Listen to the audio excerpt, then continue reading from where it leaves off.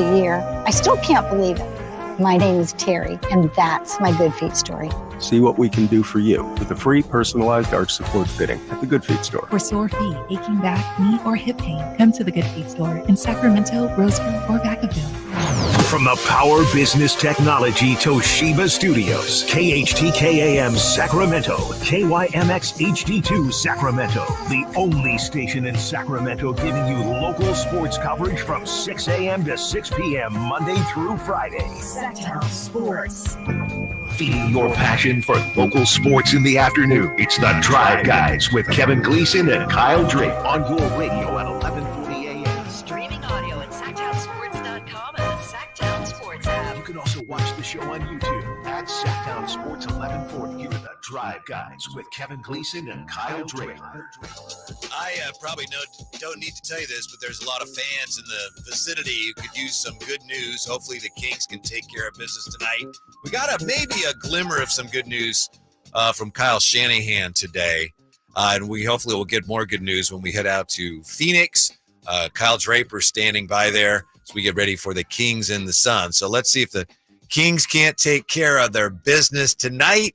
The good news as far as the 49ers go, I was talking to Emil Fergoso about the end of the year presser with Kyle Shanahan, John Lynch, and it sounds like, for what it's worth, the attitude here from Kyle Shanahan is, here we go, one more time with this group. We want to win with this group. They've got maybe one more year to do it before things start getting really sticky in terms of the cap. But I guess that's good news. It's like, yeah, they're not going to break up the gang yet. One more go-round next year at least. And then we'll see. Also interesting news, Eric Armstead, we found out he's been playing with a torn meniscus. And I'm sorry, do we have Kyle at this point? Yes, here he is. Thank you, Jay. My apologies. From Phoenix, Arizona. Is he wearing his Eagles sarape today? I don't know. Let's find out. Kyle Draper. Hello, Drapes. Joe Whitey, even though your boy wanted to be out there golfing, hanging out with my guy Mike Bibby, taking in the sun, it's an off day from TV for me. But right. I said, you know what? Let me rush in here, be present, deliver the best radio content for the next 3.5 hours. So your boy is here ready to go, of course. We appreciate that. Doing your job, huh? That's nice, man. Going above and beyond. Exactly. Doing my job. You're 100% right. You're 100% right. Well, we appreciate it. And yeah, it is a nationally televised game tonight, right? So you got the TNT crew, I believe. Yeah, TNT. So no pregame on NBC Sports California, no postgame, no halftime, no Drapes and Katie. And so we get to be fans today here at Footprint Center. I'm here right now, waiting for the guys to get here. Kind of a late start out, in general. 8 o'clock West Coast time, if I'm correct, right? I think it is, or 8 o'clock out here, I think it is. 7 o'clock, right? 8 o'clock here, right? Yeah, it's 8 o'clock yeah. here in Phoenix. And so kind of a late game and, a big one too, tonight and tomorrow before the All-Star break. It's a big game against two rivals in the conference. So it should be a good one tonight. Yeah, and this game potentially has home court advantage, season series advantage ramifications, right? I mean, this season series, the Kings could clinch it if they win tonight, which would give them a tiebreaker edge. Exactly. Kings 2-1 so far against Phoenix. You beat them this time. You go up 3-1. Phoenix, one of the teams they'll play 5 games against because of that in-season tournament, them and the Pelicans. But you're right. I mean, this could come down to a 4-5 matchup or something like that. Who has home court advantage? And so the Kings have had the Suns' number. If you remember, though, when we were here last month, it was the comeback heard around the world, when Phoenix went on that late game run. And so hopefully this is not a house of horrors or PTSD for the Sacramento Kings. Hopefully they come out and handle their business tonight. The worst thing about that game was that Grayson Allen was the one that just went off, right? Grayson Allen, of all people. He made 9 threes or whatever it was. Yes. Oh, my goodness. Of 9 threes. And you're right. If Kevin Durant goes off, okay, I get it. Bradley Beal, you know what? Okay. Devin Booker, but Grayson Allen? Exactly. That's what's so scary about this Suns team. It was like the Kings did a great job on everybody else. It wasn't KD and Booker that beat him. It was Grayson freaking Allen that got it done. And the Kings turning the ball over as well. And so, they got to shore up the defensive end. especially against this team, Whitey. We've talked about their struggles guarding the three-point line. Well, you got some snipers on this Phoenix Suns team, and so I think that's going to be huge tonight. Yeah. So what are the Kings? We still don't know what they are, right? I mean, you got 2 more games and then the All-Star break, which we tend to think of as a halfway point. We know that, no, it's actually, we're well past that, but it is an appropriate time once you get to that break to start stop, take stock of things as you get ready for the push towards the postseason, hopefully. But me personally, I'm still not sure who or what this Kings team is. Kyle, can you tell us? Do we know yet? I think they are consistently inconsistent. That's like the only consistent thing we know about this team, right? Is that they're going to be inconsistent. I think, what you have here is, a very good offensive team when the threes go down, like they can be an elite level offensive team. What concerns me, and I'm going to keep beating this drum and hitting this nail on the head, is the defense. We know that despite whatever the numbers, I haven't even looked up defensive rating, Whitey, but the eye test tells me this Kings team is not a good defensive team. And until they shore that up, it'll be tough to see a run towards the Western Conference Finals. Now, there's still time, but the problem is in today's NBA, first and foremost, it's not even about, defending the rim. It's about defending the three-point line. They're dead last in three-point defense. And so it's I was talking to Mike Bibby earlier today. We were talking about it and just how, defensively, we wish we would have a Doug Christie on this team or a Ron Artest on this team or just somebody. And I don't know if anybody's out there on the buyout market or anything like that. I know we talked about it yesterday, but defensively, this team has to improve. So when you ask, what do we know about this team? Who is this team? It's a consistently inconsistent squad right now. Yeah, just to answer your question, right now the Kings' defensive rating, and they're 19th. Their offensive rating is 14th. The net is still half a point on the positive side. But you're right. I mean, clearly, no matter what those numbers say, you know that it's not what it needs to be. And as we do so often here, and you have to check every day to keep track in the West, you look at these standings. Minnesota now is on top because they beat the Clippers. So it's Minnesota, OKC, Clippers, Denver, then New Orleans 5th with 32 wins. Phoenix is right behind them, 31 and 22. Then the Kings, half a game behind the Suns. Yeah. So right now, Kings half a game out of the playoffs, and they'd be in the play-in. With Dallas, they're just percentage points behind. Dallas has won 5 in a row, and the Warriors last night with a win. They're 10th now. They would be in the play-in if the play-in started today. They're 26 and 25. So you got a lot of work left to do, and it ain't going to be easy. Yeah, and if we thought the West was difficult 2 weeks ago, it's even more difficult right now. I mean, the Mavericks, the moves they made seem to have paid off. They won 5 in a row. You look at Golden State, they've won 5 in a row. I will say the Warriors' schedule has been kind of soft, though. So I'm not fully buying in on them just as of yet. But, if we saw them in a play-in tournament, Whitey, would we guarantee win that game? I'm not 100% confident. I think it's 60-40 us, but the Warriors could win, especially when you got a guy like Steph Curry. That's why I think avoiding the play-in is so important for this Kings team. Think about this, Whitey. The Kings are 7th in the Western Conference. This would be the play-in, right? Yeah. If it ended today. 8th is Dallas. Who do they have? Luka Doncic, one of the game's greats right now. 9th, the Lakers. Who do they have? LeBron James, one of the game greats. 10th, Golden State. Who do they have? Steph Curry. So if you find yourself in the play-in, you're going to have to face arguably an all-time great. And I don't trust that in a one-game series. Right. You can beat them, yes. You can beat all those teams. Or LeBron can sit in the hot tub time machine and look like 2012 LeBron James.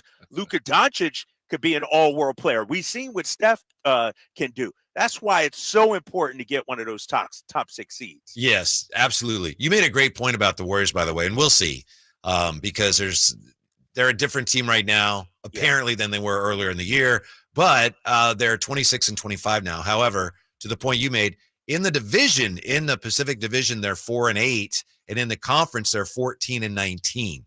But this, so they still have to prove that they're legitimate in the West. I don't know if you saw this or heard it. Draymond said last night, my suspension helped us You did hear that. I did hear that. This guy, he always got to take credit for something, right? It was great that he was missing so Kuminga could step up. Like, it's just, come on, Draymond. I mean, honestly, it's 100% true. Like, Kuminga has turned it on, but Draymond is acting like, you know what? The silver lining here is, even though I punched the dude in the face and missed all these games, hey, that unlocked Jonathan Kuminga. Sometimes I wish Draymond would just shut up. Yeah, that's not going to happen. I know what you mean. He would just avoid the post-game press conference. Yeah. Skip it on this day, Draymond. We don't need to see you. We don't need to hear from you. Yeah, he says, hey, I didn't want to get suspended. Don't get me wrong. But, it's almost like, in a way, almost as if he's implying, I'm so smart. Even when I do something wrong, right. It's really the right thing. Yeah, that's what a genius I am. I don't know if he's saying that, but it seems like it's implied. Unbelievable. But they are playing some good ball, and they're scary right now. Kuminga does look like a different person, but I mentioned their weak schedule. They won at Brooklyn. Brooklyn's not a good team. They won at Philadelphia. No Joel Embiid. They beat the Indiana Pacers. Tyrese Halliburton, limping on one hamstring. They had a good win against Phoenix. Steph hit that miracle shot. Yes. Remember that? Yes. And then they beat a Utah team that just sold off a lot of their pieces. And so, sure, they've won 5 in a row. They got a tough one tomorrow night against the Clippers. Let's see them, how they play tomorrow against the Clippers. Interesting matchup tonight because you got the Suns, and they're just barely ahead of the Kings, but they are making a lot of moves. They're still acquiring players while the Kings have decided we are good. So we'll take a look at why the Kings stood pat at the deadline, why they are still standing pat post-deadline when we come right back. Kyle's in Phoenix, Whitey here in Sacramento. Drive Guys, Sactown Sports. The NFL's leading rusher plays here. The handoff to McCaffrey, walks in the end zone. Handoff to McCaffrey, takes it right down to the goal line. He does his thing again. McCaffrey goes in motion right. Backwards pass led by Juszczyk. A block there. Hurdles a man. 10-5. Touchdown! CMC! You can hear all of Christian McCaffrey's touchdowns on your home for 49ers football. Sactown Sports.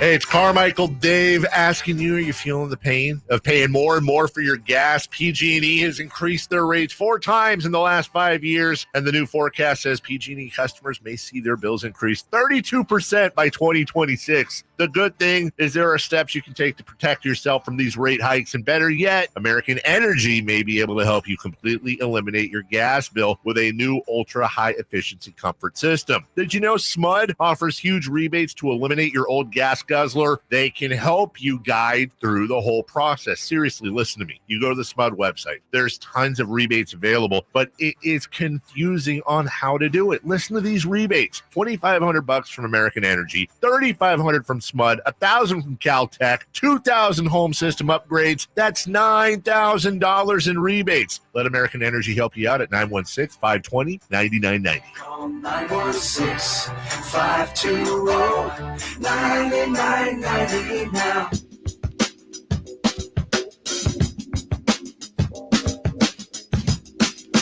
The Drive Guys powering your afternoons Monday through Friday on Sactown Sports. Get ready for the Kings and the Suns tonight. You can hear the game here, of course.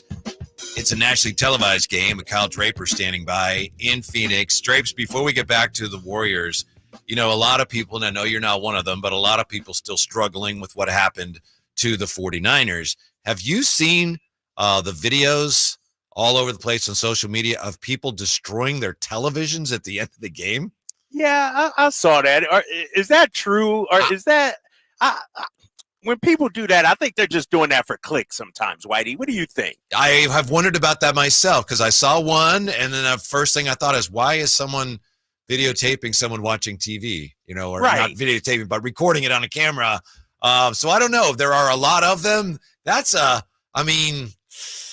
is there enough upside there to to just destroy a pretty nice TV? I don't know. No, it's ridiculous, man. It's I know people do anything for clicks, but like you said, I don't know. I don't get the upside on it. Sure, you get a couple extra clicks. Maybe Good Morning America or somebody will be like, look at this fool right here. Yeah. But I'm going to go viral. To me, it's kind of a lose-lose, right? Yes. Even if you do get the clicks, you still look like a fool, right? Like, this dude's taking it way too seriously. And if you aren't doing it for clicks, then you got an anger management problem, and you need some help, right? Yeah, No, it's people are taking it far too serious here. Just think if there's some guy somewhere, and he's like, "Oh, I got a great idea. When this game ends, I'm gonna go ballistic, and then I'll go viral." And then he does that. Then he finds out there's like 400 people around the country, right? Like 8,000 others that did the same thing. No, that's terrible. Oh my gosh, yeah. It's I understand how heartbreaking it was for 49ers fans. I get it. My Eagles lost last year, and it's gut-wrenching, but that's taking it a little too far. Too far. Hey, I saw where the TV ratings for this year's Super Bowl were higher than last year's. So the 49ers beat the Eagles again. I mean, that's the way I look at that. I'd credit it to Taylor Swift, my girl. You're probably right. Yeah. Tay. Getting that's what I call her. We on first name basis. Tay. Yeah. And so no, it's I'll tell you what. My daughter, she's so funny. She's a big Taylor Swift fan, and she's watching the game, and she texts me, "I'm so bored. But that was when the Niners were winning. Once the Chiefs came back, she's texting me, "Kelsey, woohoo," and everything. And I'm like, you don't even know who Kelsey is, but she knows it's Taylor Swift's boyfriend. That first half, she was bored out of her mind. But if you remember watching second half, Kelsey started to do a couple things, and every time he made a play, a catch, whatever, they cut to Taylor Swift. So my daughter was satisfied after that. I hope you were a good father. I know you're a good father, but I hope you were a good enough 100%. Father to explain to her, honey, that's because Dre Greenlaw got hurt, and he would be shutting down your boy still if he hadn't tore his Achilles. Did you explain that to her? I left that part. I left that part out. What's interesting? She went to school yesterday. She wore a new outfit and everything. And she's like, yeah, as soon as I got there, boys were saying, I hate Taylor Swift. We hate Taylor Swift. And I was like, honey, you should have wore your Taylor Swift sweatshirt. That's how you that's how you talk trash back. Yeah, you know what I mean? Right. It's Defiant. so, exactly. It's so wear your Taylor Swift gear from head. Trust me. If I would have had a Taylor Swift t-shirt, I would have had it on yesterday. I'd have it on today, but I don't have one yet. All right. We're still hoping maybe somehow, some way the Kings are going to do something with the roster, but it doesn't appear to be the case. And the Suns, whom they play tonight, meanwhile, they had a Thaddeus Young after making the trade for Royce O'Neal, a guy that the Kings were supposedly looking at. And then also there's talk today. I don't know how solid it is, but there's talk that Danilo Gallinari may also be joining the Suns. So it's like, my goodness, they're making all these moves. The Kings are doing nothing. Why not? Well, Monte McNair last year during the summer, during an interview with, I know he talked to you too, but he talked to Sam Amick, and he said the Kings' ability to upgrade in a major way, if this current group isn't getting the job done, that's a major part of the plan. So is that the explanation, Kyle? It's like, look, we don't want to trade useful assets for somebody that's going to come in and maybe help us a little. We're committed to this group. If this group doesn't work, then we have to go into a major overhaul, and we're going to need every asset we have in order to execute that. Is that where we are? I think that's where we are right now. What concerns me about that, Whitey, is you had the opportunity to make moves in the offseason. You had an opportunity to make moves at the trade deadline. If it doesn't happen this season, I'm talking about at least making it to the second round. Mm-hmm. Then you got to do something this offseason if you're Monte McNair. You can't let another trade cycle, free agent cycle, whatever it may be, go by without making any major moves. And I don't know if you saw the news or not today with the Sasha Vezenkov update. He's going to be reevaluated in 4 to 6 weeks. Yeah. Because of a grade 3 right ankle sprain. So your big offseason acquisition has not panned out. One, because of injuries, obviously, just a rough stretch of bad luck with this ankle sprain. But two, he just hasn't panned out. And that was your big offseason move.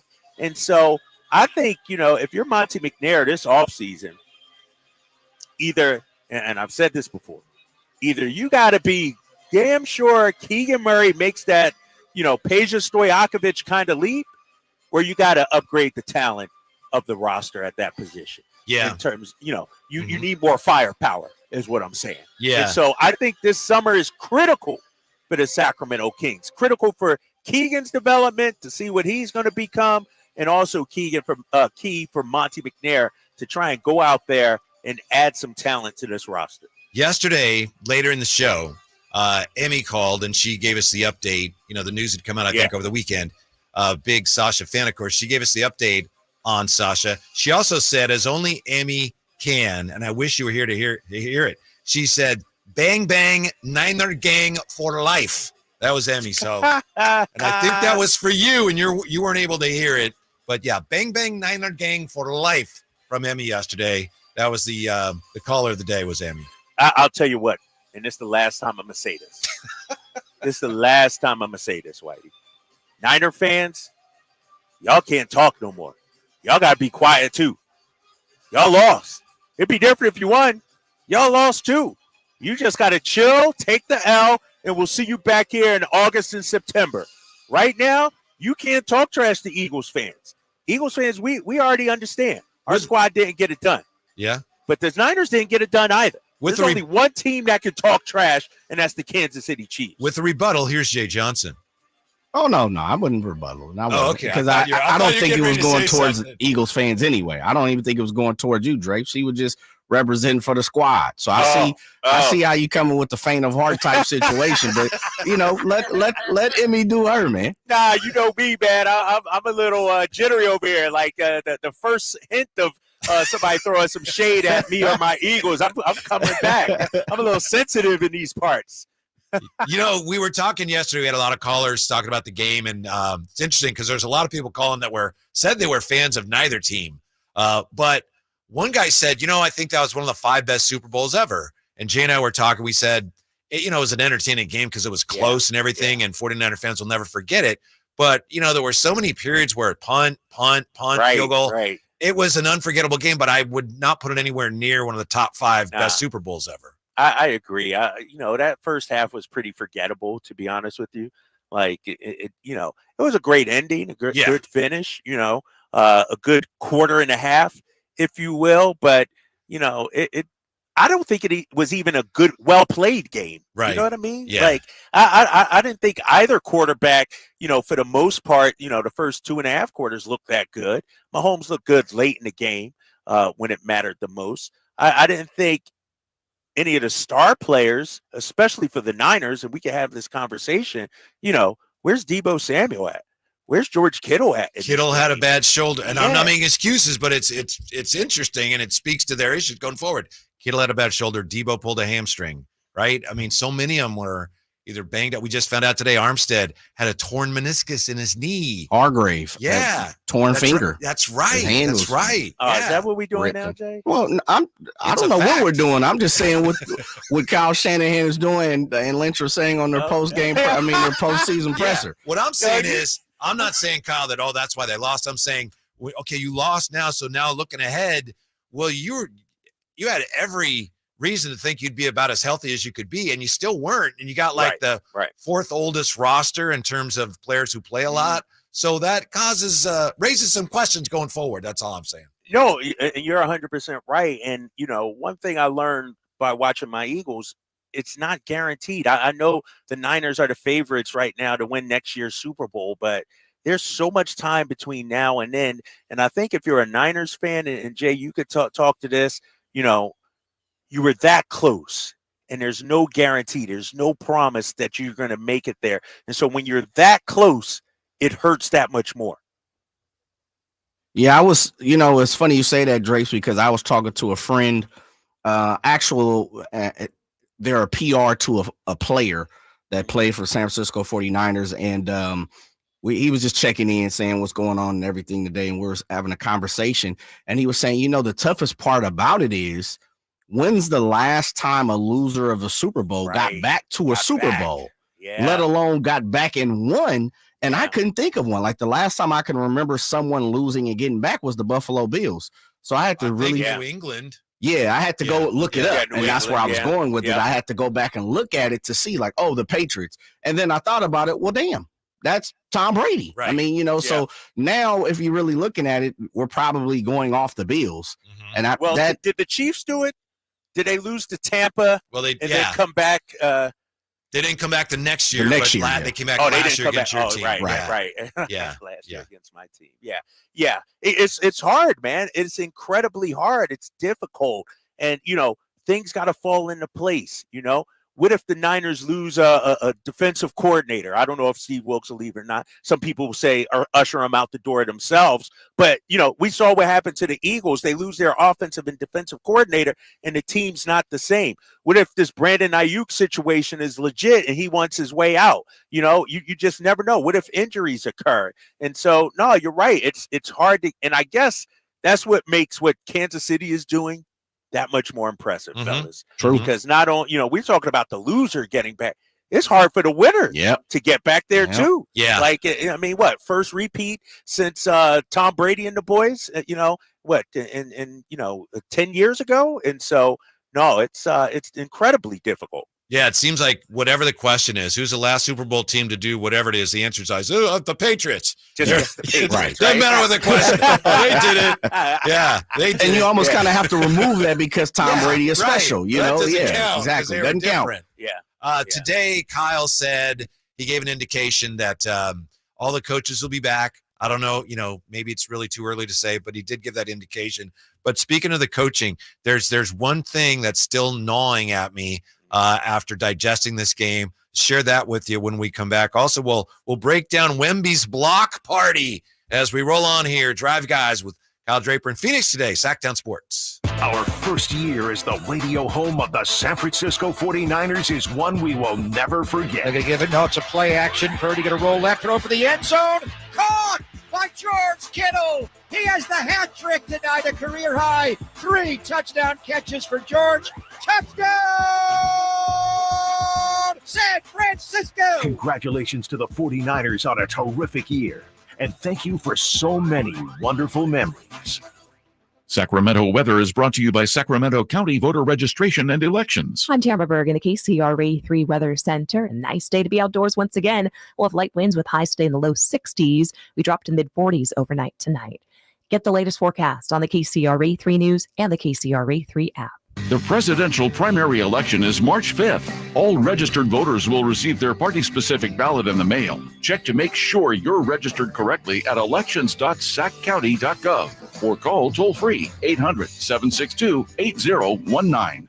Are you stressing about your IRS tax problems? Have you received notices from the IRS threatening to garnish your wages, levy your bank accounts, or seize your property? You need an ally. Allies Tax Relief has tax attorneys and enrolled agents that are ready to fight for you. They have saved millions for taxpayers just like you. Allies Tax Relief can help put a stop to IRS collections and, most importantly, negotiate your tax debt. Here's Brenda, a happy client of Allies Tax Relief. I owed the IRS around $57,000, and they're about to start garnishing my paychecks. I heard a commercial on the radio about Allies Tax Relief, so I thought I'd give them a call. After a day, they were able to at least stop the garnishments, and after a few months of negotiations, I walked away owing the IRS only $301. If you owe the IRS, call Allies Tax Relief right now for your free consultation. Call 800-805-1723. 800-805-1723. That's 800-805-1723. Maida Chevy has 2.9% APR financing on every new 2020 Ford half-ton Silverado in stock. 2.9 for 72 plus great Maida Chevy savings on new Silverado. Online at MaidaChevy.com. Together, let's try. It's Carmichael Day with a Fire Wings announcement. The Floor and Road location now serves pizza, and oh my goodness, it's so good. Don't forget the Wings Day Wednesday lineup, 88-cent wings every Wednesday. You got 21 delicious flavors to choose from and the perfect fast casual eating establishment for the entire family. Save time and order online. Go to firewings.com or download the app. Find a location near you, order online, and earn rewards. Fire Wings, just wing it. Hello, Sacramento. I'm Emran Pilati, owner of True Sports Cards and Collectible Store here in Rockland, California, and the host of the True Sports Cards Show that airs right here on Sactown Sports 1140 every Saturday from 10 to 11 a.m., where we discuss the latest trends, hottest products, and deliver exclusive interviews with other industry leaders. And don't forget to visit our shop, True Sports Cards, at 6661 Stanford Ranch Road in Rockland and see what we have for all your sports card and memorabilia needs. Welcome to the President's Day sale, happening now at Northern California's #1 Honda dealer, Stockton Honda. Celebrate with us and get huge savings on our giant selection. Whether you're shopping new or pre-owned, Stockton Honda has the selection and savings. Plus, get top dollar for your trade. Anytime, anywhere, it's all here. StocktonHonda.com. Number one claims based on 2023 total new and Honda certified pre-owned vehicle car sales from American Honda Motor Company. Sold on report. I always wanted to learn Spanish, but I never thought I'd have the time. Then I discovered Babbel. Babbel's lessons are fun. They only take like 10 or 15 minutes, and in 3 weeks, presto, you're starting to speak another language, like magic. I love that Babbel's lessons aren't just robots talking. They're voiced by native speakers, so you get the pronunciation just right. If you want to learn a language, there's no faster, easier, better way than Babbel. Babbel. Babbel. Go to Babbel.com and start learning a new language today. That's BABBEL.com. I've always gotten tons of UTIs. Cranberry products never worked for me, and I was desperate for a way to be proactive. I'm Jenna Ryan, CEO and founder of Eucora. We've worked with doctors to develop effective urinary tract health products. Just mix a packet of Eucora with water and drink it when you need support, like right after intimacy. Eucora is helping over 100,000 women stay healthy. Ready to join them? Get 30% off at eucora.com/radio. That's UQORA.com/radio. Lead generation is one of the most important aspects of any marketing campaign. Let us help you identify your target audience and market your products or services to them. Go to aimyourdigital.com today. aimyourdigital.com.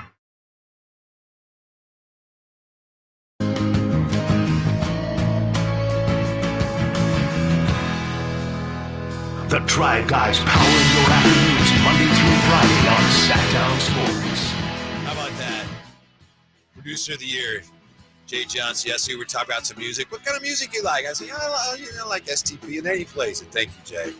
Kyle Draper in Phoenix today. Drapes, this might be for you on the chat. I'm not sure.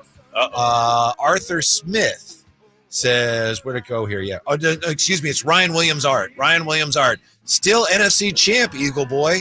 I don't know what that means, but I think that might be for you. Nah, that's it. Bring on the smoke. You know, I got a table right over here. It's called the losers table.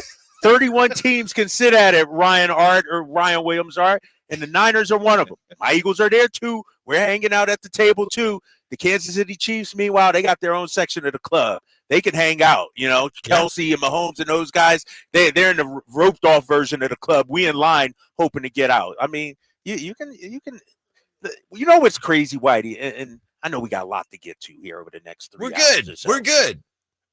Ryan Williams Art is celebrating an NFC championship. He's talking trash like my team just wasn't there last year. Like my team didn't win the Super Bowl 6 years ago. Come on, man. Is that what we're doing now, Niners fans? We putting up banners for NFC championship? No. Let me jump in there for the 49ers empire. We are not. Straight. He all talking we trash. Not. We NFC champs, baby. Nah, man. We too much of a proud franchise. Yes. To be talking. We're like better that. than that. He's just saying we are and you're not. That's all he's saying. Oh, all right. That's all he's saying. Yeah. You can have that. And I'm really relieved in a way to hear. Simone just came in and she explained, you know, I figured we had her skeleton Henrietta wearing the Chiefs jersey. And I thought there's no way the 49ers can lose. But it turns out she just explained to me that your guy, Kyle Ledbetter, he, I guess, got a little nervous. And he said, no, I'm wearing the jersey. So he took it off the skeleton. So, so that my guy Kyle, that's that hex was not active, and I'm relieved because I was like, I know that's going to work, but that's why it He's didn't no work. longer able to be a part of this show. I know, right? Traitor. You can hear my voice, how much I was yelling at him. It's so bad. You know what? Patrick Mahomes ain't win that Super Bowl. Kelsey ain't win that Super Bowl. Our boy Kyle Ledbetter won the Super Bowl for the Chiefs by taking that jersey off Henrietta. That's awesome, man. The end says the media is ripping Shanahan to pieces. Here's one thing. You guys, please tell me if I'm overreacting, but there's one thing when it comes to the coaching that I just can't get over. We know that there were 9 times in the game when Purdy faced unblocked pressure, right? So that means 9 times where it's like there's nobody blocking the blitzer or the rusher. We also know that when Patrick Mahomes rushed on that last drive, once to pick up the first down and another time for 19 yards, he was unaccounted for, right? He was unaccounted for. The 2 touchdown passes he threw, there was not a defender anywhere near the receiver who caught the touchdown pass. Yep. So that's 13 plays, many of which were very significant in the Super Bowl, in which the Chiefs had a player that the 49ers did not account for. I mean, if that's not an indictment of your coaching, I don't know what is. Am I right? No, come on, Whitey. You can't do that. You know what? I want Jay to chime in on this because basically what I'm hearing from Whitey with those stats that he just pointed out, 13 key plays that the Chiefs players were unaccounted for. Yes. The 49ers that's on the coach. So I to agree. me, it sounds like you're blaming Kyle Shanahan for this loss. Is that what you're doing? I want you to go on record. I want to make sure I got it straight first. I'm saying if I'm right, that clearly the Chiefs outcoached the 49ers by a wide margin. That's why I'm asking you guys. Am I overreacting Jay, to did something? you get that? Is it Did you football? get that Am I feeling? missing something? I think you're overreacting there. Did they get outcoached? Yes. But I don't think it was a wide margin. I don't think it was a margin that was so great that there was no way the Niners were going to win. The Niners had this game, guys. Yeah. The defense got to step up. You got to stop Mahomes. I mentioned earlier, they scored on their last 4 drives, 3 field goals and a touchdown. And 3 of those drives, they went longer than 60-plus yards. At some point, the players got to step up. What happened to the pass rush in the second half, late in the game? That disappeared. Are we blaming that on Shanahan too? I think there's partial. Well, let me say this. I think Kyle Shanahan and the 49ers coaching staff got outcoached for sure. I thought Steve Wilkes did a great job in the first half and I've said this yesterday, Draper, you weren't around long enough, but I thought defensively he went player for player, scheme for scheme in the first half quite a bit. And my example was even when Dre Greenlaw came out, you would see Flanagan Fowles come in quite a bit for the first down play, and then they would bring in Logan Ryan to run the nickel package, second and third down. And I thought it worked fantastic. And then second half, especially towards the end, they went to way more conventional zone, what the 49ers do. And so I thought they got out coached there. I'm not 100% on board as saying it's all on Shanahan. By all means, I'm definitely the person that says you got to go win a game as a player. You have to go do what you need to do and somebody has to step up and make a play. But I do think Shanahan got out coached. I'm not sure that was the whole entire game, though. Yeah, I don't know if it was a whole game either, but to me, that's just striking. I saw a picture today of one of Mahomes' rushes, in the overtime where he just keeps the ball and the 49ers, no one is covering him. And Bosa is running, and Bosa has both of his arms out like, where is everybody? And it happened twice where he was unaccounted for. So is that why they lost the game? Well, it didn't help. There's a lot of things that go into it. But the more I think about that, it's just stunning. And again, the 2 touchdown passes, there's nobody near the chief receiver in the end zone. Nobody near him. Is it real fast, Drapes and Whitey? Is there, if we were pinpointing, and it's never one thing, like this didn't come down to, oh my goodness, egregious hold, a flag. It didn't come down to one thing. But yesterday we were making a laundry list of the reasons. If you pinpointed one thing, what would be the one thing for you guys? What do you have, Drapes? The one thing I got. Most glaring issue. That's a great question. I would say you think about it for a second because to me, if they protected Purdy better, they'd have won the game. That's true. Yeah, I was going to say O-line. I was going to say, and not even on the final possession for the Niners that led to the field goal. Like the second half, I thought the Chiefs were able to get to Purdy a little more, maybe not sack him, but how many times did we see him throw off his back foot? Right. And try to make something, under duress. And so I would say the line. I would agree with Whitey on that. Yeah. I mean, you go back to a 3rd and 5 with just under 2 minutes to go. If the 49ers pick that up, they could drive game's down. Over. And game's over. You can say that. Like I'm not. Let me ask you this, though. Let me be that guy because I'm going to be that guy right now. Did Purdy miss some throws late in the game. You know, there's the video of the one play. What was it? Ayuk was wide open coming across the middle. I think it was the 3rd and 5 that we're talking about. And you know, he was pressured, and I think he went to Debo instead of Ayuk. If he would have looked, you know, checked over to the second receiver, Ayuk was open. Do you think Purdy missed some opportunities in this game? I'm sure he must have, and I'll take your word for it. I know in a number of those plays, and I think both the 3rd down and then the pass to Jennings in overtime, I don't think he had time to do anything other than to get it out of there before he got hammered. But you know, he's a younger quarterback. I'm sure there were plays he missed, but I don't think they gave him a fighting chance to make some of the plays that he would have made, in my opinion. Let me ask you this. You guys, you know, Jay, you know the team better than I do. As you watch this game, did you feel like Brock Purdy had command of knowing what the Chiefs were doing defensively?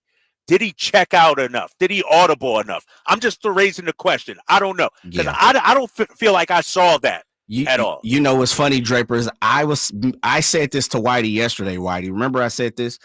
I feel it's time for Shanahan to give Purdy put more on his plate. And we've heard this a bunch from, you know, throughout the last 10 years since Shanahan has been Shanahan, 12 years, whatever you want to call it, that he has to have his guy, and you can't do a lot of check and balances and audible and things like that. To me, Drapes, there was 2 or 3 times that I thought Purdy saw something and he wasn't allowed to check out. Like he couldn't get out of it. And it was, you know, because he's under the Shanahan reign. And now, again, this is what we heard. I don't know. I don't work for the team. We've always heard, you know, analysts and different players and people come on and say, look, you have to do what Shanahan pretty much tells you to do. I thought there was a few times Purdy saw something and you could see he like, let me do me. Like, I want to get out of this. And he take a step back. And I thought he was trying to buy some time or allow, you know, secondary eyes to see. And maybe he was gesturing to Shanahan over there to say, I see something. I want to do something different. And I thought he just wasn't able to do it. Because there's a couple times where, and I said this to Whitey, where they stacked the left side. And they stacked the left side with the linebacker, and you could see the safety over the top. They showed it. They showed it. And you could see one. It was most of the time it was McDuffie on the right side, and you could see he would send someone over in motion, and I'm like, I know he wants to go over there. I could tell he wants to go over there. And he just went ahead with the play. He would go with the run. And to me, I just thought it was, you know, I think he's shown enough that you can trust him, unlike the Garoppolos and guys like that. And I think it's time for Shanahan to relent on something. Yeah, I thought, Kyle, my short answer to your question would be, I thought once the Chiefs played a lot more man-to-man in the second half, you know, if you blitz Purdy, especially if you're in zone, he knows exactly where he could probably complete passes with his eyes closed. Right. But with man-to-man, obviously, you can't do that because you don't know, is he going to get open? When's he going to get open? And I thought the Chiefs did a really good job with their man press coverage, and I thought that just took the 49er offense completely out of the rhythm, especially Debo. He's hobbled. He couldn't get open, and so Purdy was back there waiting for something to happen too often, and it never happened. I thought that was brilliant on Spagnola's part. No, you're right. I thought Spagnola, you know, I thought when I watched Spagnola in that defense, I thought they started off slow, like the Niners moved the ball. You know, we know that. I thought the second half was a much better defensively coached game by Spagnola. Like I thought they, you know, whatever it was, they figured it out. Same thing with the Chiefs offense. Like after halftime, second half, they sort of figured out, all right, where can we get guys open? How do we get Kelsey the ball? Where are some of the running lanes for Patrick Mahomes? And so to your point about, you know, being out-coached, but let's keep it real. And I said this last week, and it's not me being a hater. The Andy Reid, Patrick Mahomes combo is this modern day's version of Belichick Brady. Like, they're going to out-coach everybody. They're going to outplay everybody. They have. Yeah. But see, the only thing I say about that, Drapes, is if you really look at it, no doubt, you know, there's an action to reaction, right? But I truly thought the 49ers dictated a lot. Well, I won't say allowed, but they dictated what the Chiefs were allowed to do offensively. Like, you should have stuck with man until you got beat. I didn't really see the 49ers get beat. There weren't many huge plays by the Chiefs. What they did is what everybody does to the 49ers. Dink and dunk their way down the field. You're right. Way, yeah. The Niners are bend but don't break type of defense right now. And I thought they allowed that to happen. Like, you have to trust, if you're going to play Charvarius Ward, you have to allow that man to stick with someone opposite of the Chiefs. Like, I'm not getting beat by none of those guys. We don't need to play zone today. Let's change it up. And that's my thing where I truly believe, to what Whitey is saying, that's part of it. And the other part of that is, if Spags is running man, listen, if we can't beat some of these guys, then we need to dink and dunk as well. Where were the screen passes? They started doing that. Where They were the didn't quick run any stuff? screens, but they did start throwing the outside a little more later in the game. Yeah. We'll take a quick timeout. When we come back, we'll get back to the phones, 339-1140, 1-800-920-1140. And we'll tell you why one 49er is apologizing for what he tweeted about a teammate. Next, Drive Guys on Sactown Sports. On the move? Got somewhere to be? Take Sacramento Kings basketball with you. The Sactown Sports app will let you stay connected to your passion. Never miss a moment of Sacramento Kings basketball with the Sactown Sports app. At Ashton & Price, we get injury victims to yes. Experience, yes. Ashton & Price has been around for over 25 years. No more insurance companies? Yes. Our clients focus on getting better, and we handle all the rest. Results? Yes. We've collected over $100 million for injury victims. No fee until we win? Yes. Our clients pay nothing until we win. Ashton & Price, the best at getting to yes. Remember, for the best advice, don't think twice. Call Ashton & Price. Country in the Park is back May 17th and 18th at Cal Expo with Brantley Gilbert, Dustin Lynch, Jay Cohen, Walker Hayes, and more. Tickets start at just $46. Country in the Park, May 17th and 18th at Cal Expo. For more information, visit CITPFest.com. Brought to you by Coors Light, Garner Roofing, and Roseville Kitchen and Bath. Timmy, everybody. Great job. Next up, we have Samantha. 10 times better performance can make a big difference. Castrol Edge Motor Oil gives your engine 10 times better high-temperature performance. Castrol Edge, better oil for maximum performance. Now through March 4th, get 5 quarts of Castrol Edge or Edge High Mileage Full Synthetic and an oil filter for $36.99, only at AutoZone. Claim based on Sequence 3 H test versus API SP test limits. Hey, Mark, remember, getting help from Progressive is so easy. You can use the mobile app, chat with us online, or call us. And you pick now to tell me. I couldn't miss Little Grace's ballet recital. Oh, thanks for inviting me, by the way. Did I? Because you know I'm always here for you. Yeah. I can use the mobile app if I need help. Sorry, you're in my wife's seat, though? Oh, yeah, I gotta go anyway. Tell Grace she nailed her chassé. Get the help you need from Progressive with our mobile app, online chat, or over the phone. Progressive Casualty Insurance Company, affiliates, and other insurers. Not available in all states. Folsom Lake Ford has trucks. The F-150s are here. Explorers, Expeditions, and a huge selection of Broncos and Bronco Sports. They're in stock now at Folsom Lake Ford. Shop Folsom Lake Ford, your truck headquarters, right here in Sacramento for your favorite Ford models at good, fair prices. Short on cash? Buy any new Ford with zero down. Save big with low interest finance rates. Plus, Folsom Lake Ford is paying top dollar for all trades. We want your vehicle regardless of mileage or condition. This could be the best time to buy a new Ford. Check out the huge inventory online at FolsomLakeFord.com or stop by the dealership and see the most recent arrivals. Looking for something special? Give them a call and tell them Doug Christie sent you. Folsom Lake Ford in the Folsom Auto Mall, your trusted dealer, my trusted dealer for over 30 years. FolsomLakeFord.com. Zero down with approved credit. Plantar fasciitis feels like pointed,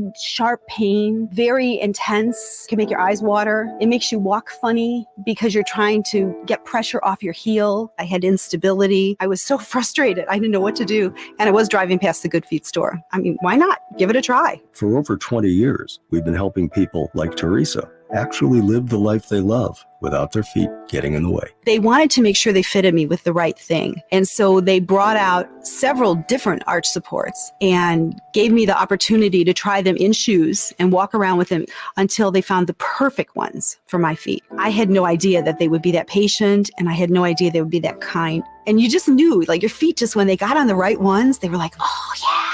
And it really did make a big difference. It made my foot not hurt. I'm Teresa, and that's my Good Feet story. See what we can do for you with a free personalized arch support fitting at the Good Feet store. Visit the Good Feet store in Sacramento, Roseville, and Vacaville. Right now, the sewer system is probably the last thing on your mind. And that's okay, because at the Sacramento Area Sewer District, it's our first priority. If you have a sewer problem like a slow drain or a backup, call us first, day or night. Awesome. Hey, babe, can you check the front door? My package is here. Yeah, on it. Hey, are we still watching our show tonight? New episode on Prime? You bet. That reminds me, let's hit Whole Foods this afternoon. We need snack supplies. From package deliveries to entertainment and even fresh groceries, Amazon is in front of hundreds of thousands of customers every single day. Imagine what you could do if your business had that kind of reach. It's not a dream. Right now, you can take advantage of Amazon's expansive network to benefit your business. Unlock expert insights and tap into the full potential of Amazon.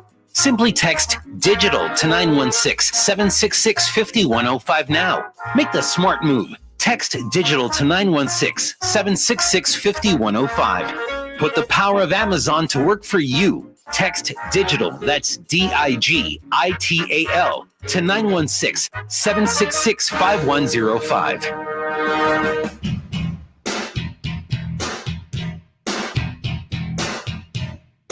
The Drive Guys, live and local, every afternoon, Monday through Friday on Sactown Sports.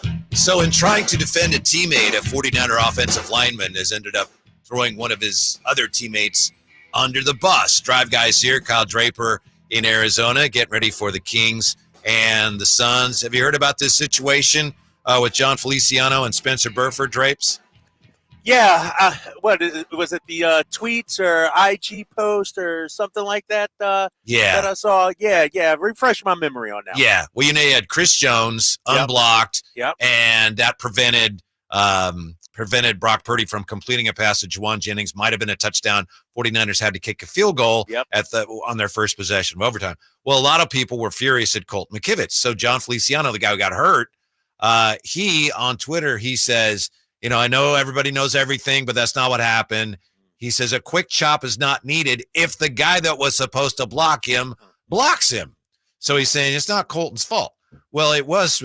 He didn't say it, but it was Spencer Burford's fault. So Burford on Twitter says, sheesh, I opened up my app to this. And then Burford says to his credit, he goes, get well soon, bro.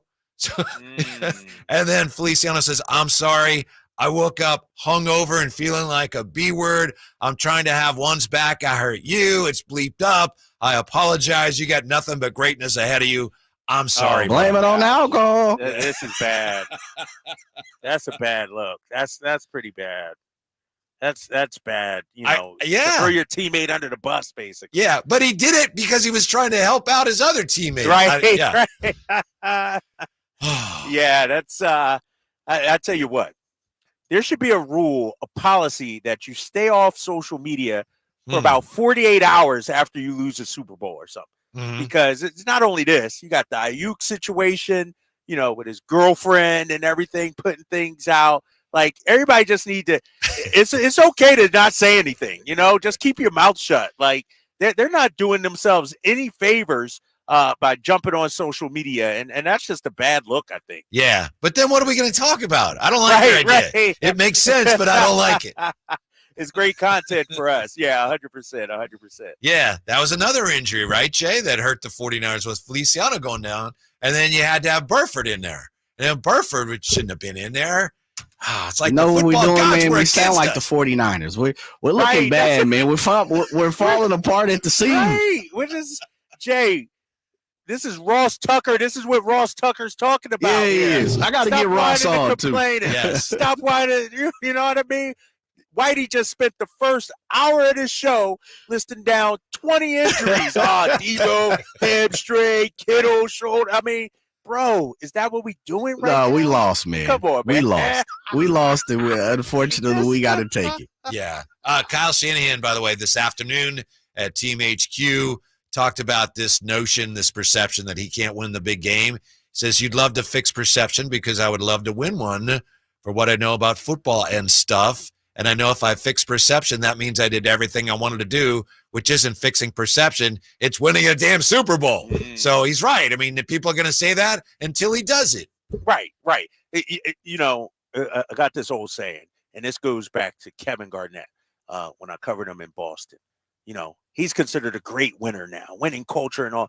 Well, you're not a winner until you win. Yeah. And so for Kyle Shanahan, until he wins, he's going to have this label.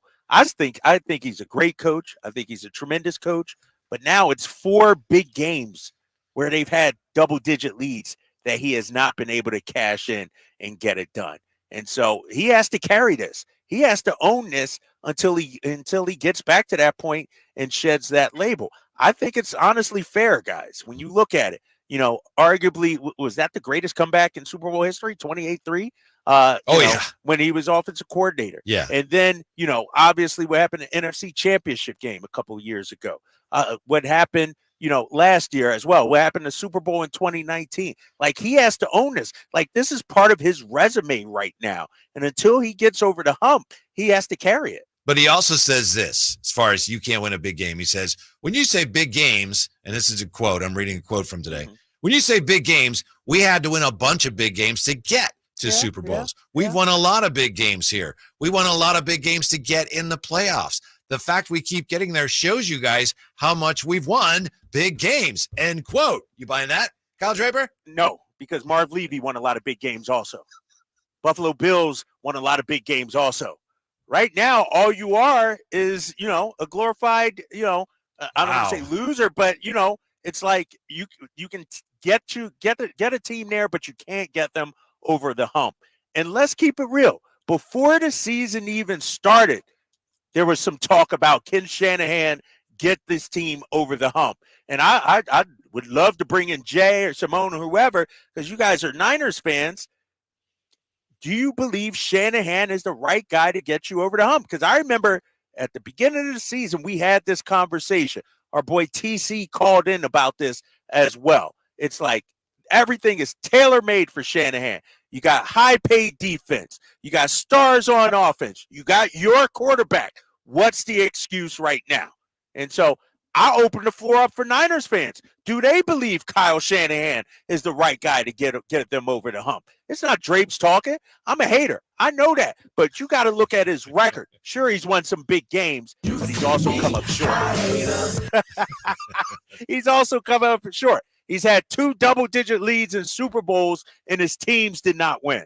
He's just got to decide what he's going to do as far as adjustments. Tony La Russa, when he managed the A's in the World Series, that was one of the greatest teams you'll ever see. They lost They lost 2 World Series. It's like, what are they doing? And he admitted, he'll tell you, it's like, I learned from that. And then he went to the Cardinals and they won. Bochy, when he managed the Padres in the World Series, he didn't do a very good job, and he learned. And then with the Giants, like, he knew what he was doing. Kyle Shanahan has to make those adjustments, whatever they are. That's why I think, to answer your question, he is the right guy, because we know, whether you like Shanahan or not, he's smart. A smart person can figure out. They can be flexible if they're smart enough to learn to be flexible. So far, he has maybe shown that he's not as flexible as he should be, but I think he is the right guy because, A, he has gotten him here, and B, I still think he's smart enough to figure it out, Jay. Yeah, I'm with you, man. I think it's kind of one of those things. Well, who do you replace him with? Yeah, especially the way, and the other part of it too. Right. Hey, my guy went to the Super Bowl last year. Yeah, I mean they're both in the same field, I guess. But I'm with you, Whitey and Drapes. Drapes, I know you're proposing a question, but I think Shanahan has enough to do it. I mean, we've seen it. There's been a few things that haven't gone their way, and just like you're saying, one thing as I'm getting older, I'm learning, to make adjustments and know when to, especially as a parent. Sometimes you have to, draw back. You have to be a little more aggressive. Those type of things, which both of you guys could speak to at a better capacity than I could. But I think he has the gift to do it. It just hasn't happened. And I just used the Andy Reid situation. It's like, look, Andy Reid was just this guy. For many, many moons, we talked about Andy Reid not being able to do something, and he got the first one, and now look, it's starting to snowball. So I think Shanahan has an opportunity. I agree, but Andy Reid had to go elsewhere. That's true. Coach as he was, he had to go elsewhere to sort of rehabilitate himself, get it done. And, Shanahan is still a young guy. He's going to be around forever. But, Ryan Williams-Art on the chat says Kyle's greatest weakness is that once he has a lead, he manages not to lose instead of finishing the job. Yep. Oh, did we lose Drape? No, I think Drape should. Oh, maybe. No, I'm here. Yeah. I think the other part too for me, and I've said this 100 times, and I try to kick back on some of the guys like TC and people who call in about Shanahan. I truly believe his true weakness is, and it kind of stems off what Ryan is saying, it's adjustments. He doesn't make adjustments when you can clearly see you have to pull a string. Like it whatever you were doing for 3 quarters, the momentum has changed or something has changed. It is now time for you to change to counteract that, and he doesn't do it. When we come back, as promised, take a look at Wemby's block party, and we'll also put Savvy's triple-double streak in perspective. And we need to answer this question. Are the 49ers the Utah Jazz of the modern NFL? Oh. We'll do that when we come back. Drive Guys on Sactown Sports. The Sacramento Kings are in Phoenix tonight to battle the Suns. Malik Monk driving. Hammer time! Off the bounce, coming from the right angle. And look at the Kings fans jump to their feet. Tip off at 7 on your home of the Kings. Sactown Sports and the Sactown Sports app. Without the ones like you, who work tirelessly to keep things running, everything would suddenly stop. From the Power Business Technology Toshiba Studios. Your home for Kings basketball for over 25 seasons. No look, Bibby to Weber, down the lane, flying jam. There's your play of the night right there. It's inside is Sabonis, a two-hand rip, a brilliant pass from De'Aaron Fox. KHTKAM Sacramento, KYMX HD2 Sacramento. Sactown Sports. Guys, want to lose weight, improve your performance, and increase your drive? Revive Men's Health can help you make it happen with our new cutting-edge weight loss medications like your favorite athletes and celebrities use. They're affordable and available now. And since your testosterone level has a direct impact on your weight and fitness, get a free T-check and free exam. Book your appointment today at Revive Sacramento. We know we can help you. Call 916-277-8599. That's 916-277-8599. Or visit ReviveMen'sHealth.com. Are you stressing about your IRS tax problems? Have you received notices from the IRS threatening to garnish your wages, levy your bank accounts, or seize your property? You need an ally. Allies Tax Relief has tax attorneys and enrolled agents that are ready to fight for you. They have saved millions for taxpayers just like you. Allies Tax Relief can help put a stop to IRS collections and, most importantly, negotiate your tax debt. Here's Brenda, a happy client of Allies Tax Relief. I owed the IRS around $57,000, and they're about to start garnishing my paychecks. I heard a commercial on the radio about Allies Tax Relief, so I thought I'd give them a call. After a day, they were able to at least stop the garnishments, and after a few months of negotiations, I walked away owing the IRS only $301. If you owe the IRS, call Allies Tax Relief right now for your free consultation. Call 800-805-1723. 800-805-1723. That's 800-805-1723.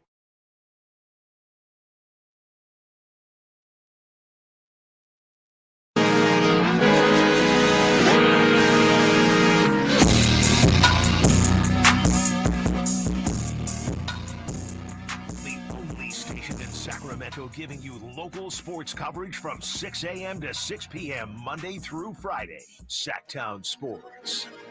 And thanks for being with us today. Thanks especially for all the participation on the text line, the chat. Some really interesting comments. Kyle Draper, I want to thank you. I mean, you could be much more insufferable than you've been. If I'm being honest, I saw Emil today in the hallway, and he's like, "Oh, what was it like with Draper yesterday?" And I said, "Luckily, we couldn't hear him." But other than that, thank the radio gods. But I said, no, he's pretty, he's got to enjoy his day in the sun a little bit, but appreciate that you've been, for the most part, kind of even-handed with all that.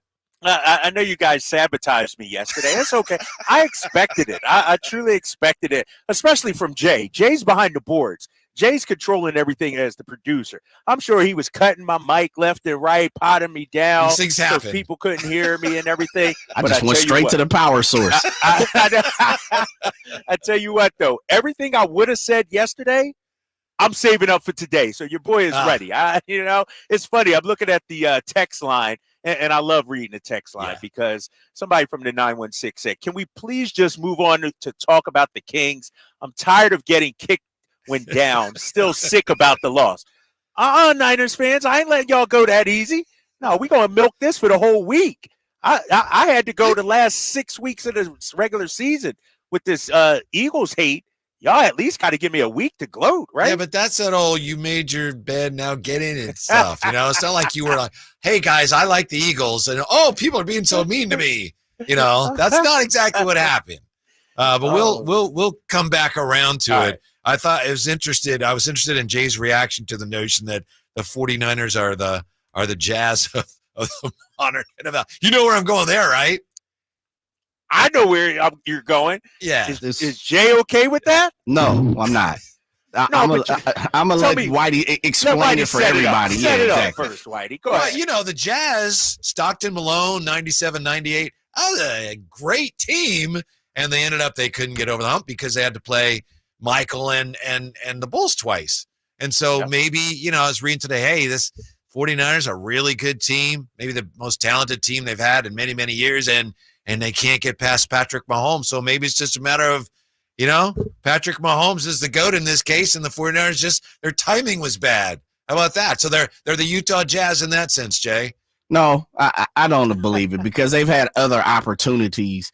The Kaepernick-led 49ers, the Alex Smith-led 49ers, the Jimmy Garoppolo-led 40, they've had too many opportunities to cross the threshold where in reality, the Jazz only had a few times and they met, Jordan and Pippen and so on and so forth. The Zen Master or the 49ers, they've had every opportunity over the last 15 years to cash in on a championship and they just haven't. Yeah. And the other difference is, the Jazz, and they played well, but neither one of those series even won 7, right? No, I think they all both won 6. Yeah. So, right, but the 49ers had a chance. I mean, they went to overtime. Both those games. It's not like they were outclassed. You know who they are? Should have won both. You know who they are, guys. And this is going to age myself. This is going to date me. And I apologize to our listeners under 30 years old. They're the Susan Lucci of the NFL. Y'all remember exactly who I'm talking about, right? She was up for all the awards. The Emmys or something? Yeah, Emmys and could she never win. She was on General Hospital or something. But you see what I'm saying, though? Great team, great franchise, great actress, well-respected in her profession, in her craft. And every year she doesn't win it. When is Susan Lucci going to get one? That's how it feels with the Niners. When are the Niners going to get one? They've been there time and time and time again.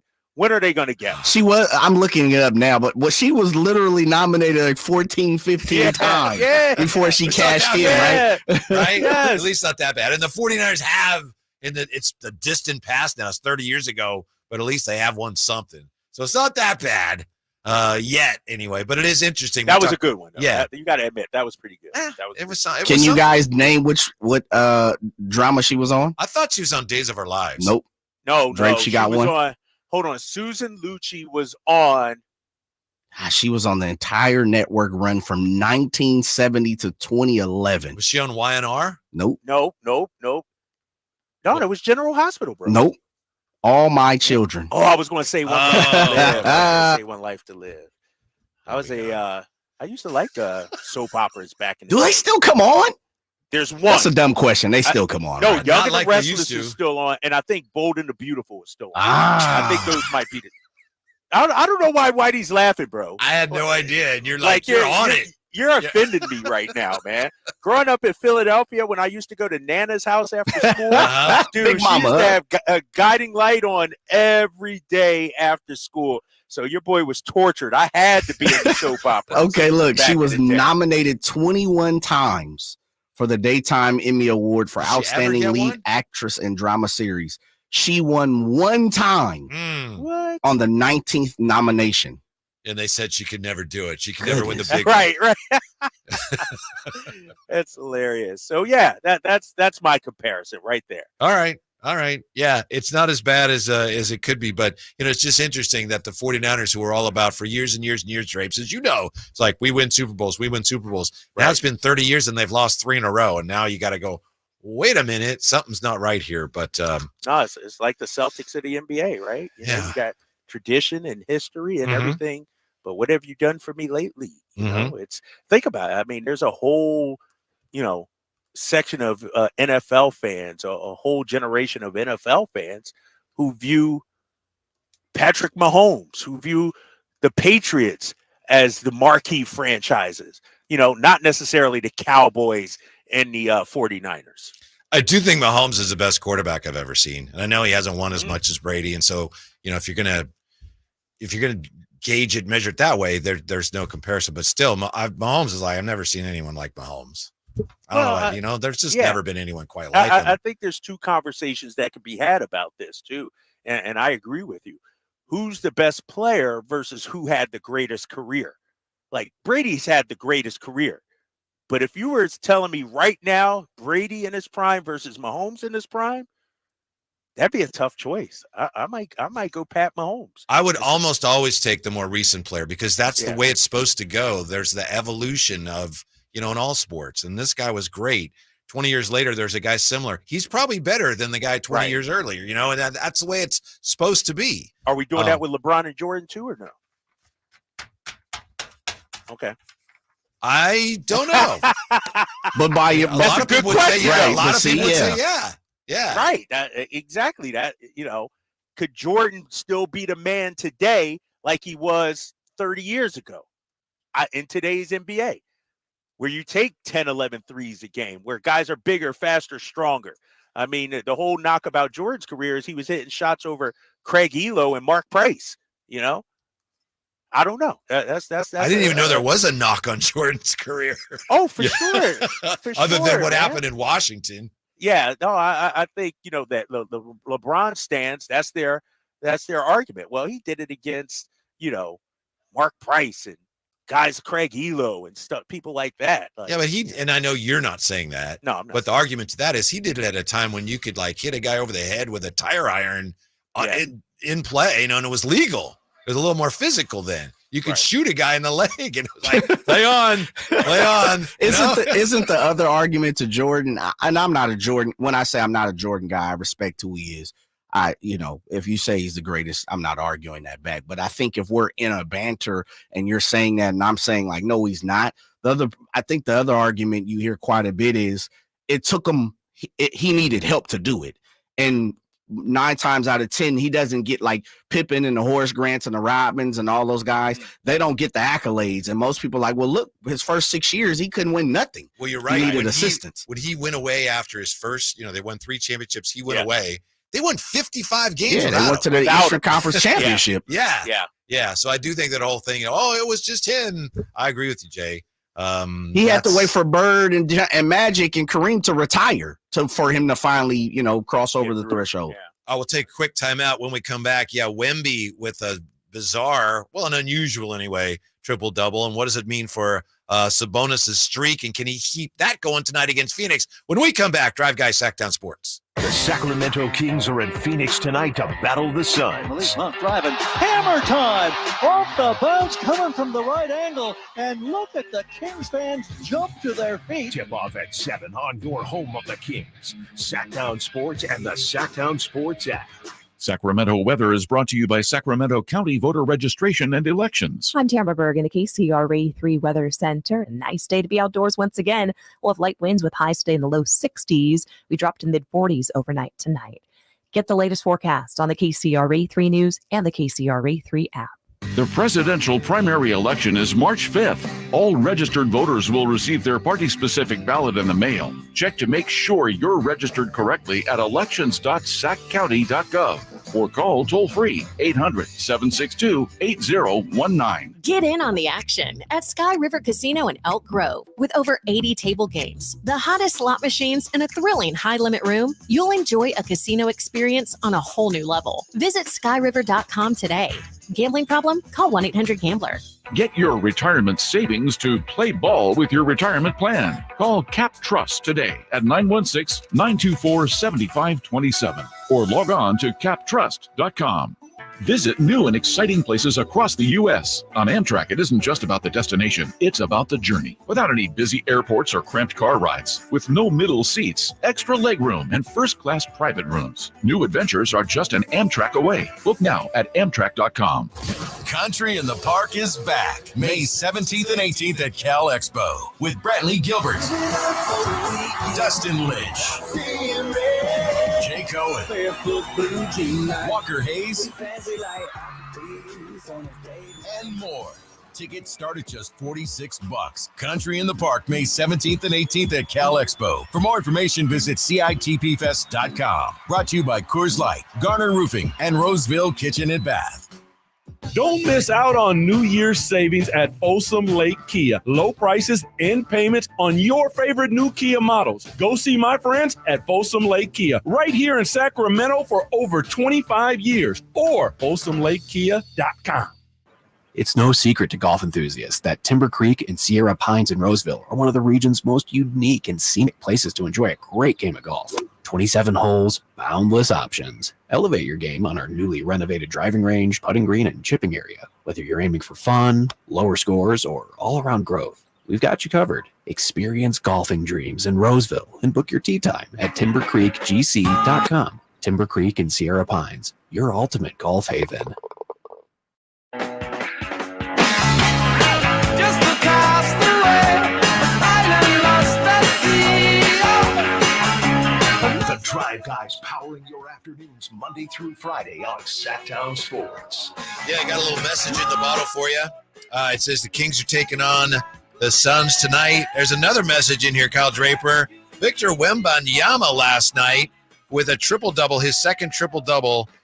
He had 10 blocks, one of those unusual triple-doubles involving blocks, and he's the first guy with 10 blocks and 5 assists playing under 30 minutes. So what do you make of what Wemby did last night against the Toronto Raptors? He is out of this world. Victor Wembanyama, I mean, you know, Chet Holmgren's having a great season, a rookie season, but Victor Wembanyama is clearly the rookie of the year. And, you know, he's the one player in this game right now. And in the past, we've had other guys that could do this, but he's the one player that can dominate a game without scoring a point. 10 blocks last night. That's unheard of. And, of course, he does give you the offensive package, 27 points, 14 rebounds to go along with that. And this guy is a unicorn. He's something we've never seen before, like the combination of offensive skill and the ability to block shots like he does. This will not be his last triple-double with blocks. I mean, it's going to happen again. He's going to get a quad, huh? Right. He's going to get a quad. 100%. Like, he's going to be, you know, Akeem Olajuwon back in the day got one. Remember, he had a game with steals, I thought it was, that game, or something like that. Like, Wembanyama is in that category. And, you know, I just hope, you know, the Spurs surround him with talent. Yeah. You know, like, I understand that they're coming along slowly building and things like that. But look at them this offseason. They're going to be a major factor, whether it's by trade, drafts, whatever. I think, you know, if I'm San Antonio, I'm not slow playing this Victor Wembanyama situation. I'm surrounding him with talent right now. You can't, because you don't know how long you'll have him, right? You may only have him 5 years. You could decide to get rid of him. I can't imagine you would, but he may leave after his contract's up, so you got to make the most of it. He had to the point you just made about we've never seen anything like it. He had a dunk last night where my brain couldn't fathom what had happened, because I think, you know, he was like too far from the basket. So he's like standing out at the bottom of the circle, and then he turns and dunks it. And I was like, you can't do that. That's not physically possible, but those are the types of things he does. No, anywhere near the basket, the dotted line or whatever. Yeah. You know, he doesn't have to jump either way. He just reaches up. I mean, this guy, you know, we talk so much over the years about LeBron living up to the hype. Victor Wembanyama is living up to the hype as a rookie so far, exceeding it. Exactly. You know, the only downside for this guy is he's not surrounded with talent just yet. Can you imagine having a matchup with this guy in a 7-game series in a few years when he's really figured it out, when his body is really developed? I mean, this guy is going to be a monster. And he, like I said, he changes the game on both ends of the floor. And in my opinion, the only guy in the NBA that can dominate a game defensively. I think in some ways you could argue they kind of wasted this year. Easy for me to say, but we've seen in some of the great rookies in NBA history, they come in and they have an impact and their teams are good. And we've never seen a rookie like him. And yet this team is, and they do have some talent. Did you see Devin Vassell, the behind the back pass he threw last night from the corner and he hit Wemby? No. It was, So I know they don't have enough talent, but I kind of wonder why they don't. I mean, they're kind of wasting this, but it's incredible. Now, how about Domas, speaking of triple doubles, 4 triple doubles across 6 games in February, a span in which he's averaging 19.8 points, 14 rebounds, and 10.5 assists per game. Do the Kings, with Fox hobbled, do they need maybe more scoring from Domas? I don't think so. I mean, you just rattled off the stats. This dude's been doing it all for this Kings team all season long. And, I don't think scoring has been the issue. I think it's the defense. And I think Domas is giving all he can. Now, to your point, do they need to run some more things for him? I'm looking at his game log right now, Whitey. 14 shots last game, 9 shots the game before that, 17 before that, then 9, then 8. He needs to be double-digit field goal attempts every single game. I know he's an unselfish player, but they got to feed that guy and feature that guy a little more in terms of, and he needs to be more selfish too. He's getting his touches. He just needs to be more selfish. And like you said, Fox struggling a little bit offensively, sure. But I think they need more from Keegan Murray. I think they need more, from Kevin Huerter here lately at the last week or so. I don't think Domas' scoring numbers I'm worried about. I think they need to avoid those stretches where the half-court offense just stops. There's a number of ways you can look at it. What's wrong with the offense? Why isn't it as good as last year? We know that they could get out and run more. We know Monty said that. We've seen glimpses of that, especially against Denver. And I think we've all commented and noticed that there are times when it's, ball goes into the post, then it's out to a shooter, and he's going to shoot it. And you get a lot of standing, and they need to get more motion, more cutting when the offense is stagnating like that. And I think that's a bigger issue than any one player needing to take more shots. No, you're right about that. You're right. It's not about that. It's about the stagnated offense, stagnant offense. Playing with pace in the half court. Right, in the half court. And, how many times have we seen the Kings? Domas gets it at the foul line, and he's just waiting for guys to cut, move, do something. And we see the frustration from him at times as well. And so, no, I'm with you on that. A lot of times people think pace is just getting out and running, fast break. No, pace is actually, moving on offense, being aggressive on offense, being sharp with your cuts. And so that's you're 100% right. That's something the Kings have to improve on. I wonder, though, because we had the article with Sam Amick about a month or 2 ago about how they feel like their needs are offensive. Yeah. Have they just sort of become resigned to the fact that, our defense is what it is, and it's not going to get better? Some nights it'll look okay. Other nights, not so much, but it is what it is. Yeah, I mean, let's be realistic. How can you expect for much more? They've improved from, what were they last year, 20-something, 24th were they? I'm sorry, I don't remember, but they're up to 19th now, which when you look at that, that's like, well, okay, that's an improvement, but they're still not good. So how much, they're better than last year and they're still not good enough other than stretches here or there. Yeah, so how realistic is it to think, to your point, that they can still, become a real button-down defensive team between now and the end of the year? And too, Whitey, you didn't make any changes to address that need. So basically, you're running it back with the same guys, expecting them to all of a sudden become a better defensive team, and it doesn't work like that. Now, if you went out and made some trades and brought in some 3-and-D guys, okay, but this is the same unit basically that we saw a year ago, and for us to, not us, but, Monty and Mike Brown to expect them to be all of a sudden a better defensive team, I don't think they can be. Now, if I'm a Kings fan and I look at what the Suns are doing, and they brought in Thaddeus Young. And they yeah. made the Royce O'Neal trade. And there's reports, which may or may not be true, that they're talking to Danilo Gallinari. And this is a team that's just barely ahead of me. And my team is saying, no, we're good. And a team that's ahead of us already, that already has Durant and Booker and Beal, they're trying to upgrade. So would I have a right to be upset by that if I'm a Kings fan? I think so. I think when you look at it, you know, it's like trying to keep up with the Joneses. You know, you're at home hanging out on your block. You know, your mom and dad, they work hard, they provide food on the table. Then you look next door and you see young Johnny with a new playground set, a new swing set, hanging out in his backyard. That's what it is. The Phoenix Suns got the nice, fancy new toys, and we got our same old guys. And our parents are telling us, be patient. Let me save up a little more money. Wait till, you know, the bonus check comes in, then I'll take care of you. And so as a Kings fan, yeah. But at this point of our season and at this stage of our rebuild and at this stage of our growth, the mantra that we trust in Monty McNair, we got to stick with that right now. Monty's got us to this point. You know, let's give him some more time. That's why I mentioned this offseason to me is extremely important for the Sacramento Kings. You didn't do anything at the trade deadline. You didn't do much at last year's offseason. This season, you got to do something, right? You got to beef up the team some way, somehow. We'll get back to the Kings bottom of the hour. Brendon Nunes is going to join us. But when we come right back, the Niners championship window is still open, but maybe only for one more year. Next with the Drive Guys, Sactown Sports.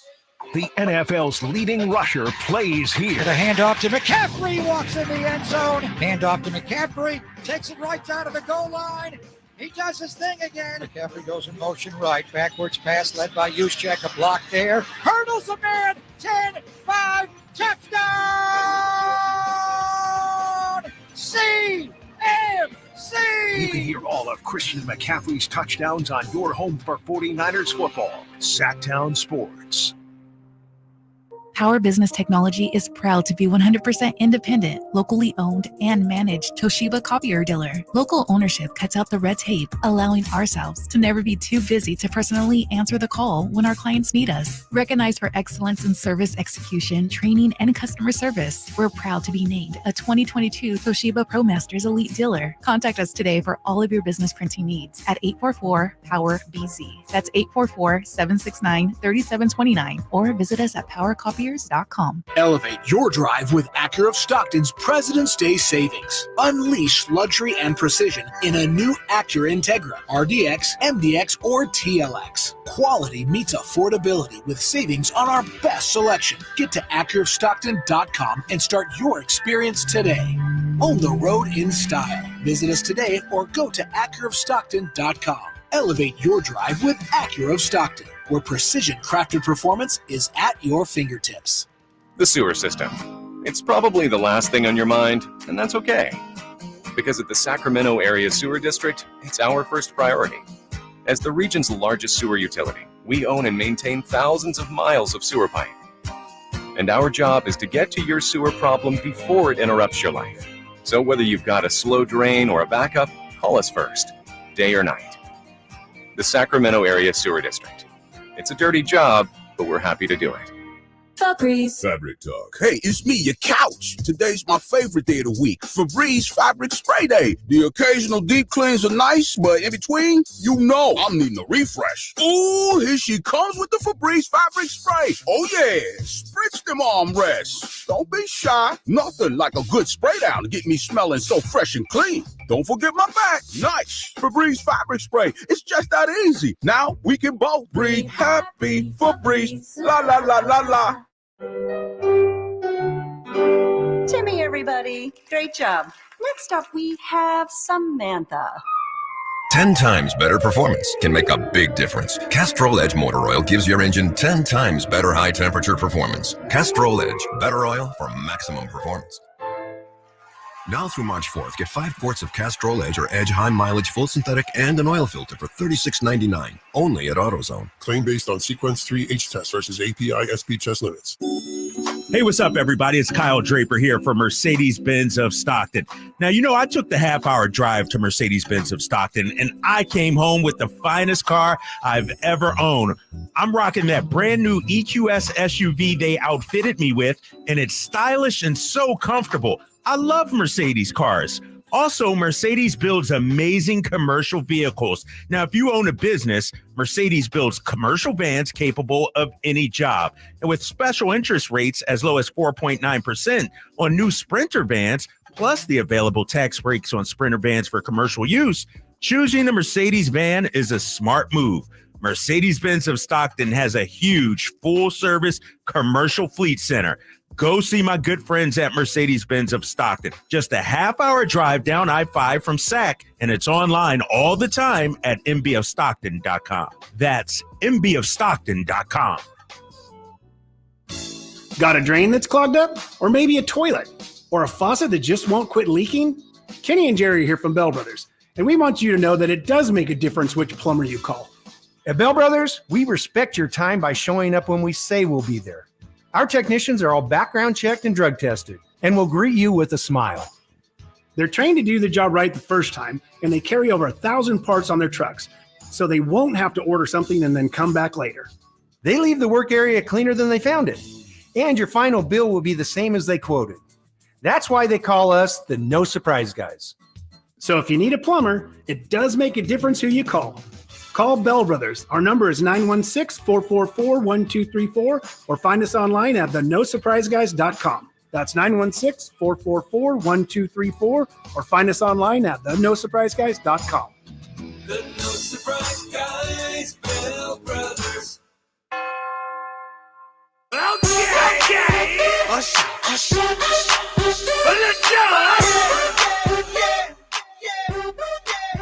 The Drive Guys, live and local, every afternoon, Monday through Friday on Sactown Sports.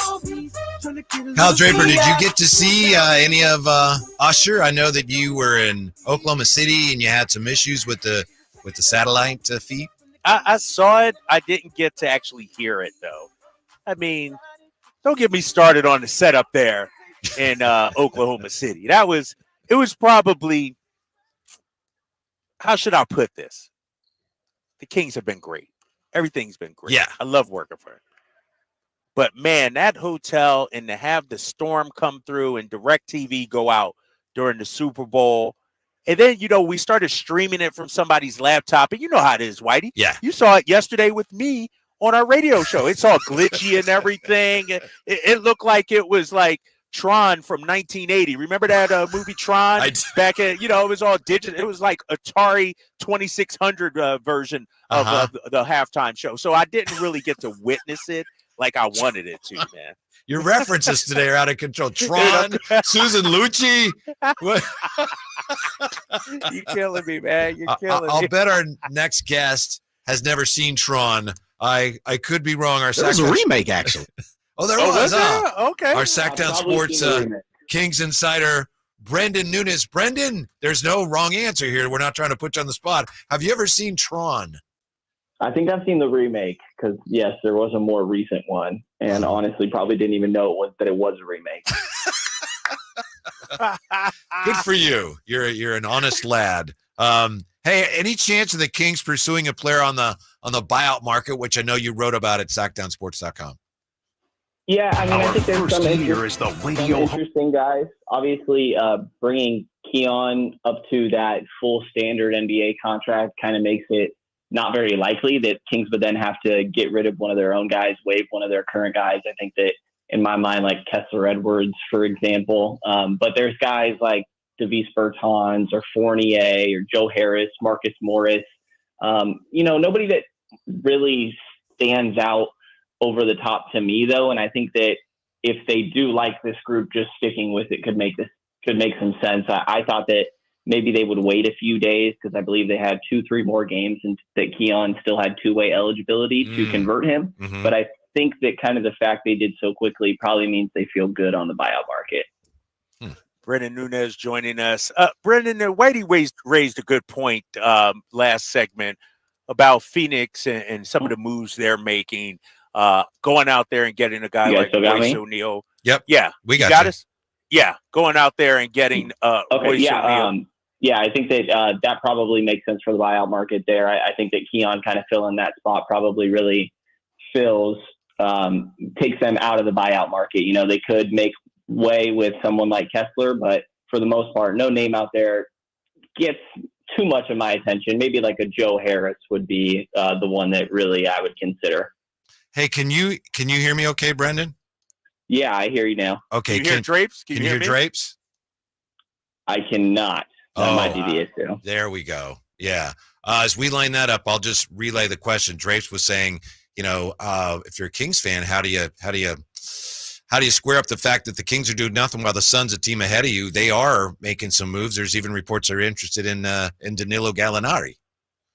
Yeah, sorry about that. That's okay. Sorry about that audio issue. Yeah, I think that you know, they're kind of in different timelines a little bit in my mind. I think that Phoenix is a little bit more all in right now with their trio. They don't have very many other moves, you know, that come down the line. Like I still think the Kings are one big move away. And I think that Phoenix kind of has all their chips on the table and are just trying to use these fringe pieces to keep improving. So I see why it could be frustrating, but I kind of think that the timelines are just a little bit different with these two franchises.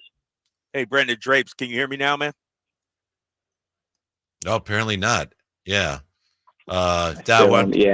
Sorry about that. Yeah, and Drapes, we can find no reason why he wouldn't be able to hear you, but obviously he can't. So let me forge ahead here, and we'll try to get that squared away. As far as tonight's game, Brendon, in the West, every game is so important, we know, but now you got tie-breaking possibilities here, overtures. How important is this game tonight, frankly? Yeah, I mean, the tiebreaker that you mentioned, I think, is the big standout, right? These teams are obviously very close in the standings, with Phoenix being up half a game, sitting there at 6. And I think the important thing to close out this season is for Sacramento to remain in that top 6. You really want to avoid the play-in. I think that, in postseason basketball, the better team wins more often than not. But when it comes into play-ins and single-game elimination, you really never know what can happen. Somebody can shoot great, or on the opposite end of that. So you definitely want to be able to win this tiebreaker, and the Kings would do that by winning this game.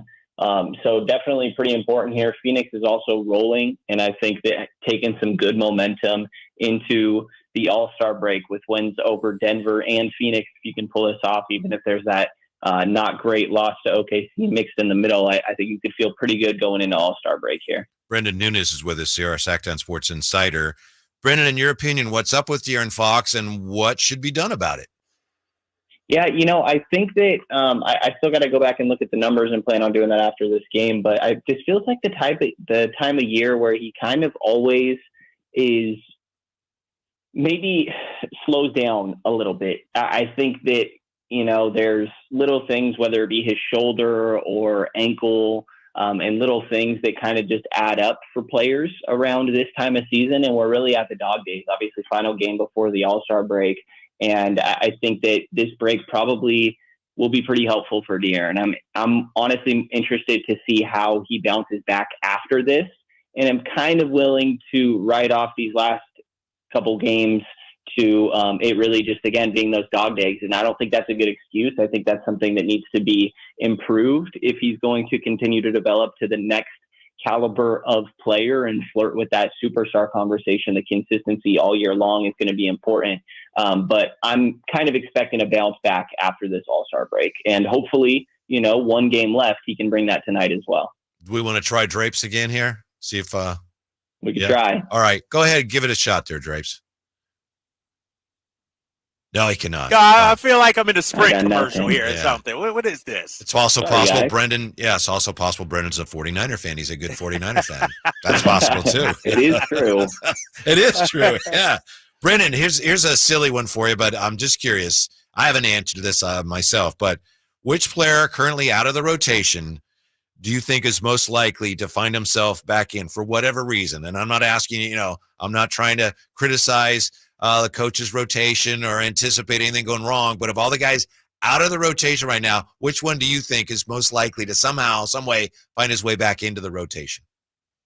Yeah, I mean, if Keon Ellis and Alex Len don't count, then I'd probably go I kind of think Colby Jones. There we go. I think Kessler Edwards is right there too, but I'm a big Colby Jones fan. Me too. Yeah. I think there's some versatility, and like if De'Aaron, I mean, we saw how he was kind of getting sat sometimes in favor of Davion and Keon in that last game against OKC. And you want another guard out there with some versatility. I mean, maybe try Colby a little bit. There we go. Brendon Nunes, our outstanding SactownSports.com Kings insider. Thank you, Brendon. Enjoy the game. We look forward to your coverage, and we'll talk to you soon. Appreciate it, guys. So sorry about that, Drapes. We're not sure what was going on there, but that's that. And I'm just delighted that Brendon went with my answer to the theoretical, hey, who out of the rotation is going to find his way back in? Colby Jones, baby. I like that idea. You must have texted him before the interview. Or something. You know what, though, Whitey? I tell you what. You know what? I agree with you. Wow. Colby Jones traveling with the team. Why is he here if we're not going to see him? Why? Like, he could be getting some work in down in Stockton. He could be getting reps down there. And so he's been on this road trip with the team so far. And so I'm with you. Why not? But it's interesting, though. You just gave Keon Ellis a 3-year contract. So are you telling me Colby Jones will leapfrog Keon and Davion to get minutes? Is that what we're talking? Like, I think he should get some minutes.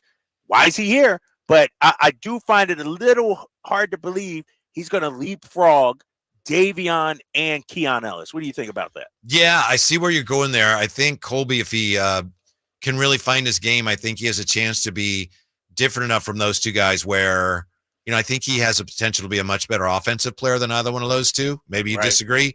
It's interesting because I know G-Man I was talking to G-Man before the last game about Colby Jones, and then G-Man was commenting during the game, during the garbage time, if you will, of that game against Denver. And G-Man says, I like Colby Jones just the way he carries himself. And there's something to be said about the fact he doesn't look like a rookie out there. No, he doesn't. He looks like a veteran, a heady player, doesn't move too fast, doesn't get out of sorts. The effort is always there when he plays. And, with De'Aaron Fox struggling a little bit, and this is something we talked about yesterday and last week, why not give Fox a break at some point? Why not let's see Colby Jones get some minutes? And so the only pushback I would have, other than, like I said earlier, the Keon and the Davion situation is, are we at a point in the season where we can afford to experiment? No. You know what I mean? Like, no. These games are so important right now. Right. If I'm Mike Brown, I'm going with the guys I know and trust, at least, these last 2 games before the All-Star break. Yeah, I agree with that. And again, I was just kind of saying, hey, for whatever reason, who's going to find their way? I wasn't saying, well, they need to change things up. Yeah. Oh, okay, right, but to me, with those 3, and I think you could say this about a lot of, 2-3 type players, especially guys that are bigger guards in today's NBA, a young player. If you start making your threes, there's going to be minutes for you. Wouldn't you agree? I mean, if you start knocking down threes, which isn't easy, I know, but you're going to find minutes. No, you're right. And, we understand Mike Brown's a defensive-minded coach, but shooting is such a premium in today's NBA because not only does it help the team in terms of scoring and the scoreboard, it opens it up for other people as well and having another scoring threat. And so you're right. That was the knock on Davion. Like, not the knock, but, hey, Davion, we want to play you, but if you can't knock down shots, we can't play you. He's been knocking down shots as of late, and now we see he's getting more minutes. Yes. When we come back, we'll take a peek at the 49ers championship window. Is it still open, and for how long? Drive Guy, Sactown Sports. Without the ones like you, who work tirelessly to keep things running, everything would suddenly stop. Our first year as the radio home of the San Francisco 49ers is one we will never forget. Going deep down the sideline for RU. He's got it, and he's gone. 10, 5, touchdown! San Francisco! Ayuk is on fire! Congratulations to the 49ers on a terrific year. And thank you for so many wonderful memories. I like daffodils, tulips, the big dinner plate dahlias. I loved being in the garden, but I wasn't going to be able to because I couldn't not only walk, but I couldn't really stand on my foot without being in pain. It was excruciating. So my husband said, let's go to the Good Feet store. For over 20 years, we've helped people like Terry live the life they love without letting their feet get in the way. This nice young man said, I think I can help you. He got the arch supports and I was fitted. And I kept walking back and forth across the store. And I looked at my husband and burst into tears because it was the first time in a year that I have not had any pain in my foot. I have had no pain since the day I bought them. Now I can do whatever I want. There isn't any place on my property that doesn't have flowers blooming 365 days a year. I still can't believe it. My name is Terry, and that's my Good Feet story. See what we can do for you with a free personalized arch support fitting at the Good Feet store. For sore feet, aching back, knee, or hip pain, come to the Good Feet store in Sacramento, Roseville, or Vacaville. If your Medi-Cal is ending, Cover California is here to help. Cover California is a service from the state that helps you get affordable health insurance. In many cases, at no cost to you, just like with Medi-Cal. We have quality health plans and will help you every step of the way to get the one that works for you and your family. So if you're no longer eligible for Medi-Cal, check out Cover California. We'll keep you covered. Learn more at coveredca.com. Hi, this is Scott Trout of Cordell & Cordell. If you're a dad who is facing divorce, there are extra layers of stress that may include stereotypes and assumptions. No two situations are the same. Our legal experience and dedication prepare us for whatever legal challenges we face together. You need a partner you can count on. For more than 30 years, Cordell & Cordell has represented men in divorce. 500 Capitol Mall, Suite 2060, Sacramento, California, 95814. Online at CordellCordell.com. Timmy, everybody. Great job. Next up, we have Samantha. 10 times better performance can make a big difference. Castrol Edge Motor Oil gives your engine 10 times better high temperature performance. Castrol Edge, better oil for maximum performance. Now through March 4th, get 5 quarts of Castrol Edge or Edge High Mileage Full Synthetic and an oil filter for $36.99, only at AutoZone. Claim based on Sequence 3 H test versus API SP test limits. Hey, Mark, remember, getting help from Progressive is so easy. You can use the mobile app, chat with us online, or call us. And you pick now to tell me. I couldn't miss Little Grace's ballet recital. Oh, thanks for inviting me, by the way. Did I? Because you know I'm always here for you. Yeah. I can use the mobile app if I need help. Sorry, you're in my wife's seat, though. Oh, yeah, I gotta go anyway. Tell Grace she nailed her chassé. Get the help you need from Progressive with our mobile app, online chat, or over the phone. Progressive Casualty Insurance Company, affiliates, and other insurers. Not available in all states. Toyota's President's Day sales event ends Monday. Now is your chance to experience legendary Toyota reliability on cars, trucks, and SUVs. Save big with these President's Day deals. Right now, get $1,000 bonus cash when you lease a 2024 Camry. Or when you finance with Toyota, get $1,000 bonus cash on the all-new 2024 Grand Highlander gas model. Hurry in. Toyota's President's Day sales event ends Monday. Toyota, let's go places.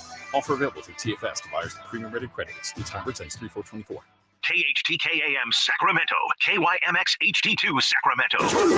From the Power Business Technology Toshiba Studios, your new home for 49ers football in the 916. Sactown Sports.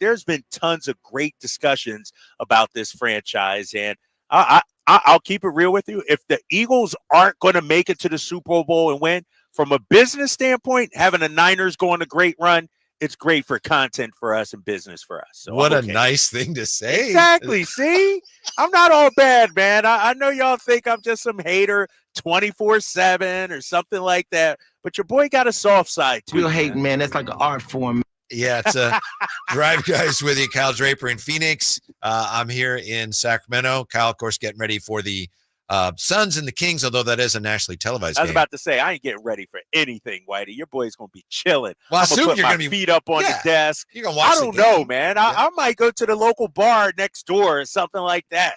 You know, they got a casino 5 minutes away. I might go kill some time in a casino or something like that. I don't know what I'm gonna do during this game. Is Alice Cooper's restaurant still there? Cooperstown? I don't think it is it? I don't know. I'm not sure. All right. It was right. Alice no, yeah. Walt says no. Hey, Walt. Walt Good says to see no. Walt. I used to you know Walt, right? Yeah. Walt, Walt's my guy. Years ago. You hear that, Walt? He called him your guy, see? Anytime on the drive, guys, you say that's my guy. It's your guy. It's your guy. That's right. Hey, Whitey, you got Walt's phone number? I don't think exactly. I do. Then he's not your guy. Then it's like me and Dominique. It's not your guy. Come on now. Could you get it for me? 339-1140, 1-800-920-1140. Wait, real quick too, Whitey. With that being said, if you text Walt and he texts you back, he's your guy. I know. Dude, when I get back in studio, we're going to do that. Like 1 week, who can you text? You know, every day we come up with somebody different. You know, who's the most famous person you could text that actually answers you back? It's been a while, but I've been to the Basketball Hall of Fame in Springfield.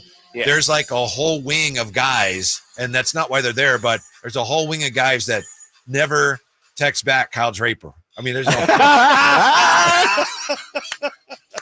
I see how it is, a right? whole section. You know what's messed up about this, Jay? This is supposed to be the drive guys with Whitey and Drapes here. We supposed to be lock and step, got each other's back. What happened to that? I see how it is. Let's talk to Dale here on Sactown Sports. 339-1140, 1-800-920-1140. What's up, Dale? Hello, Dale. Are you there? All right. Is that, we're having some issues there with Dale. Sorry Dale about don't that. want this smoke. Yeah. Dale don't want it. Yeah. He ain't there. Yeah. Here's a dang deal. Not with Dale, but with the 49ers, Drapes.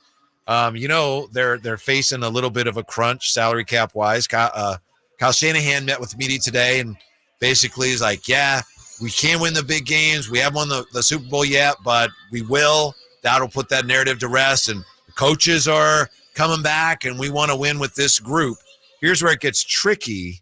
They have most of their stars under contract for next season to the 49ers, but they're $43.96 million over next year's projected salary cap. What? They still got to figure out something with Ayuk.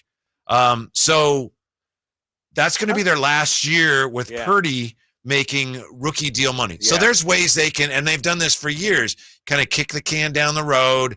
Hey, take less money now, more money down the road. And guys, okay, they've been doing that. But see, the problem is 2025, Brock Purdy becomes eligible for an extension that will multiply his cap charge of $1.12 million up to, according to ESPN, up to 50 times over.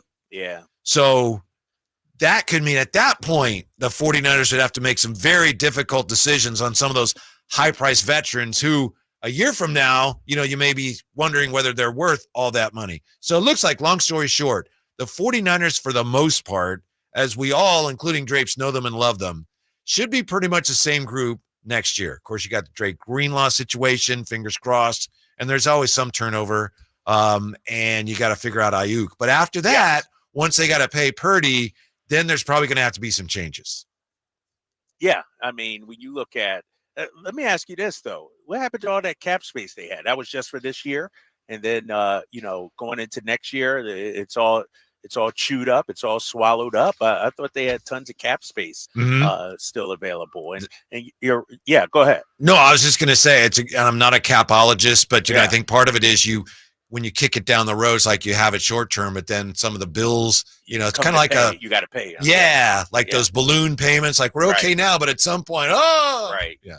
No, you're right. You're right. In this Ayuk situation, I mean, how do you pay Ayuk? Do you pay him at number one receiver money? Will he be happy if you don't? I look at, what happened this offseason and going into training camp with Bosa. And, Ayuk's a different player, and who knows what he's thinking. But could that be an issue as we get closer towards camp? His situation. Mm-hmm. And if you're Brock Purdy, we don't know if Brock's this kind of guy or not. I'd say he's probably not. But the dude's in line for a raise. I know he's still on this rookie contract, but he's the most underpaid player in all of football. And so if he had an agent or somebody like that in his ear saying, dude, they need to, restructure your deal or something like that, he could play some hard ball as well. And so there's a lot of question marks, I think, going into next season, man. Yeah, I think the Ayuk deal is going to be one of the stories of the offseason. Yeah. They're not my favorite stories, but they are stories. And last year, as you said, was Bosa, and I think wasn't Debo the year before that. And there was a lot of interesting overtones there because it looked like he wasn't happy, but they sorted that all out. To answer your question, bottom line on Ayuk, easy to say it's not my money, but I would give him a ton of money because he's an elite route runner and he's vitally important to their offense. Right. And, whatever is anywhere near being within reason, to me, it's like they have to pay him. No, I'm with you. And I look at all the positions they got to pay. You signed Debo, CMC's a big money. Trent Williams is big money as well. And so there will come a point. Fortunately, you do have, like you said, Brock Purdy on that rookie scale contract because that allows you right now to go out there and make these signings and make these acquisitions. But when that comes to roost in a year, you're talking $40-50 million. Yeah. I would like to see the 49ers try to find a receiver, just a speed receiver. They've had them in the past and they've kind of fallen out of favor or they haven't been as productive as they could have been. But, the old cliche is somebody who can blow the top off the coverage. Right. And now they have guys that are bigger, rangier. You can't press them as easily, but they don't have those real speed guys. And I know Brock Purdy's not Dan Marino, so maybe it doesn't matter as much. But to me, that's just a nice piece to have. If you have a receiver, and they have some good receivers, but if you had a receiver who's a real speed threat, that would be one upgrade to this roster I'd consider. No, you're right, because, they got the short receivers. They got the intermediate routes. They really don't have a deep route. I know IU can go deep, but if you get a speedy receiver on this team, and I wonder too, guys, with the success the Niners have had, and they were raised this point on ESPN earlier today, or it might have even been yesterday with the Chiefs. Will veteran players take less to come be a part of it? If you know what I mean? Mm-hmm. Like, because the Niners are so close, can they go out there and get a veteran receiver or sign somebody who would take less just to, compete for a championship? Mm-hmm. Yeah, there's talk. I saw something yesterday that, and maybe it's just mostly speculation, but Danielle Hunter from the Vikings, because Kyle Shanahan, that's the way he thinks, is like quarterbacks and pass rushers. Those are your difference makers, So I could see how the 49ers double down on that. And frankly, they did not get their money's worth out of all the money they invested in their defensive front this year. No, but I don't think that's going to deter them from trying to beef up that area once again. Yeah, Hargrave, I think was a disappointment as the season went on and got into the playoffs.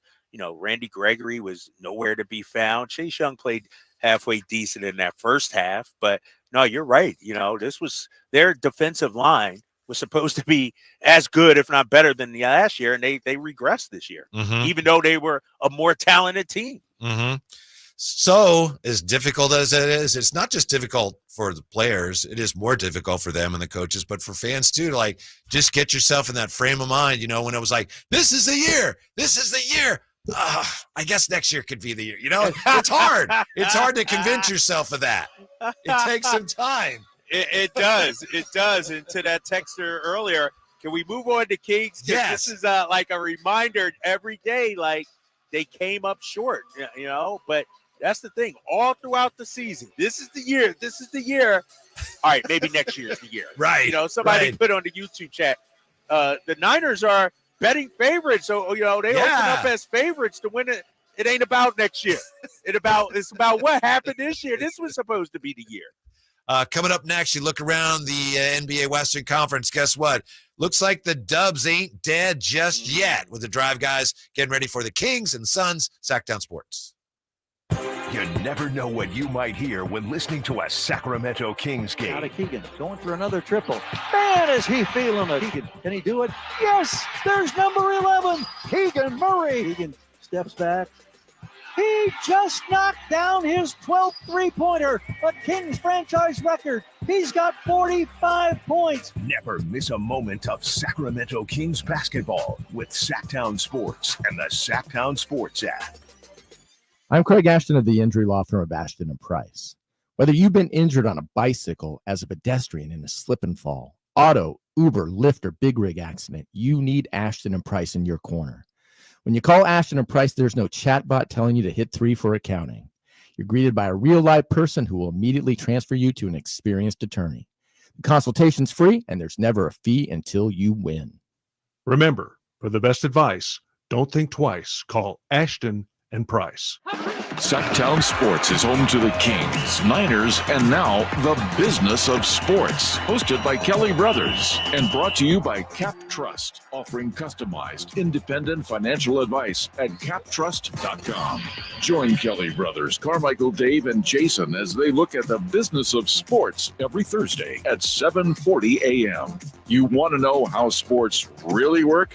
Follow the money with Kelly Brothers from Cap Trust on Sactown Sports. Big savings are back at Folsom Lake Honda, your one-stop Honda shop. Looking to own or lease? We have options for everyone. Plus, lower interest rates at Folsom Lake Honda make for lower payments. It's no wonder Folsom Lake Honda is your one-stop Honda shop. Get an instant cash offer for your trade at FolsomLakeHonda.com. We'll buy your car whether you buy from us or not. Visit us today at FolsomLakeHonda.com.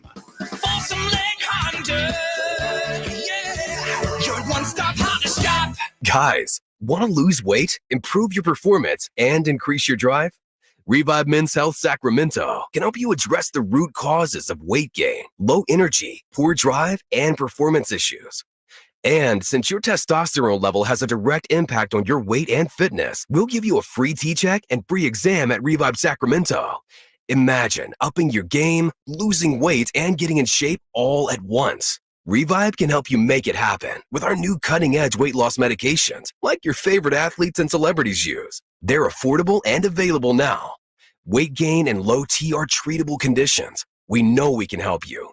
Take that first step and book today. You're only one step away from getting in the best shape of your life. Call Revive Men's Health at 916-277-8599.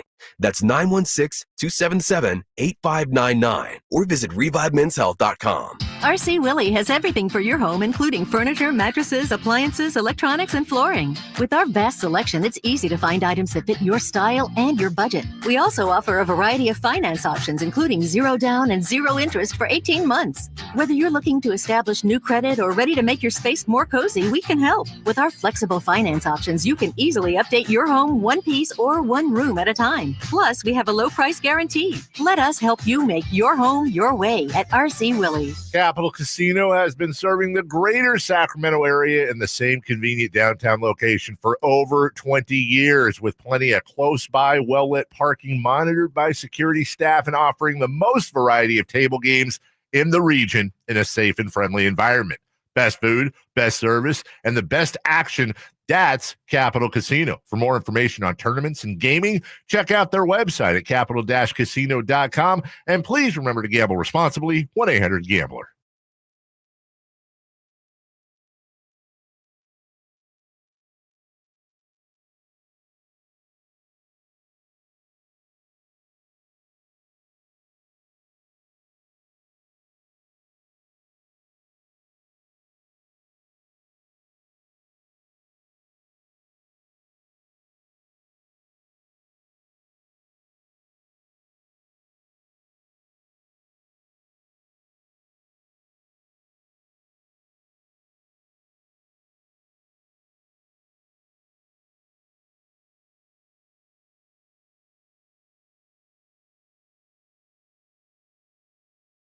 You know, I always feel like we're bothering him. He always has to come over to where we are. Yeah, he has to come over. He sets up his area and he brings the, his water, and then we're, hey, will you come on the show? And every time we ask him, he will. But sometimes we just try not to be pests. But I think next time we have the chance, we'll have to ask the G-Man. And speaking of guests, all guests come to you from the Folsom Lake Honda hotline. Folsom Lake Honda, your one-stop Honda shop. And bottom of the hour, we have the voice of the Phoenix Suns, Kevin Ray. He's going to join us, TV voice of the Suns here on Sactown Sports. Drapes, yesterday I ran down for you a list of players who either are or who are probably going to be available in the buyout market. You were not impressed, right? Correct. I was not impressed. Well, we actually have to cross at least one name off the list because somebody else was interested. Maybe you weren't, But here's the list. Davis Bertans, Seth, and again, I'll give you the chance if you've changed your mind on anybody. Okay. Davis Bertans, Seth Curry, Evan Fournier, Danilo Gallinari, Joe Harris, Killian Hayes, Corey Joseph, Furkan Korkmaz, Marcus Morris, Thaddeus Young. Okay. So yesterday, Cossack, Nah. The Suns, looks like they have signed Thaddeus Young, who's 35. He's was about 6'8", power forward. So they're going to bring him in, and there are reports that they're also talking to Danilo Gallinari. Yeah. So I'll cross him off the list. Yeah, cross him off. Dude, you know how, I don't know if you can see on YouTube right here what I got in my hands. Right? Yeah. You see what that is, right? I will see it in a few seconds. Is a little behind. All yeah. Right. It's a box score. Oh, yes. Okay. Yeah. You know what I do with box scores? Well, do the same thing with your free agent list, buyout market list. Dude, none of those guys, like, and what's Phoenix doing? They just sign an old dude after old dude. Go out there and get Thaddeus Young, who's like 60. Gallinari just got AARP membership at 65 or whatever it is. Like, those guys don't interest me at all. Not one bit. Not one iota. I like Thaddeus Young. And I actually like Gallinari as players, but not for the Sacramento Kings.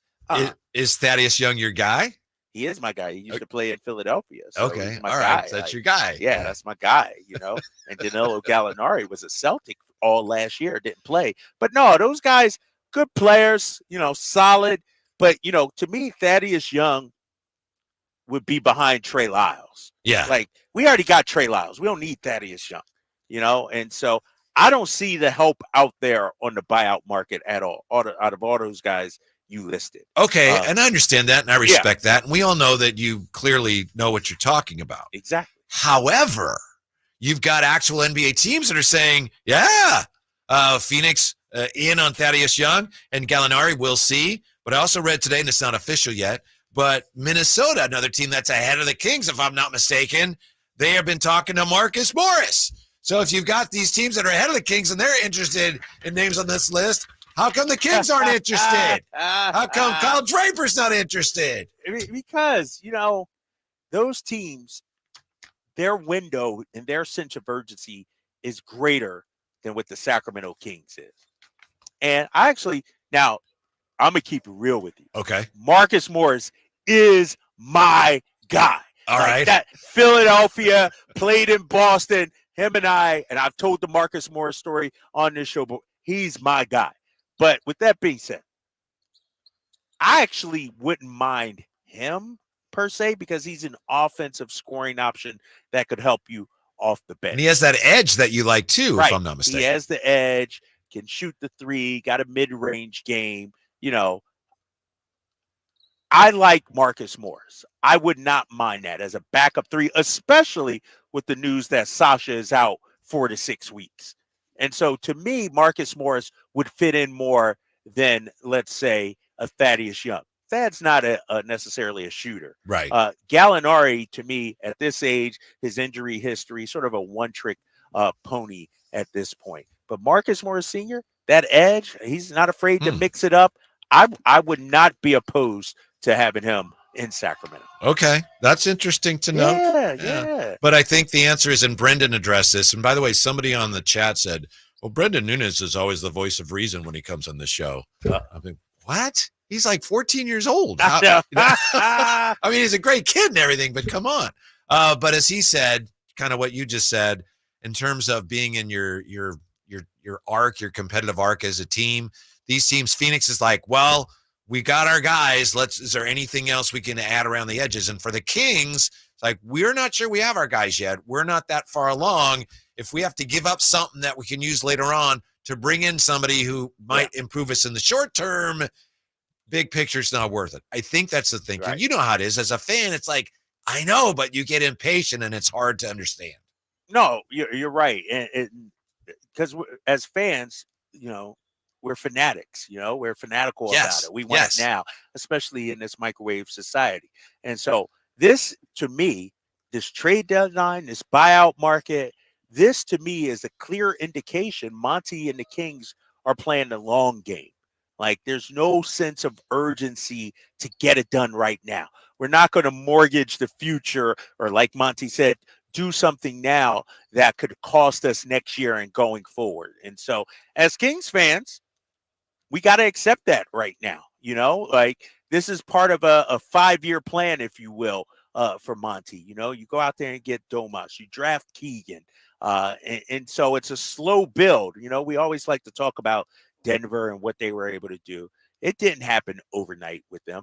But I will say what Denver did do is they strategically added pieces to their core, and then finally it all came together. Where's the strategic pieces that Monty McNair has added over the last year for this Kings core? We really haven't seen it right now. And so I understand if Kings fans, their patience is getting a little tested right now. I just urge them, wait until the offseason. Let's see what Monty has up his sleeve in the offseason. Fair enough. As Monty told Sam Amick, as Sam Amick wrote, the Kings' ability to upgrade in a major way, if this current group wasn't getting the job done, that's a major part of their plan, big picture. So it's like, see what we can do with this group. But according to Sam Amick, the Kings' plan is, if it's apparent this group ain't getting it done, we're looking at potential major upgrades. But again, you're limited here by so many things here. Right. What does that mean, right? Yeah. Major, I mean. Who's available, yeah.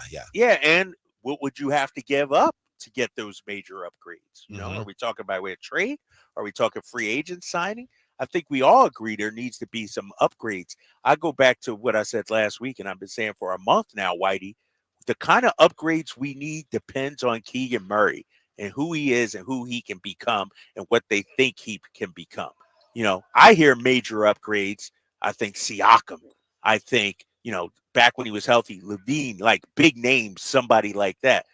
But if Keegan Murray, it can become that big name, you don't need to make major upgrades. I think it really depends on how Keegan develops the rest of this year and this offseason. Did you see a report that somebody was believed to be close on Kuzma? Somebody was serious about it, and it's believed that it was the Mavericks. Thank goodness that it wasn't. Thank goodness. That sounds like their kind of player. Yeah. That sounds like their kind of move. I will say this, though, and I know we talked about it last week, and I think you were more impressed by their moves, and I was not. But so far, it looks like those moves have worked out for them. They're playing well. No, they're playing well. And a guy we talked about, Daniel Gafford, is amazing. He provides a toughness and energy around the rim, a rebounder. I mean, I like Daniel Gafford a lot. And, it's worked out. And you know who else, too? It's worked out for the Charlotte Hornets. Yeah. My boy Grant Williams, 2-0 as a member of the Charlotte Hornets. How about that? They won back-to-back games for the first time since November 2022. That's incredible. That's incredible.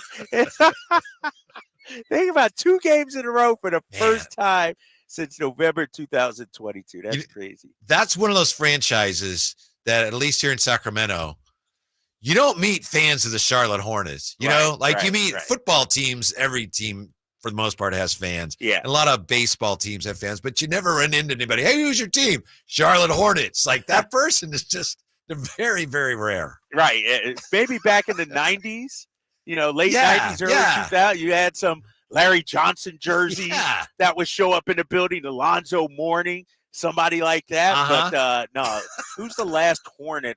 But did you see LaMelo Ball was actually top 15 in jersey sales? Like, who's buying that?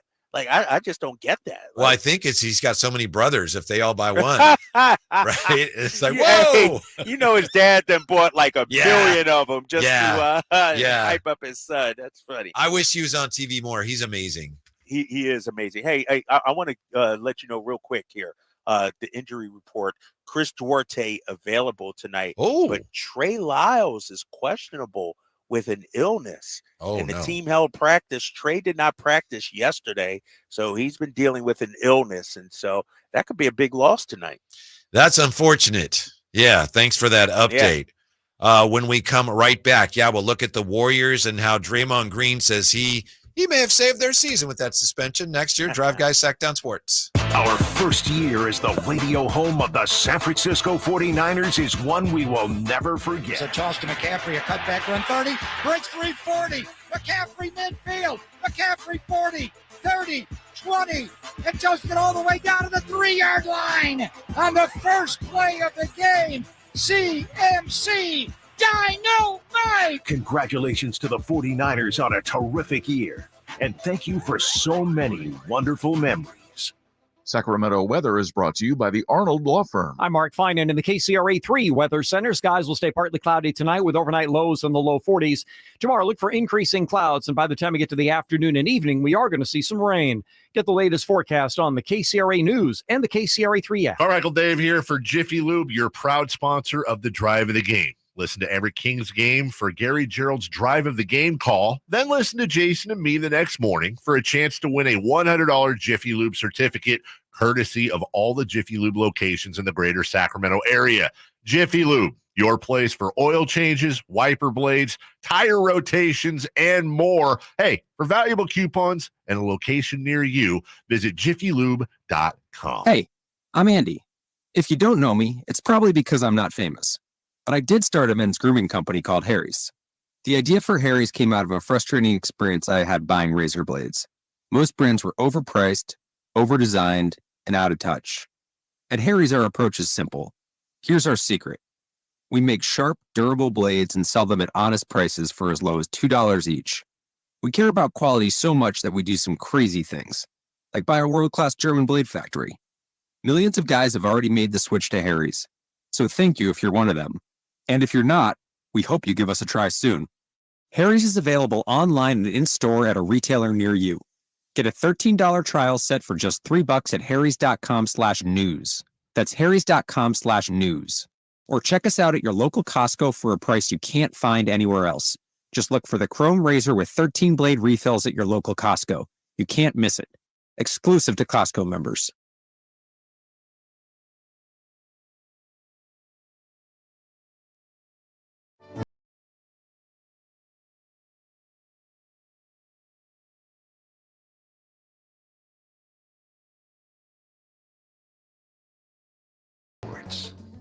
Coming up bottom of the hour, Kevin Ray from the Phoenix Suns. I gotta say, Drapes, Kevin Ray's phenomenal, very talented. I'm looking here, just doing a little background here on X. He's got like 5,200 followers. Is that? Does he not tweet? Am I looking at the wrong thing? I mean, this guy's pretty big time. TV voice, Phoenix Suns, Dallas Cowboys national radio play-by-play. Maybe he just doesn't spend a lot of time on social media. Yeah, maybe not a big Twitter guy. You know, that's interesting. You guys talking about Kevin Ray? Yeah. Yeah. Kevin does it all, but right. I thought he'd have Cowboys more of a following. Yeah. Yeah, that's our guy Walt. Oh, hey, Walt. Right there. Yeah. Who are you? Wonder who that was? I was like, what? The voice of God or something like that coming down? Oh, my God. Yeah, so we got him coming up bottom of the hour. Let me look at Kevin Ray. Hold on here. We got to – no, I mean, he got what? Does he have a radio show or no? Yeah, no, and I'm not criticizing him. I don't care. It just surprised me. No, he tweets, though. He's out there. Uh-huh. All right. Well, you know how these Phoenix fans are, though. They, no, I'm not. Walt over here about to knock me across the head. I'm not going to say nothing bad about Arizona fans, man. I'm good. As we look ahead to the rest of the season and we look around at the rest of the Western Conference Drapes, it's pretty clear, is it not, that the Warriors are not dead. There may be some of us who thought, oh, they're dead. I don't think they're dead. As much as we may wish it, they're not dead. No, not at all. They've won their last 5 games, and they seem to have found something. And it is Klay Thompson's not the number 2 player, the number 3, number 4. Like, Klay Thompson is a glorified role player at this point, and they've unlocked and unleashed Jonathan Kuminga. And that's been, I think, the difference that you've seen in this Warriors team. And I think the big key to everything you just said is the fact that it appears Klay is like, yeah, that's what I am now. And he's not resisting it anymore. He's not like, I'm Klay Thompson. I'm still Klay Thompson. He's like understanding his role and his limitations. I know he had a big game last night against Utah. So you know how it is with players when you have to make that very difficult adjustment. Yeah. Nobody can make it for you until you're at peace with it. And maybe that's probably is one of the reasons why they're playing better. But maybe this is the reason they're playing better. This is the only reason. Draymond Green, speaking to reporters last night, honestly, I think me getting suspended helped in a weird way because, number one, since I got suspended, JK has taken off, and that has kind of set the stage for the team. Bona fide number 2 option on our team. So now you're going to be able to figure out different things. He's a go-to on offense, doesn't look how it used to look. We got different things that we're going to. And he says, I didn't want to get suspended or anything, but it's going to help the team. You buying any of that? Are you buying any of that? I don't want to, but I am going to buy it. But I'm not going to give Draymond credit for it, though. Like, it's true. Him being out helped the team. Kuminga has asserted himself. And to me, what that tells me, Whitey, is this. And Draymond looks at it as a badge of honor. I look at it as you were holding back Jonathan Kuminga. You were stunning his development. It took you leaving and getting suspended for the best of the Warriors to come out. And now it's all worked out now. Things are good. But how come Jonathan Kuminga couldn't be this guy with you there before you got ousted? And so that would be the question I would have for Draymond Green. Sure, things changed once you got suspended, came back. Kuminga's playing great now. But how come this couldn't happen before you got suspended? It's a great question. You know who's not playing hardly at all for the Warriors now is the guy that dominated Domas last year, right? You said dominated Domas. Well, at times he did. In some ways he did. I think that's fair to say. And right now, Kevon Looney's like, and I think it's because they start Draymond, and then so it's hard for them. You can't have two offensively challenged guys out there. Exactly. And then Kuminga has found it by whatever means. They gave him a chance. They figured out more what he is, and they really rely on him now. Wiggins is chipped in. So, I thought maybe they were done, and I thought the Kings missed an opportunity last year in that playoff series to be the hand that finished them off, but it looks like they're going to be around for a while. Yeah, they're going to be a tough out. I don't think they can, make any real noise. But if I'm Sacramento, I would not want to play them in the first round or in the play-in tournament. Just because of the Steph Curry factor. I mean, Steph can go off, and Kuminga, the way he's playing, Whitey, over his last 14 games, averaging 23 points per game, shooting 58% from the field. Like, he's an athletic, energetic player who's getting to the basket, getting to the line as well. And so he's a dimension. And we saw it, I think it was the preseason. He owned us in the preseason, that game at Golden One Center. And so he's a tough matchup. I think the Warriors, their last chance, their last dance is over, but they're going to cause fits to some team.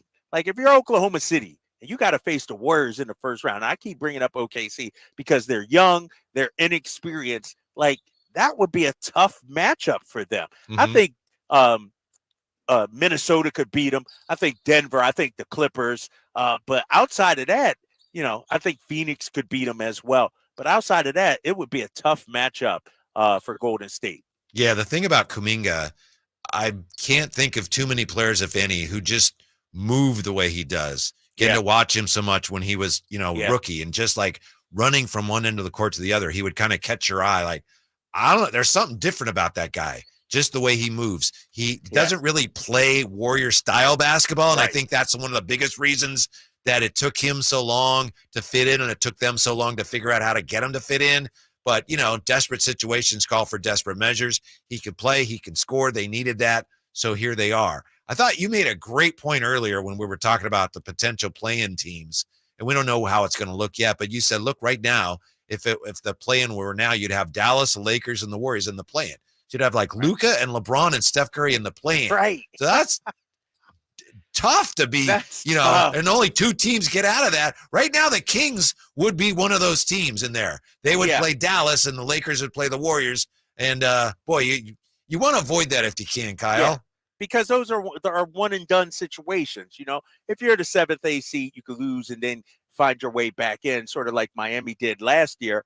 But a winner take all one game, I would not want to have to deal with any of those guys because they're all-time great players. As much as we hate on Luka, it would not surprise me in a game like that if Luka could go off for 50 or something like that. LeBron could deliver a 38, 14, and 10 kind of game. Steph, we've seen drop 50. And so, no, you're right. And that's why these games, especially tonight and tomorrow and going forward, a top 6 seed is paramount for the Sacramento Kings. And the team I'm looking at that we can catch is the team we haven't beaten all season long, the New Orleans Pelicans.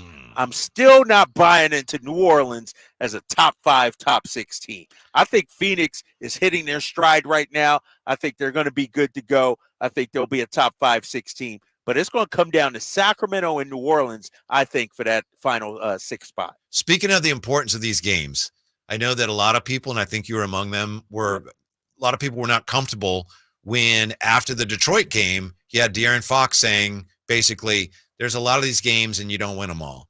And so it was really interesting to me that after they beat Denver on Friday, Kevin Huerter was talking to Gary Gerald, and Kevin Huerter said, I'm paraphrasing, but as close as I can remember, he said, it doesn't play well publicly, but we know that, because the question was, how did you bounce back from Detroit? Yeah.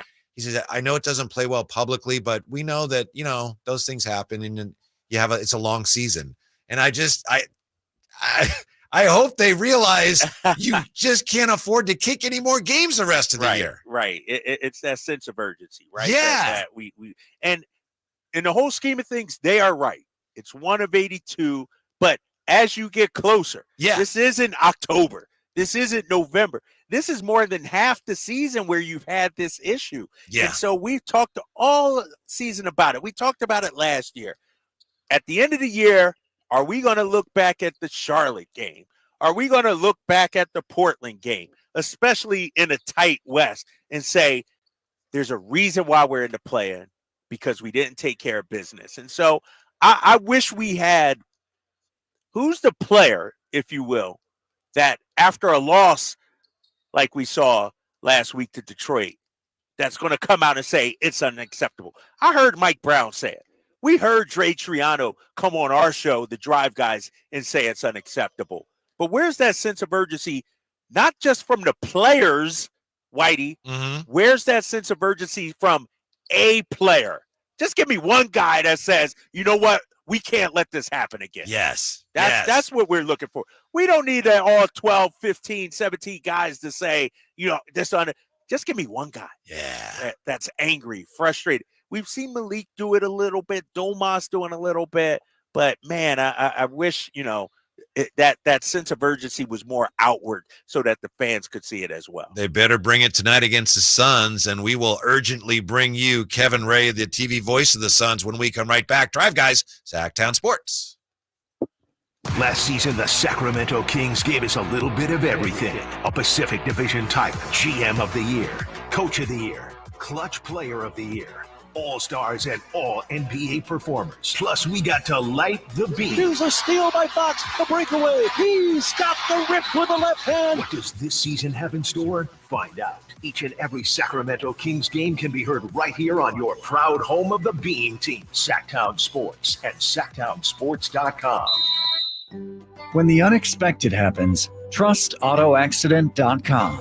Loyalty and compassion set them apart. They're with you every step of the way. AutoAccident.com. That's AutoAccident.com.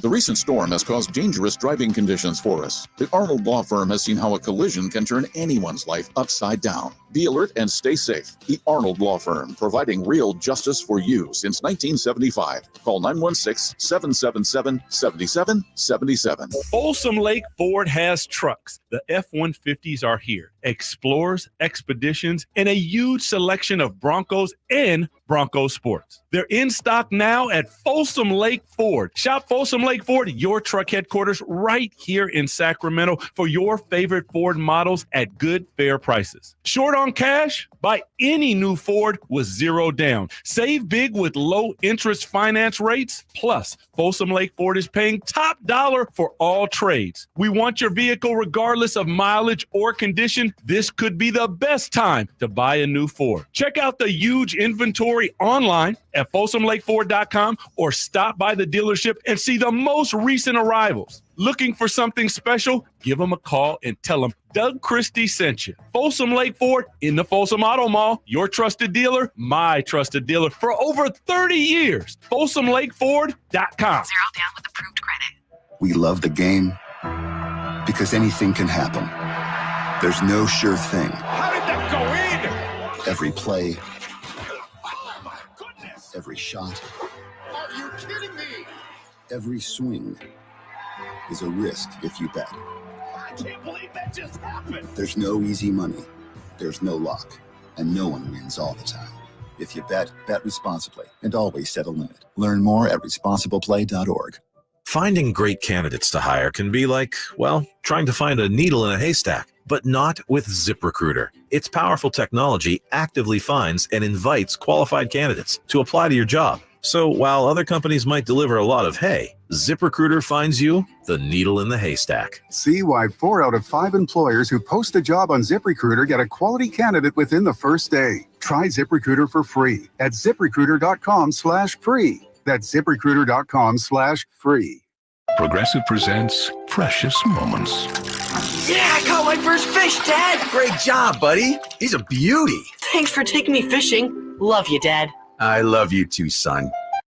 The exchange you just heard didn't actually happen, but it could. Bundle your home and other vehicles with Progressive, and you could use the savings to make sure the boat's always ready for those magical father-son moments. Who knows, maybe someday he'll actually like fishing. So keep the dream alive and the savings coming with Progressive. Progressive Casualty Insurance Company, affiliates, and other insurers. Not available in all states.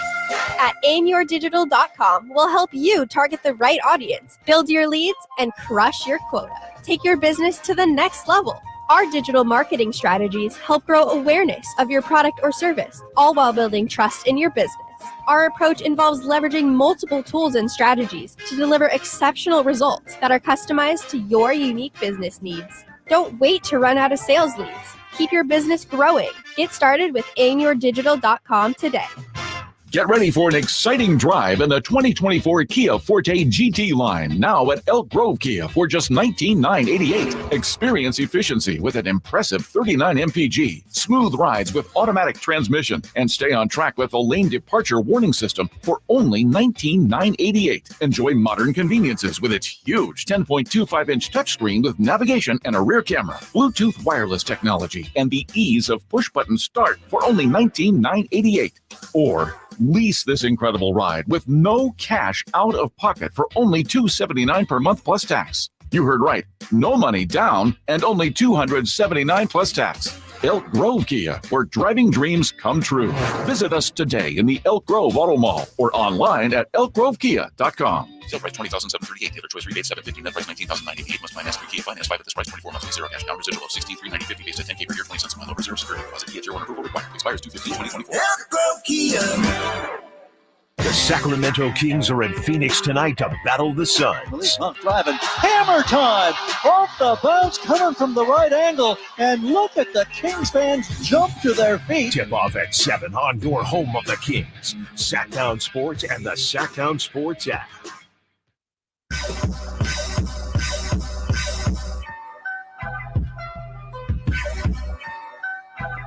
Your home for Kings basketball for over 25 seasons. Sactown Sports. Drive guys with you. Whitey here in Sacramento. Kyle Draper's in Phoenix, where the Kings are taking on the Suns tonight. Remember what happened last time the Kings visited the Suns? I'm sure our next guest does. He's a TV voice of the Phoenix Suns. He also does some things for the Dallas Cowboys, but we don't need to get into that. Kevin Ray, nice to join us. How are you today, Kevin?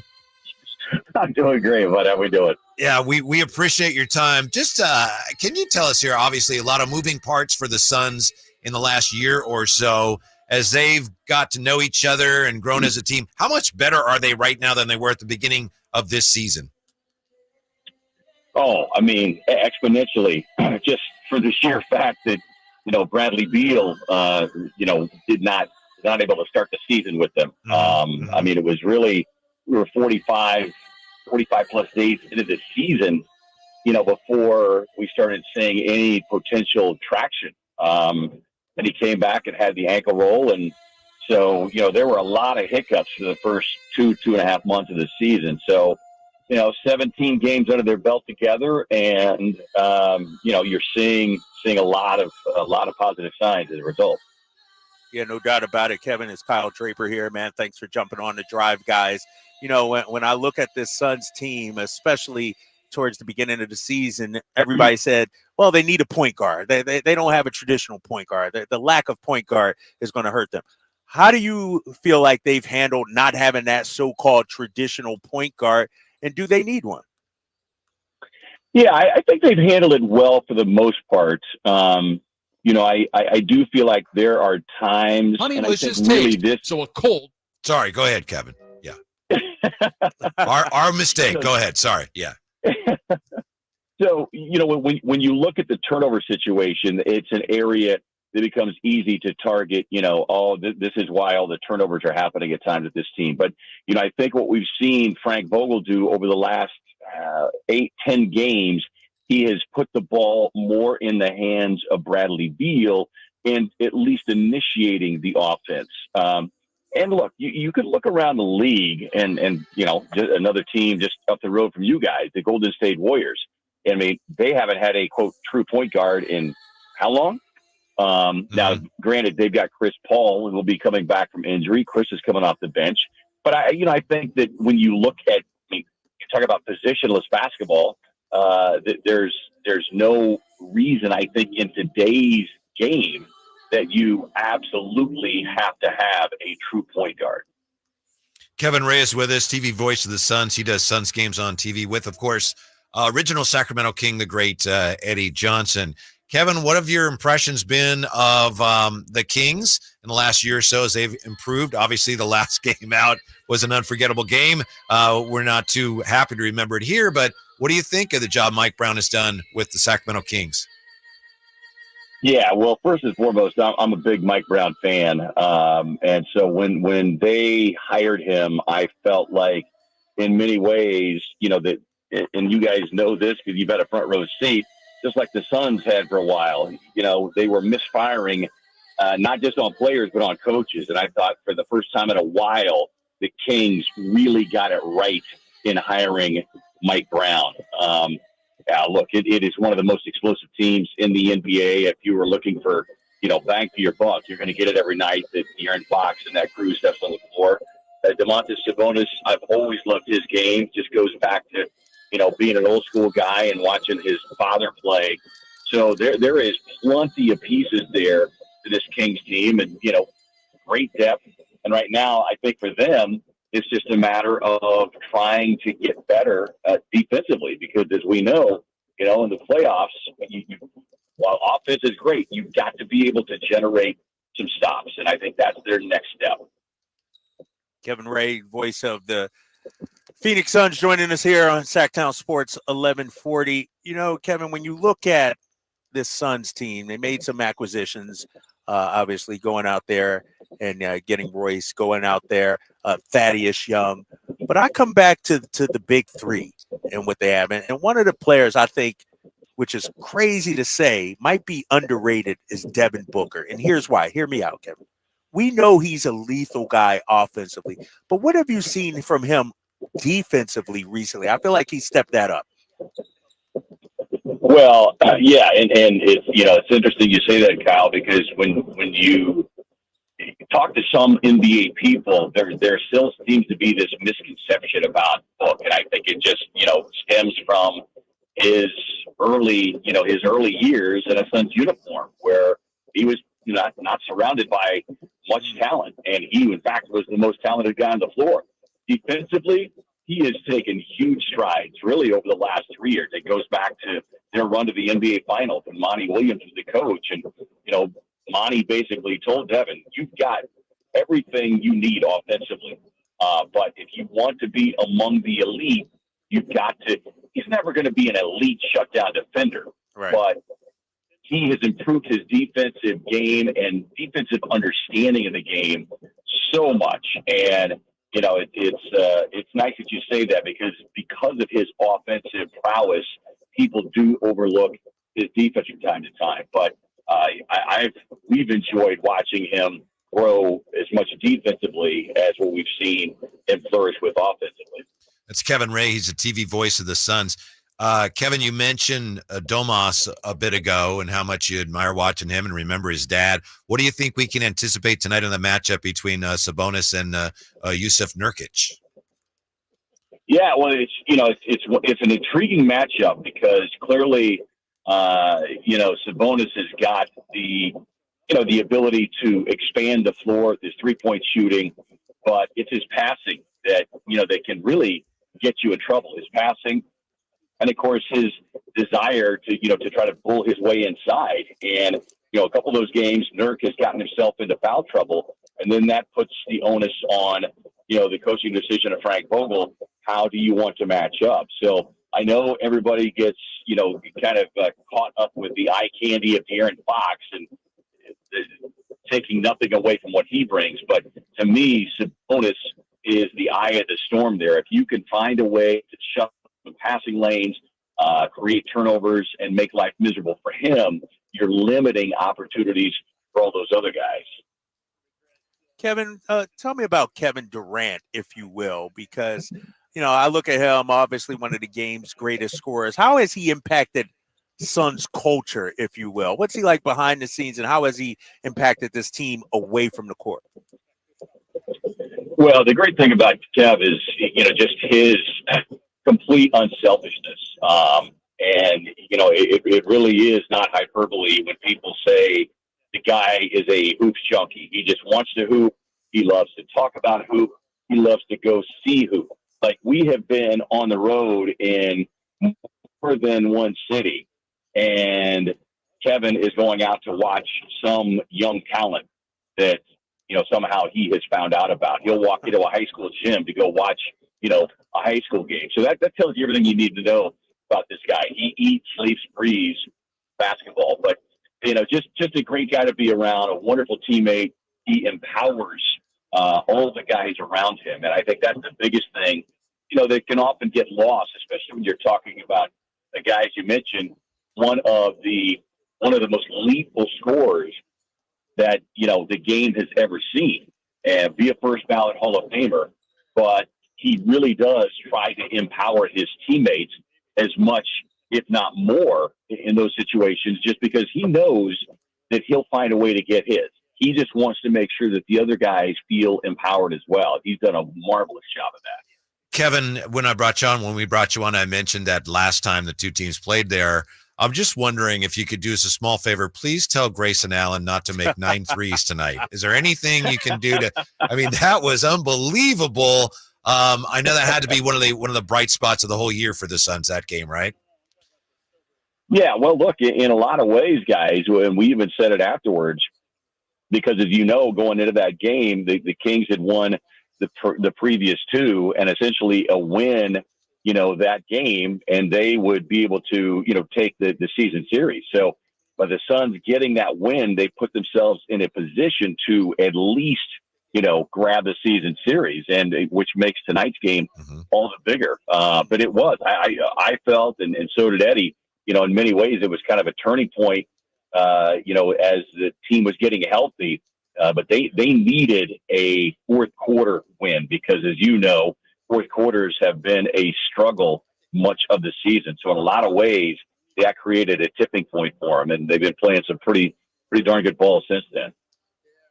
Kevin, my final question here, man. I know you guys are on the call tonight, even though there's a TNT game. I'm off tonight. What should I do for the 2.5 hours that the game is going on? Any massage places about, local watering holes? What should I do on my night off tonight?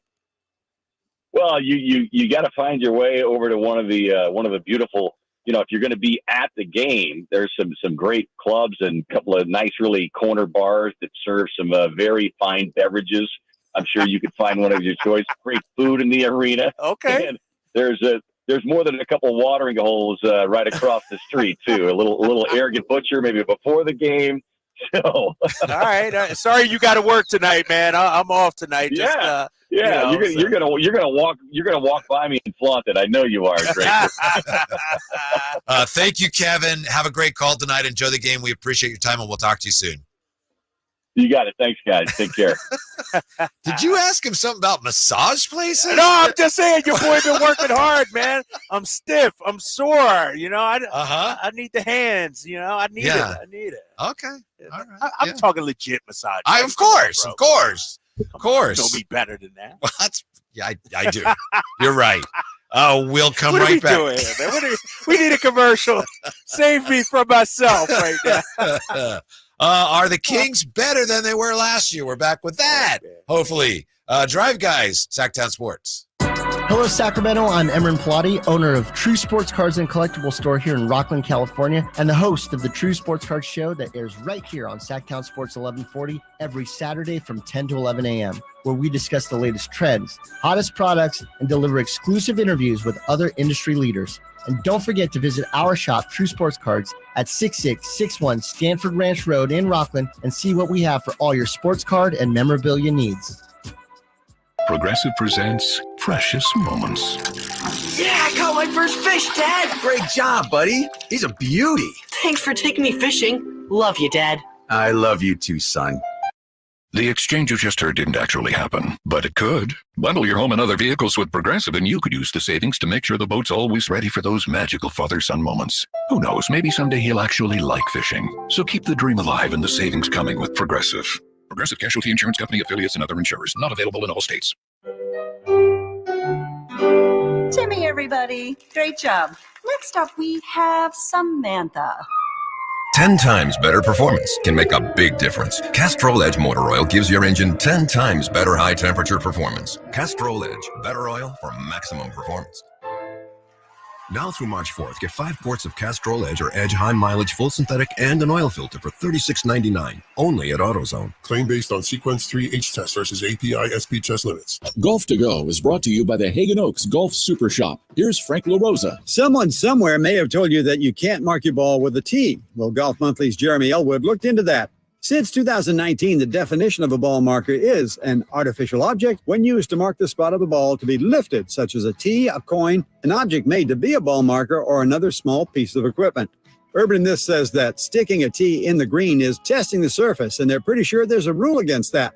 But if you think about it, sticking a tee in the ground tells you no more or less than what you'd learn from fixing 1 or 2 pitch marks on the green before you putt, and we all know we're encouraged to do that. To be fair, there is more of a chance of being asked to move the tee if you use one instead of a flat marker, as there's more likelihood of a ball being stopped or deflected with the tee. Not illegal, just inconvenient. By the way, the definition says it must be an artificial object, so don't be tempted to use a leaf, a twig, or a stone, as that will cost you a penalty stroke. That's your Golf to Go. I'm Frank LaRosa. Plantar fasciitis feels like pointed, sharp pain, very intense, can make your eyes water. It makes you walk funny because you're trying to get pressure off your heel. I had instability. I was so frustrated. I didn't know what to do. And I was driving past the Good Feet store. I mean, why not? Give it a try. For over 20 years, we've been helping people like Teresa actually live the life they love without their feet getting in the way. They wanted to make sure they fitted me with the right thing. And so they brought out several different arch supports and gave me the opportunity to try them in shoes and walk around with them until they found the perfect ones for my feet. I had no idea that they would be that patient, and I had no idea they would be that kind. And you just knew, like, your feet, just when they got on the right ones, they were like, oh yeah. And it really did make a big difference. It made my foot not hurt. I'm Teresa, and that's my Good Feet story.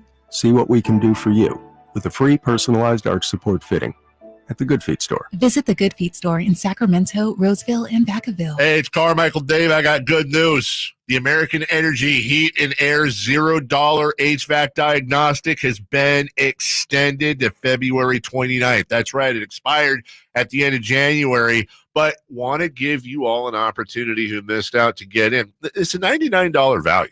All right, it's $100, and right now it's free. I don't know how much easier I can pitch that. Normally $100, now $0. Let the American Energy team test your system, your connections, and all the moving parts of that system to make sure it's functioning properly. And you know who's going to be coming to your home? A group of people that have an A+ rating with the Better Business Bureau. A group of folks that have been making the greater Sacramento area proud since 1981.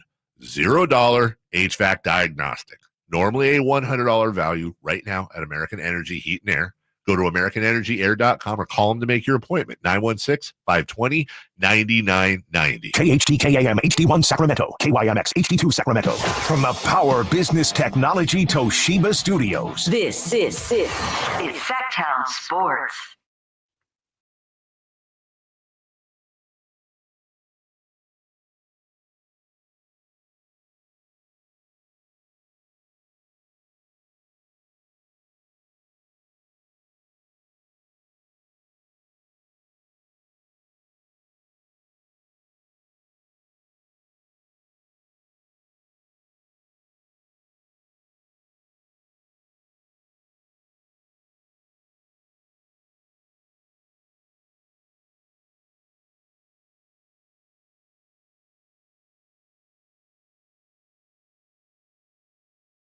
On the scouting report so they could come out and shut them down tonight. How about that? Yeah. You know, that's how I like to look at it. What do you remember? And I hate to drag us back through that because, you know, a lot of fans around here have been through enough as it is last few days. What do you remember the most about that last time the Kings were there? That 32-8 run in the fourth quarter. And, you know, I just remember turnover after turnover after turnover. I got the box score. I just want to see the exact numbers from that quarter. They had 8 turnovers in that quarter. Think about that. 8 turnovers in one quarter. That's one of those games where, the offense just stopped. The offense stopped. They were up 109-87. Let me pull it up exactly when it was that point. And so the Kings offense, it was humming. It was flowing.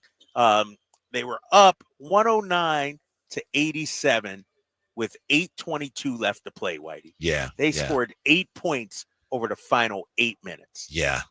That was one of those games where just watching and it's like, well, that can't be, you know, watching it unfold. They caught him. They're ahead. How did that happen? So it was, and you know what I saw too offensively. I remember that game very well. And this is you know, something you mentioned a little bit earlier. The offense bogged down in a way that I usually don't see from Sacramento. And I say that because I saw a lot of one-on-one basketball. Yeah. A lot of guys trying to do it by themselves. De'Aaron Fox, you know, getting a shot blocked by Kevin Durant. Remember that over there? You know, the sense of urgency. Malik Monk trying to go 1-on-3. And so, you know, it was a different sort of bogging down of the offense. It wasn't Sabonis looking for guys to cut. It was guys getting sort of out of character and trying to, you know, take it over by themselves. Hero ball, if you will. That's what I remember about that game. Yeah, I thought both those guys, in a way, I don't think it's so much, you know, they're trying to score points, but I just think Malik and De'Aaron kind of lost faith in everybody else on the team. It's like, we're going to have to do it because no one else can do it. And then that backfired. And maybe that was an important moment for the Kings as well. Kevin Ray says, for those turning point for the Suns, they're great. Good for you. Right. Yeah. Since that game, Yeah.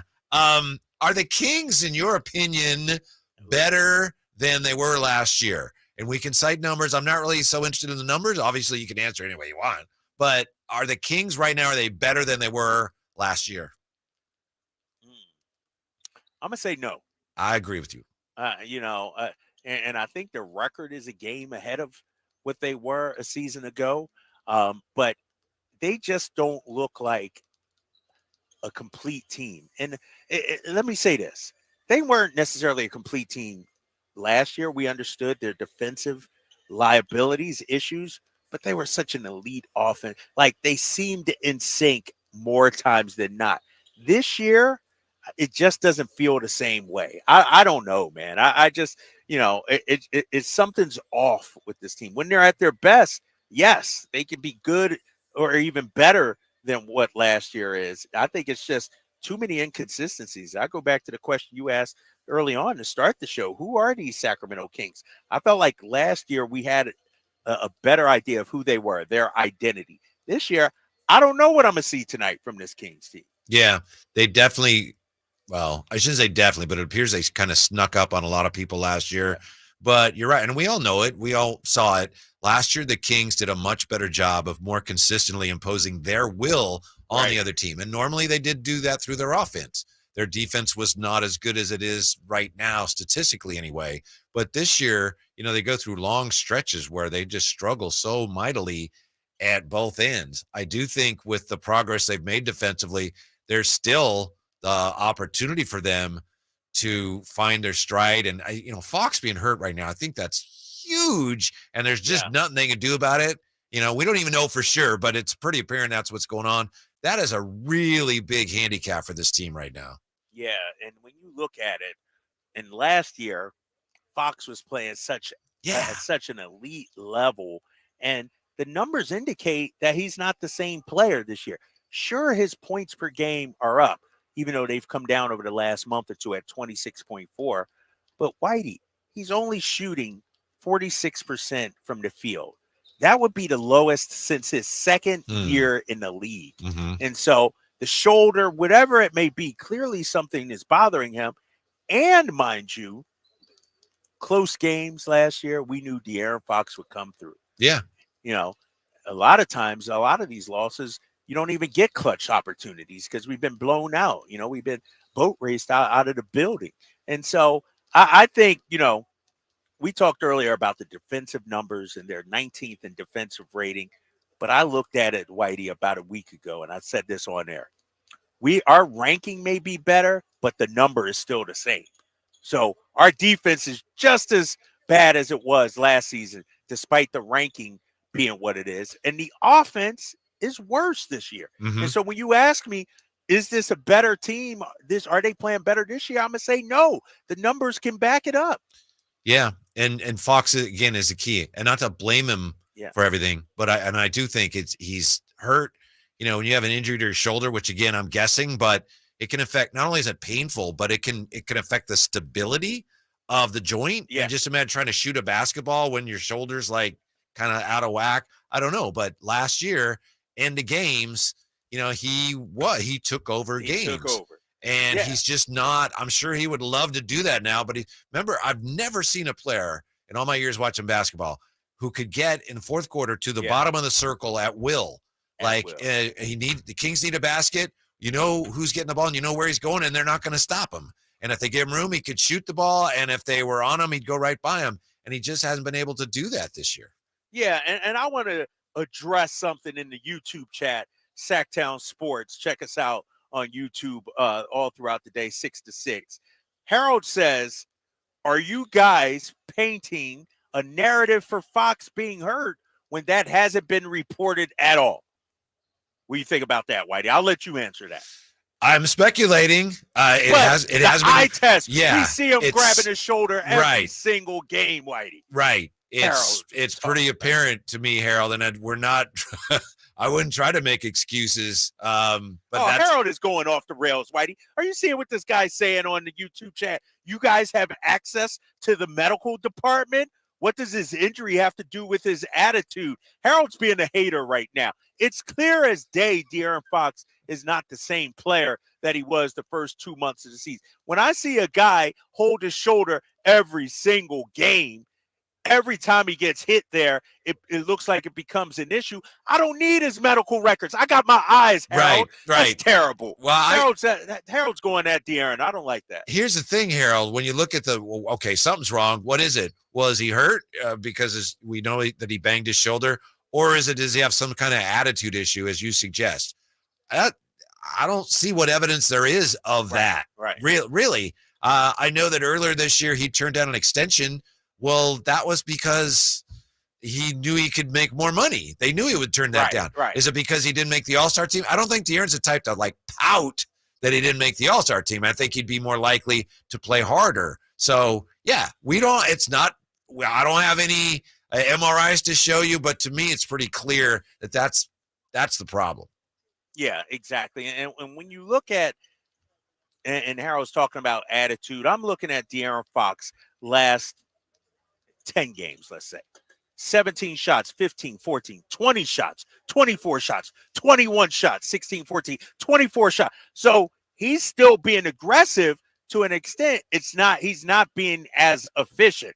And I don't see the attitude problem. He just doesn't look the same. And like Whitey said, I think it's because he's got some nagging injuries. And that's why I said This All-Star break can't come soon enough. That's why I said if I were the Kings back in January and early February, I'd give him a game or two off so he can get 100%. But De'Aaron Fox is the kind of guy, once he's on the floor, you're not going to hear him talking about it or, yeah, I'm banged up or anything like that. It's clear as day he's dealing with something. Yeah, and if there is an attitude issue with him, in my opinion, it's a heavy load to know that I got to go out there and play. My team needs me, and I'm not close to 100%. By the way, I love the game that he had against Denver Friday because he was a little more efficient. He didn't shoot the ball as much, and he had 8 assists. He had, or more than that, I think. He always lights up Denver with assists, but it looked like he made some adjustments to what we think are some physical issues he's having right now. And that was very smart.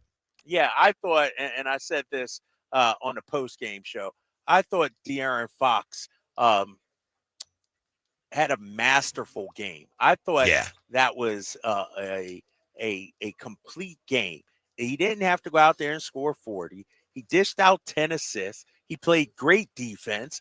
And he only scored 15 points, but he had a major impact on the game. He was a plus 26 in that game. And so I'm not going to start on this, he's unhappy or he has an attitude. Where are you getting that information, Harold? What makes you think that? I'm traveling with these guys every day, and I haven't heard a peep out of anybody regarding De'Aaron Fox and this attitude narrative. When we come right back, one of the two teams playing in Phoenix tonight is adding another player, and it's not the Kings. Next here with the Drive Guys on Sactown Sports.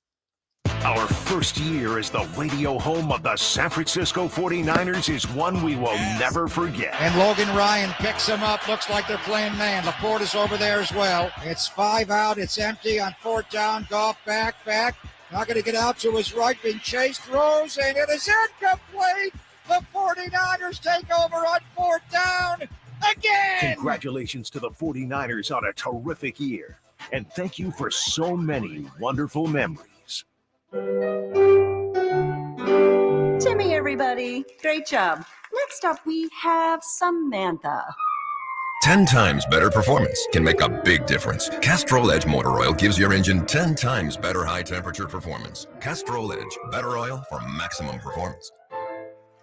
Now through March 4th, get 5 quarts of Castrol Edge or Edge High Mileage Full Synthetic and an oil filter for $36.99. Only at AutoZone. Claim based on Sequence 3H test versus API SP test limits. Hey, Mark, remember, getting help from Progressive is so easy. You can use the mobile app, chat with us online, or call us. And you pick now to tell me. I couldn't miss Little Grace's ballet recital. Oh, thanks for inviting me, by the way. Did I? Because you know I'm always here for you. Yeah. I can use the mobile app if I need help. Sorry, you're in my wife's seat, though? Oh, yeah, I gotta go anyway. Tell Grace she nailed her chassé. Get the help you need from Progressive with our mobile app, online chat, or over the phone. Progressive Casualty Insurance Company, affiliates, and other insurers. Not available in all states. The Sacramento Kings are in Phoenix tonight to battle the Suns. Driving. Hammer time! Off the bounce, coming from the right angle. And look at the Kings fans jump to their feet. Tip off at 7 on your home of the Kings. Sactown Sports and the Sactown Sports app. Get ready. This week, Staples has deals so good, you're going to want to sit down. Are you sitting? I'll wait. Great.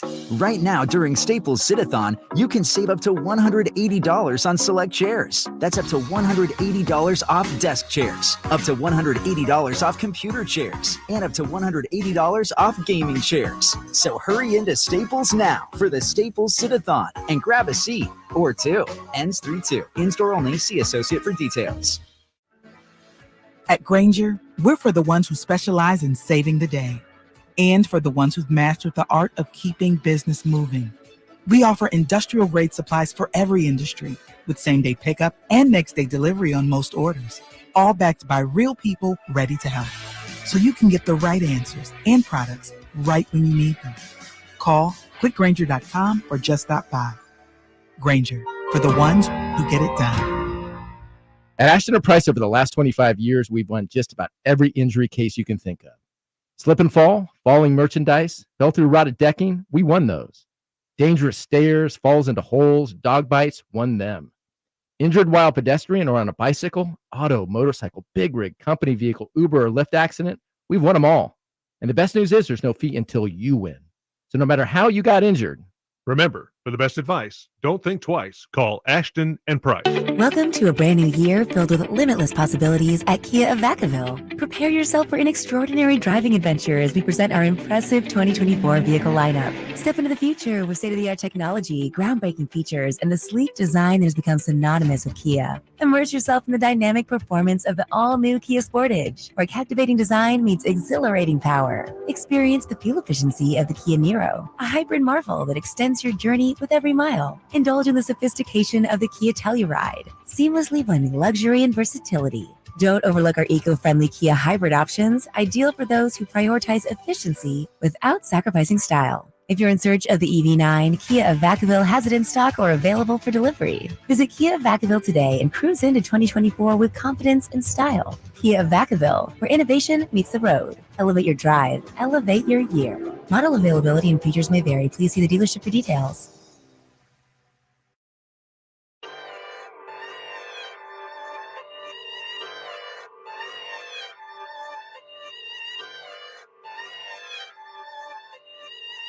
The only station in Sacramento giving you local sports coverage from 6 a.m. to 6 p.m. Monday through Friday. Sactown Sports. Kyle Draper is in Phoenix, where the Suns and Kings will tangle tonight. And Drapes, I know you had it earlier for us, an injury report that had a little bit of a surprising morsel. There's a King available tonight that we didn't know would be available, right? Yeah, Chris Duarte, who's missed the last few games because of that sprained right ankle. He is available to play today, so a little more added depth. But our guy Trey Lyles, who missed practice yesterday, at last check, questionable because of illness. So Trey Lyles on the fence for tonight's game. Also, Sasha Vezenkov, the team announced, re-injured that right ankle, calling it a grade 3 sprain. He'll be reevaluated, they say, of 4 to 6 weeks. So, some medical updates. Yeah. And, I'm watching the Suns team warm up. I forgot they also got David Roddy as well from Memphis, too. So they've added some depth to this team. Well, they certainly have. They filled one of 2 open roster spots that were created in last week's trade for Royce O'Neal with the addition of Thaddeus Young today. So Phoenix, one more open roster spot. And Dwayne Rankin, who writes for Arizona Central, he reported the Suns have potential interest in, as we've been saying, 16-year-old NBA, 16-year, not 16-year-old, 16-year veteran Danilo Gallinari, who was recently bought out by the Pistons. So, again, the contrast is a lot of Kings fans wonder when the Kings are going to do something. Looks like they're not interested in doing anything right now. And then you've got the Suns, who are just ahead of the Kings. They're looking at everybody. They're bringing in anybody. Yeah, they're just trying to upgrade all over the place. They're like, oh, this guy, bring him in, sure, And but depth was one of their issues. They're a top-heavy team.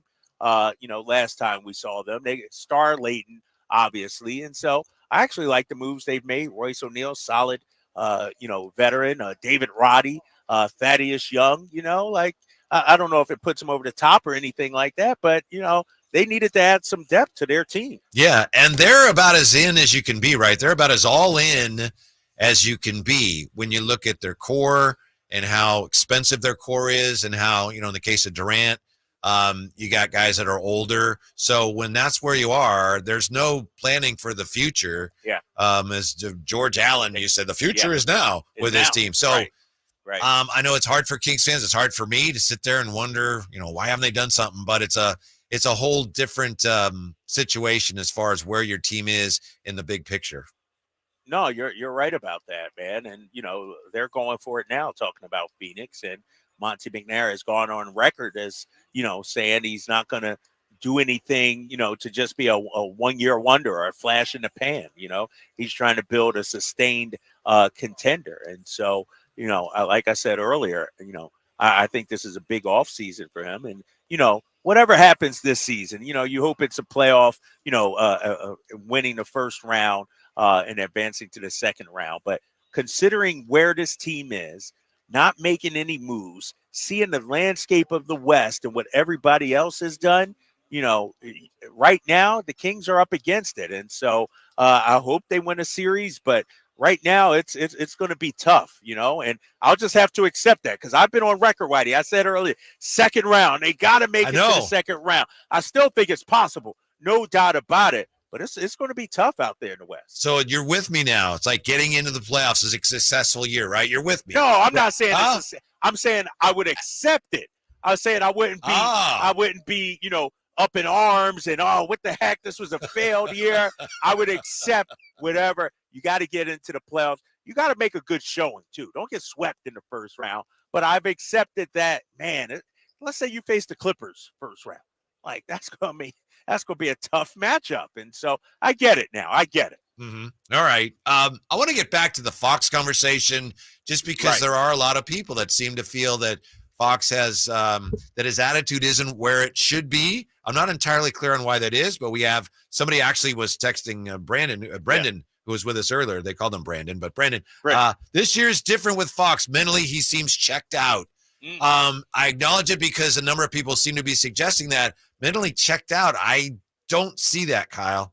Not at all. Not at all. I got my guy G-Man over here to the left of me. I'm tempted to throw a headset on him because he sees Fox day in and day out as well. But I don't want to interrupt G-Man. He's prepping right now, going over his notes. But we see Fox D. I don't think he's checked out. Did he check out, the other day in Denver? Did he check out when he dropped 30-something against Chicago? Did he check out 41 against Chicago? Did he check out when he dropped 34 against Dallas? What are we talking about? Yeah. Checked out. Like, that's too strong of a word. Maybe he's struggling. Maybe he's battling something. I'll allow you to say that, but checked out, that's ridiculous. Yeah, I don't see that. We know that he was having a phenomenal shooting year, his best shooting year, and then he stopped shooting the ball well, and that was about the time he banged his shoulder. Now, getting back to Harold, that's, to me, it's like, I don't have a hard time thinking one has something to do with the other there. As far as the Kings being better or not than last year from the 5-3-0, does it only seem like the Kings are worse because the expectations are higher? What do you think of that? I think that's part of it, but I just went over the numbers that suggest that they're not as good as last year. They're a good team. They're solid, top 17. But when you look at the numbers, the defensive rating, sure, the ranking's better, but the numbers actually the same. The offense we know is worse this year. And so by those metrics, they're not as good.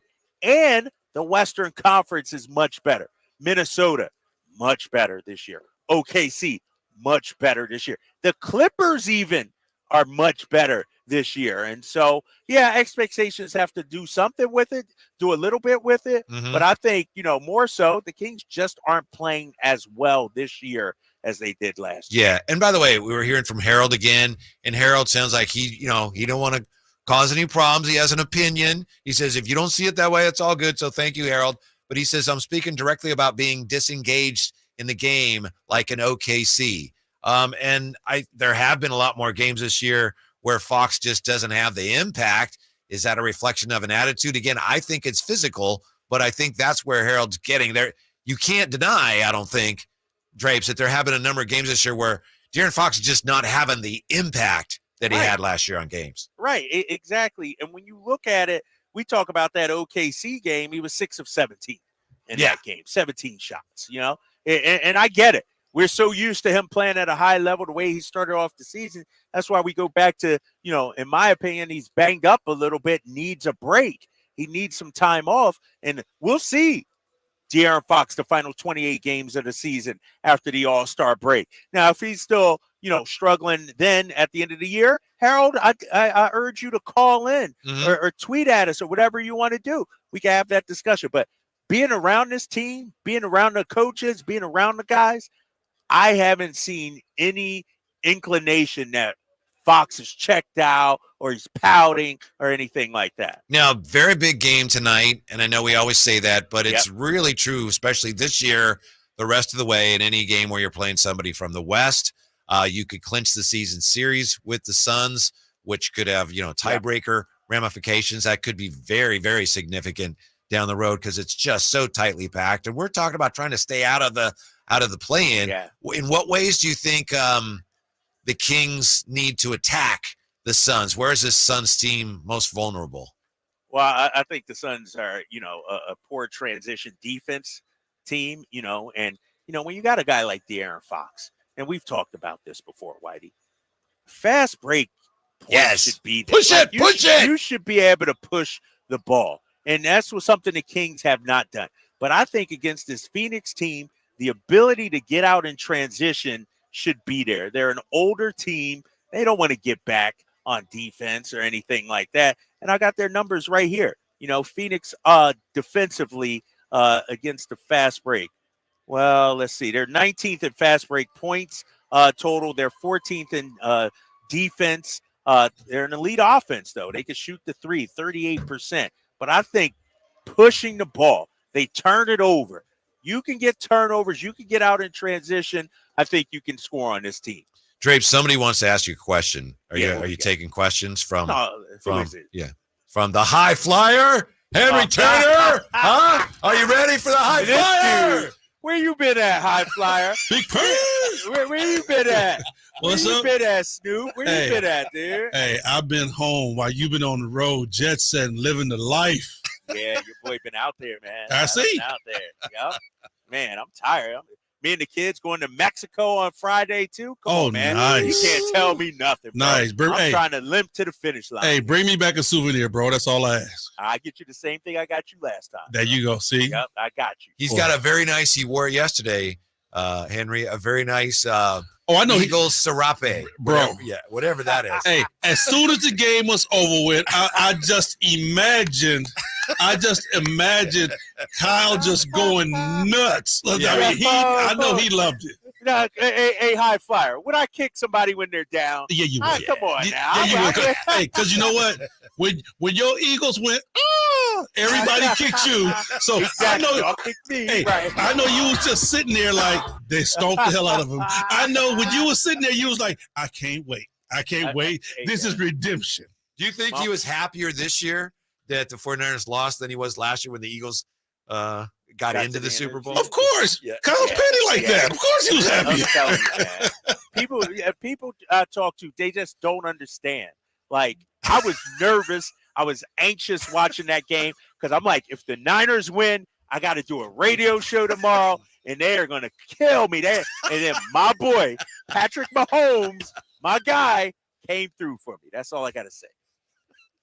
His guy. His guy. His guy. Yeah. Go ahead. Hey, Jay, clip that. I'm going to clip it for you. Clip that, baby. His guy now. You know what I mean? That's all right. Can we ask you a question, High Flyer? Always. We're getting some comments here from a few people, here and there on the text line and the chat. Some people they wonder what's wrong with De'Aaron, and some suggest that his attitude might not be where it is. Kyle and I think it's pretty clear that there's probably something ailing him physically. We're not really seeing an attitude issue. What about you? I said this earlier on when his shot production started falling and he stopped going to the rack. We didn't see explosive De'Aaron Fox.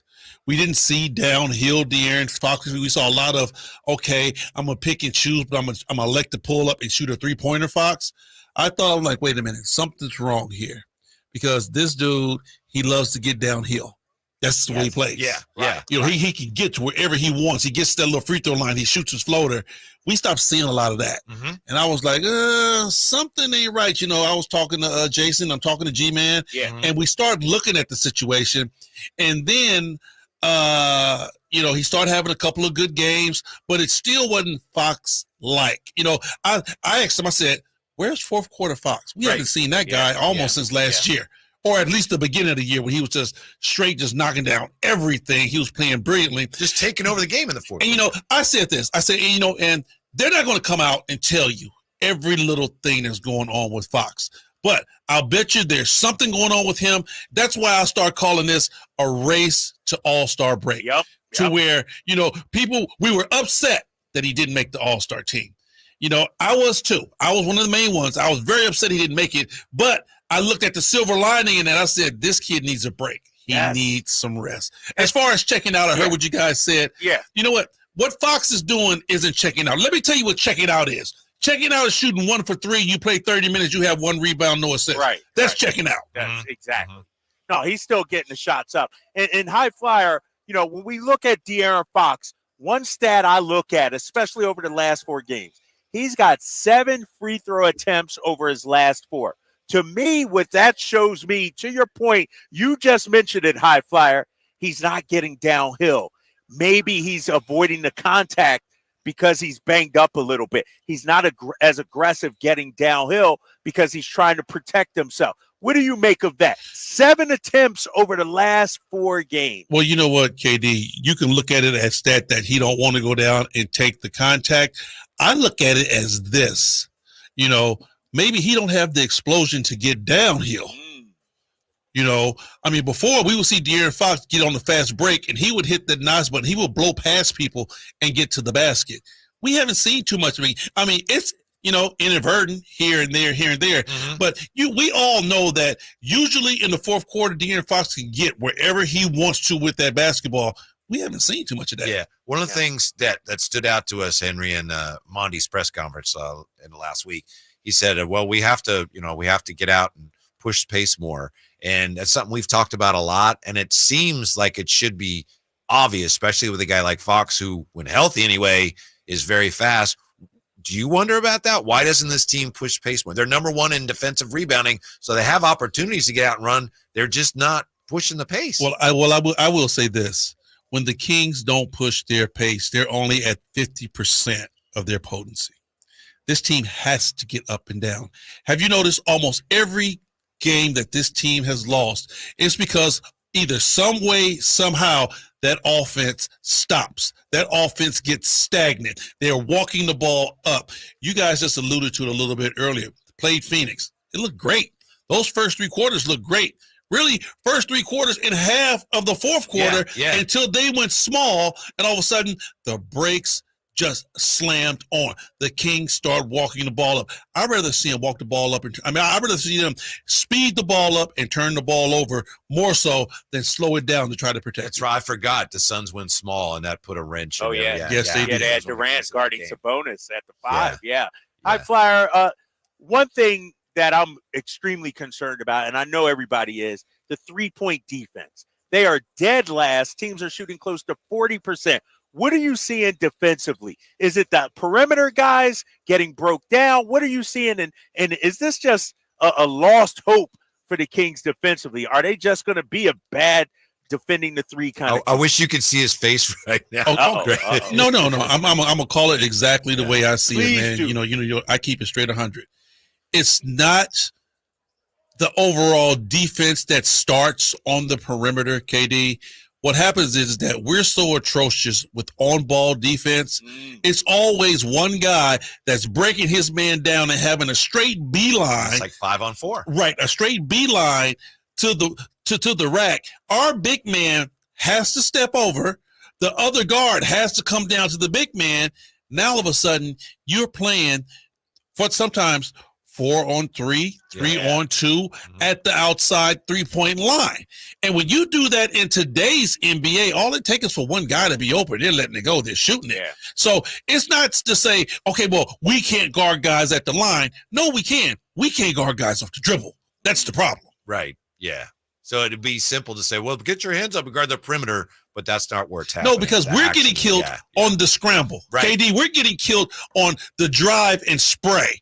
We're getting killed on the drive, kick, swing around the horn to the corner, last man catch it, 3-point shot. Well, how many times watching a game, Henry, and I know you listen with G-Man, but when you're watching, I mean, Kyle, how many times is he saying Kings in a scramble, Kings in a scramble? It happens all the time. Yeah. Yes, because it starts on ball when you get broken down and guys are driving to the basket. I will say this. The Kings probably one of the worst teams at being able to stay in front of their man, and then once they get broken down and their man starts driving to the basket, make the right rotation and the right reads to get back in order to play 3. High Flyer joining us here. Now you got game night coming up in just a little bit. What do you make of this Phoenix team, man? Are they legit? They made some moves, seem to be playing their best basketball of the season. Booker, Beal, and Durant seem to be working. I mean, are they better than you thought they'd be? You know, the crazy thing is, KD, when we talk about these teams that are building the big threes, the big twos, and when you look at what the Clippers are doing, the big fours, they always start out in an array of, well, we don't know, they're not looking good. Even when you talk about the big two with Dallas and when you have Kyrie down there with Dallas, with Luka, bro, these guys are great basketball players. At some point, they're going to figure it out. And when you keep these guys together long enough, they're going to figure it out. And when it comes down to winning ball games, talent wins games. I'm sorry. When you have four guys. They don't have a point guard, Henry. They don't have a true point guard. I tell you what, Whitey, Sabonis brings our ball up 80% of the time. Yeah. Okay? You put the ball in KD's hand.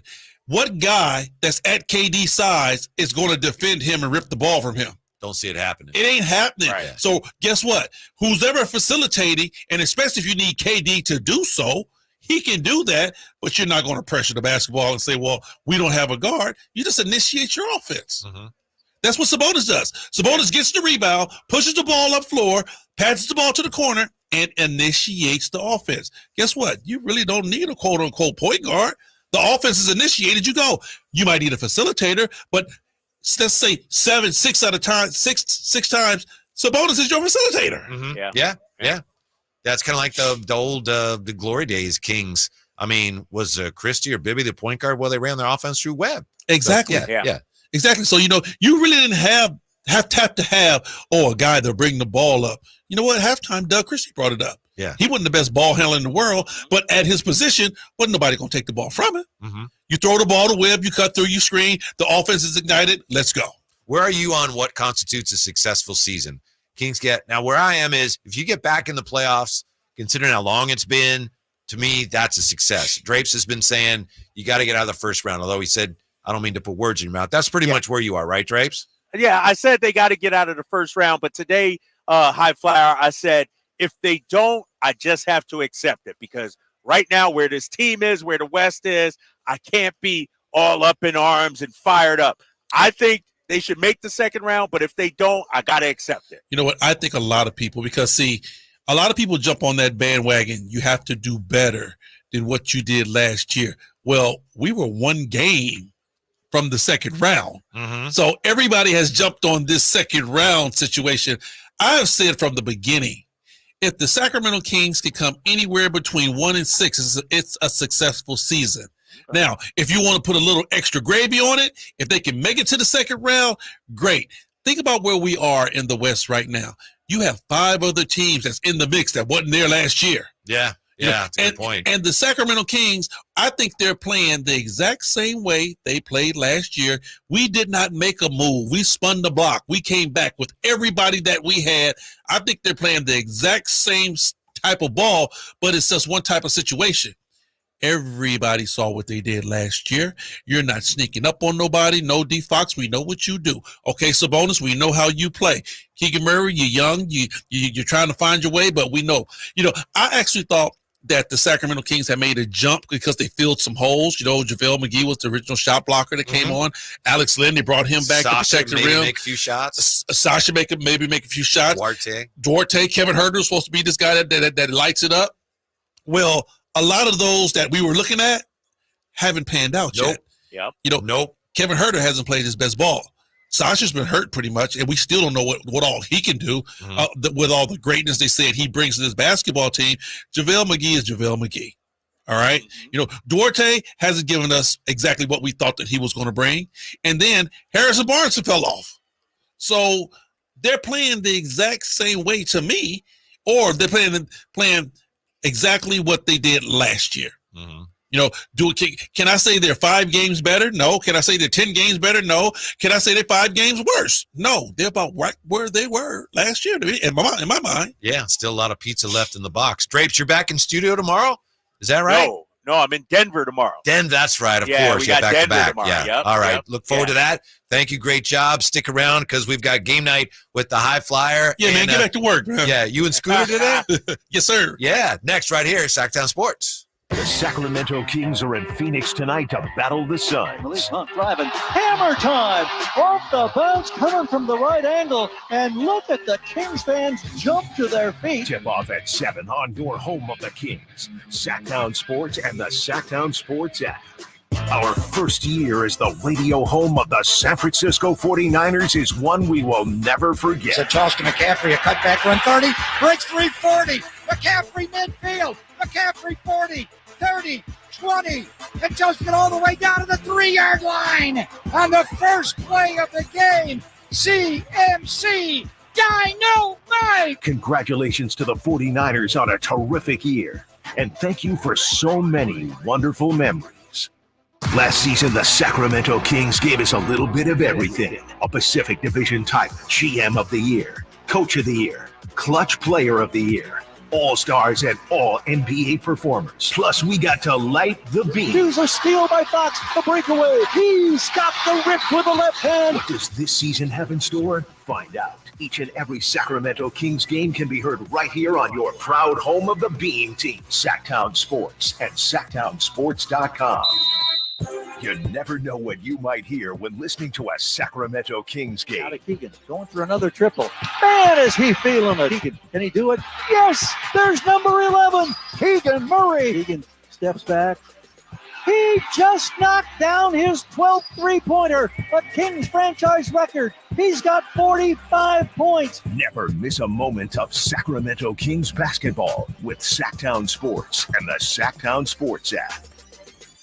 Our first year as the radio home of the San Francisco 49ers is one we will never forget. And Logan Ryan picks him up. Looks like they're playing man. LaPorte is over there as well. It's 5 out. It's empty on 4th down. Goff back.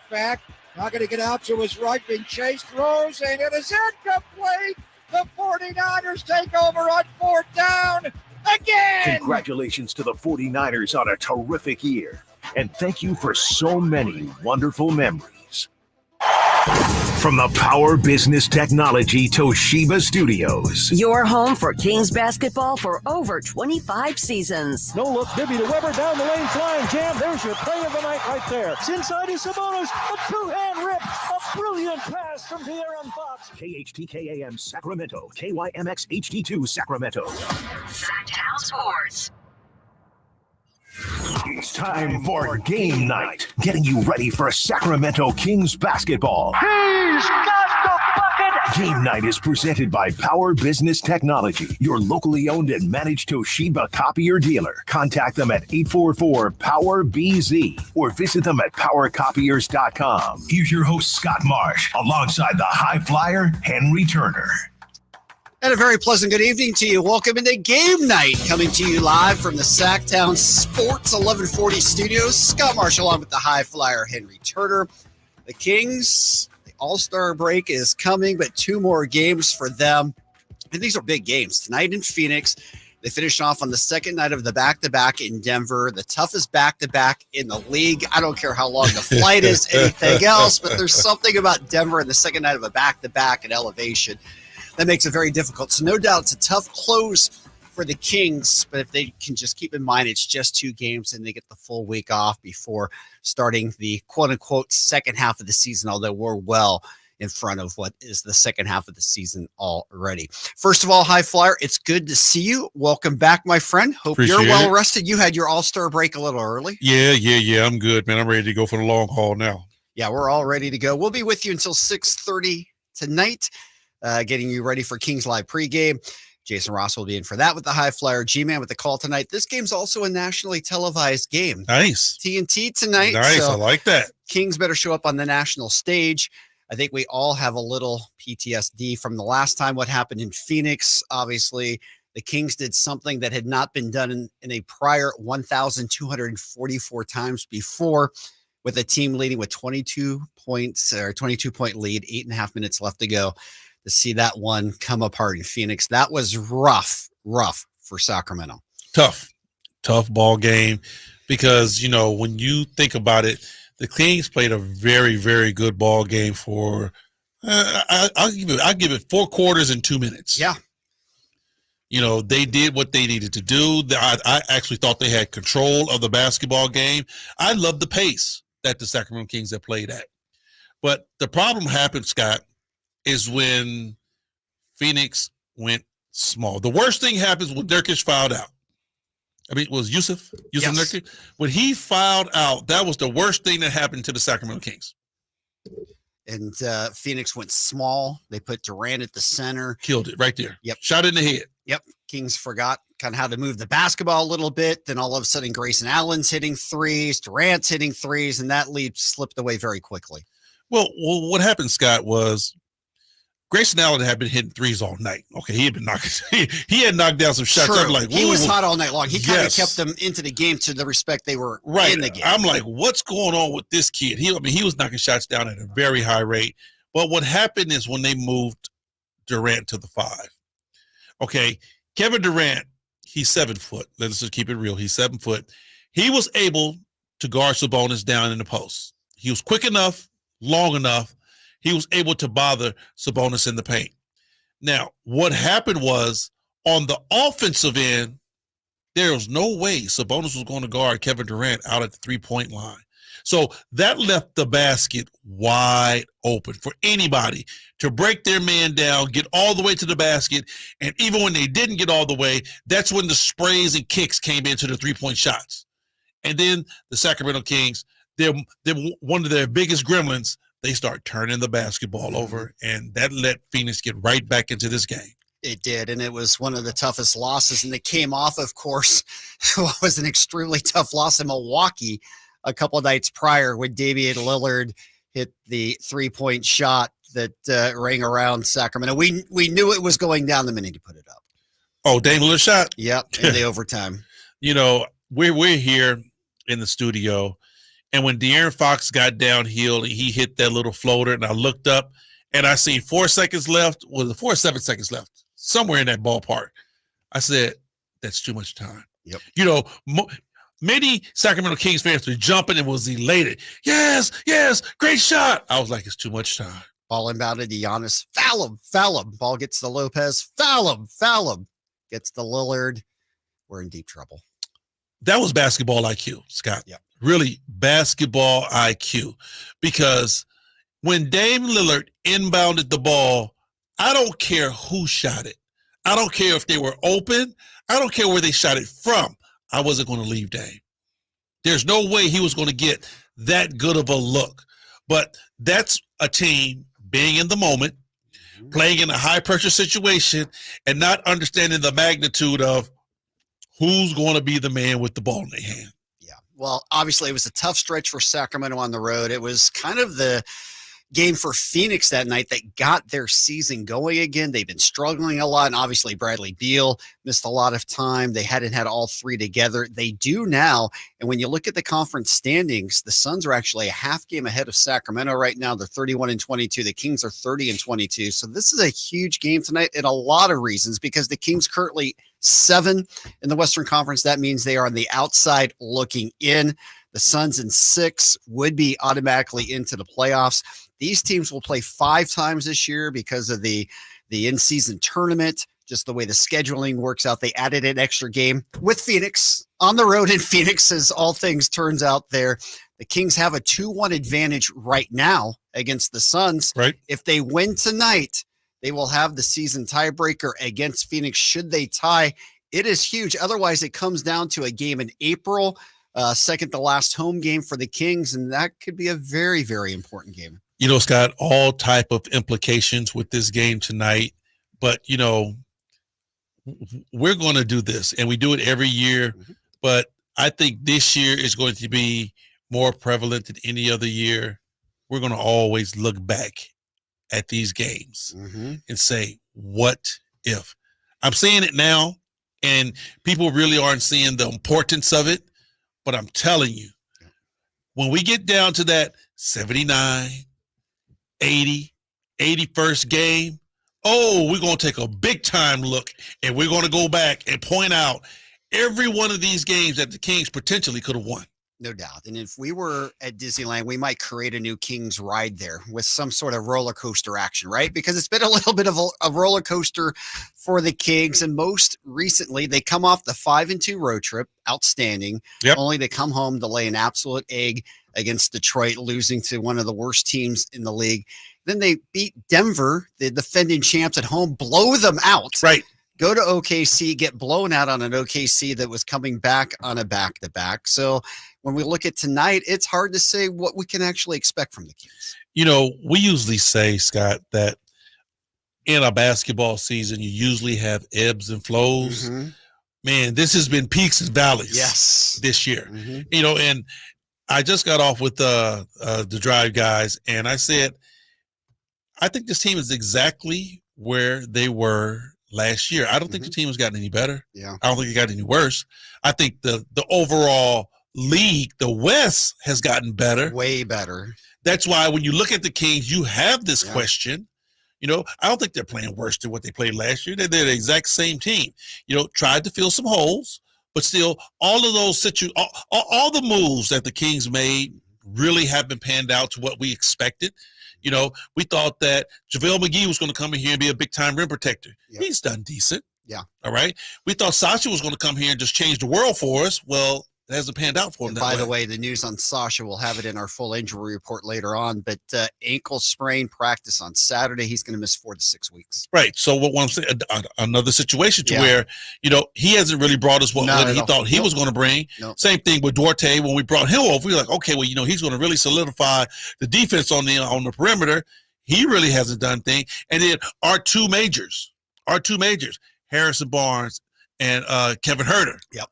They're playing below what they played last year. But they've been as up and down too, right? We've seen Harrison Barnes at career level games, right? Just recently, but then we've seen him at 0 for games. Right. Their roller coaster ride is more drastic than it was last year. Yeah. So, and then the big thing too, Scott, the Kings aren't sneaking up on nobody this year. No.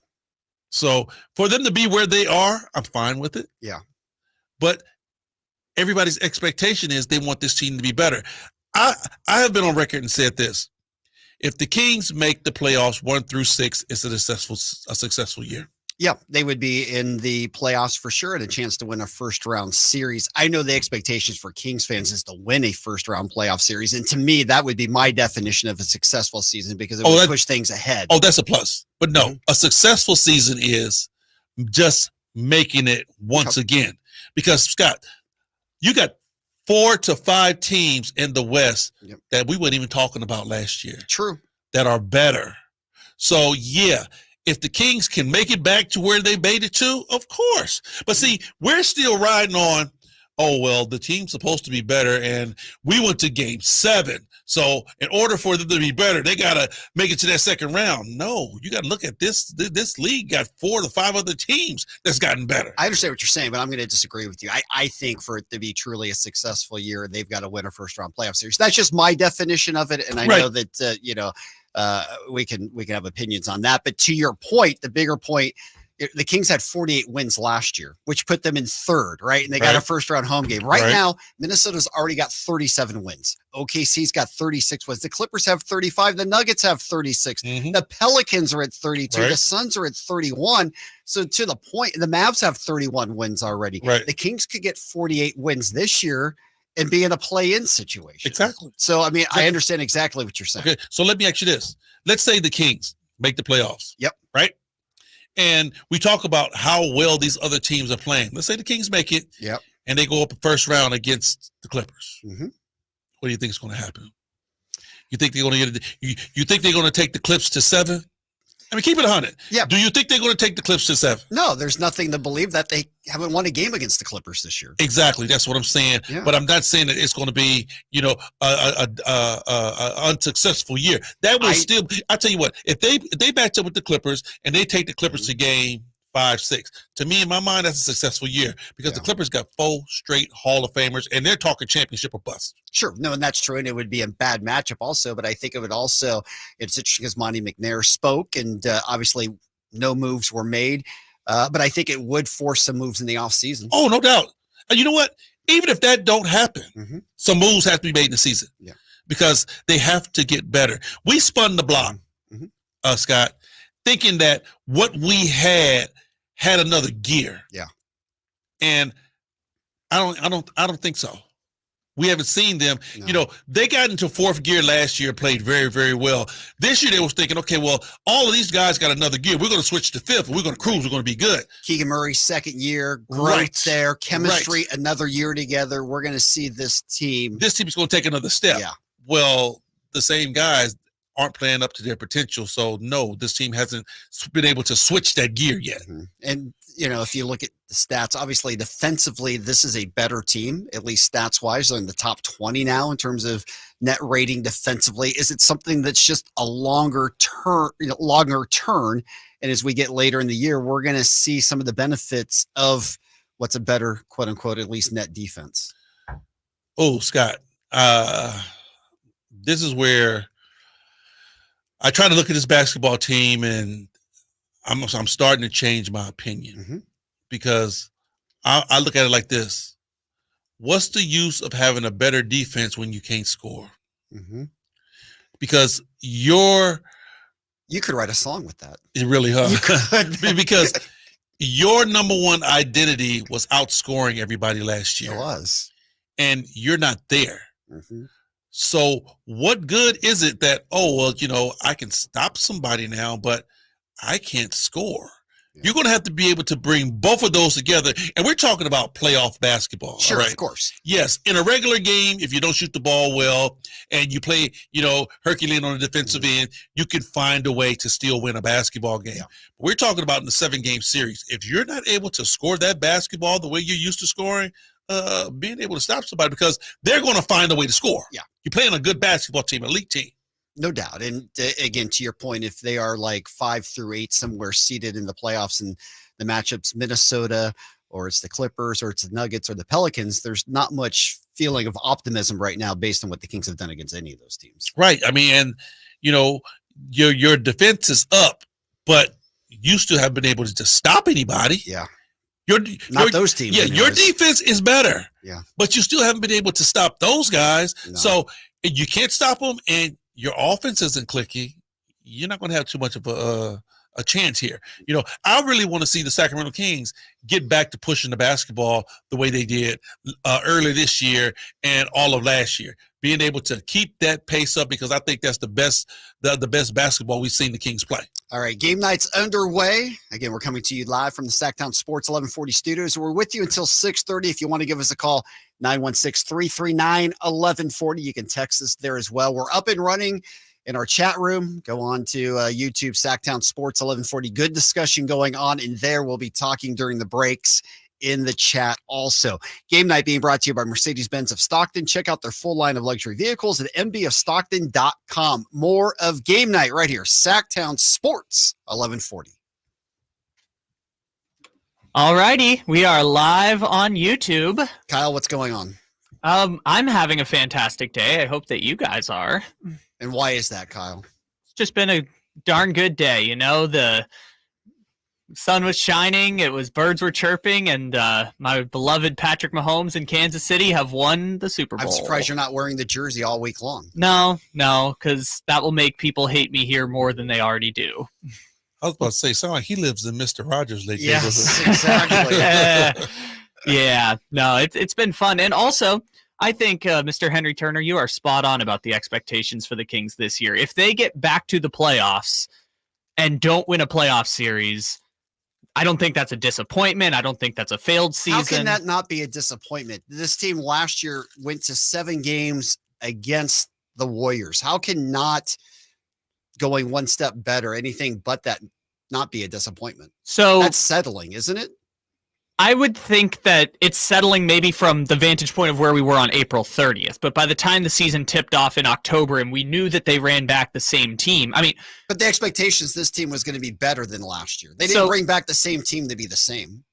Since they lost in the first round, let's say they were, the 5th best team in the Western Conference last year. They were the 3rd best team in the Western Conference. I think so, but obviously... Record-wise, I'm not saying they were, but by record-wise, they were. Okay? Yeah, so then you take that team and you add Minnesota, who adds an all-star. Karl Anthony Towns missed 54 games last year. Oklahoma City adds the rookie of the year. The Pelicans get back Zion, and you see those teams get better ahead of where the Kings were. And the Kings didn't make a dramatic change, which I don't think was necessarily a bad thing either. The right offer wasn't on the table. They didn't force it, and they're keeping this core together that at the end of the day is going to mean a lot in the grand scheme of the history of this franchise, because how can you say that? You don't know what's going to happen in the future. I just meant that this team broke the curse. Like the same core of 7 to 8 players got a chance to run it back. Let's say this. The Kings are going to have to accept where this team goes, because you said it yourself, Scott. They spun the block with the exact same core guys. So they went in to the season saying, okay, we hope these guys get better. Yeah. We hope that they're going to be able to make the right decisions, but we didn't make a big-time Herculean change to say, yes, this is the guy that's going to be able to come in and change this basketball team.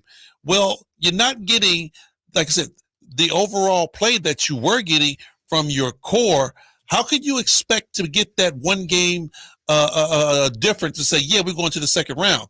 If you make it to the playoffs, it's a successful year. Especially when 4 teams got better, because that doesn't even factor in the fact that after the season started, the Clippers added James Harden, and I don't see very many people whining about James Harden anymore. Phoenix got Bradley Beal. I mean, other teams got better. I don't agree with that. That's fine. Or hip pain, come to the Good Feet store in Sacramento, Roseville, or Vacaville. Welcome back to the game night right here, Sactown Sports 1140. Hi, Fly. It's good to have you back, man. Man, hey, you know I what? missed you. Hey, I'm happy to be back, Scott, so we can keep doing what we do, my man. Absolutely.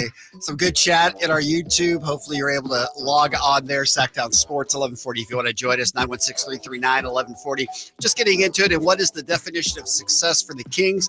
We all may have different opinions about that. Do the Kings have to win a first-round playoff series for this year to be quote-unquote successful? Is it simply getting back into the playoffs? We all have our thoughts on that. Game night brought to you by Power Business Technology. Experience how the Power family can help your business office equipment needs today. Contact them at 844-POWER-BZ or go to powercopiers.com. Looking back, Sunday in Oklahoma City, the Kings losing to the Thunder. Not a good second half for them. They got beat 127-113. A look at our points in the paint, as we do after every game. The Kings got outscored in the paint 54-44. Our look at the points in the paint, always brought to you by RT Painting, your reliable and trusted painter in the Sacramento market since 1998. Never ashamed of losing to OKC. They're a good team, especially at home. But we're, and I know you were talking about this in the drive, guys, a little bit too, but you look at De'Aaron's numbers, just 15 points, 6 of 17 from the field. You look at what he's doing month to month now. His numbers are noticeably down. He got off to such a great start. And, you look at his numbers in January and February, and they're just not the same that they were before. Speculation on whether he's injured or not. Maybe he's just fatigued. We'll find out more after the All-Star break. He averaged 30 points in October, 29.3 in December. That went down to 22.5 in January. Currently, he's averaging just 21 points in February. Scott,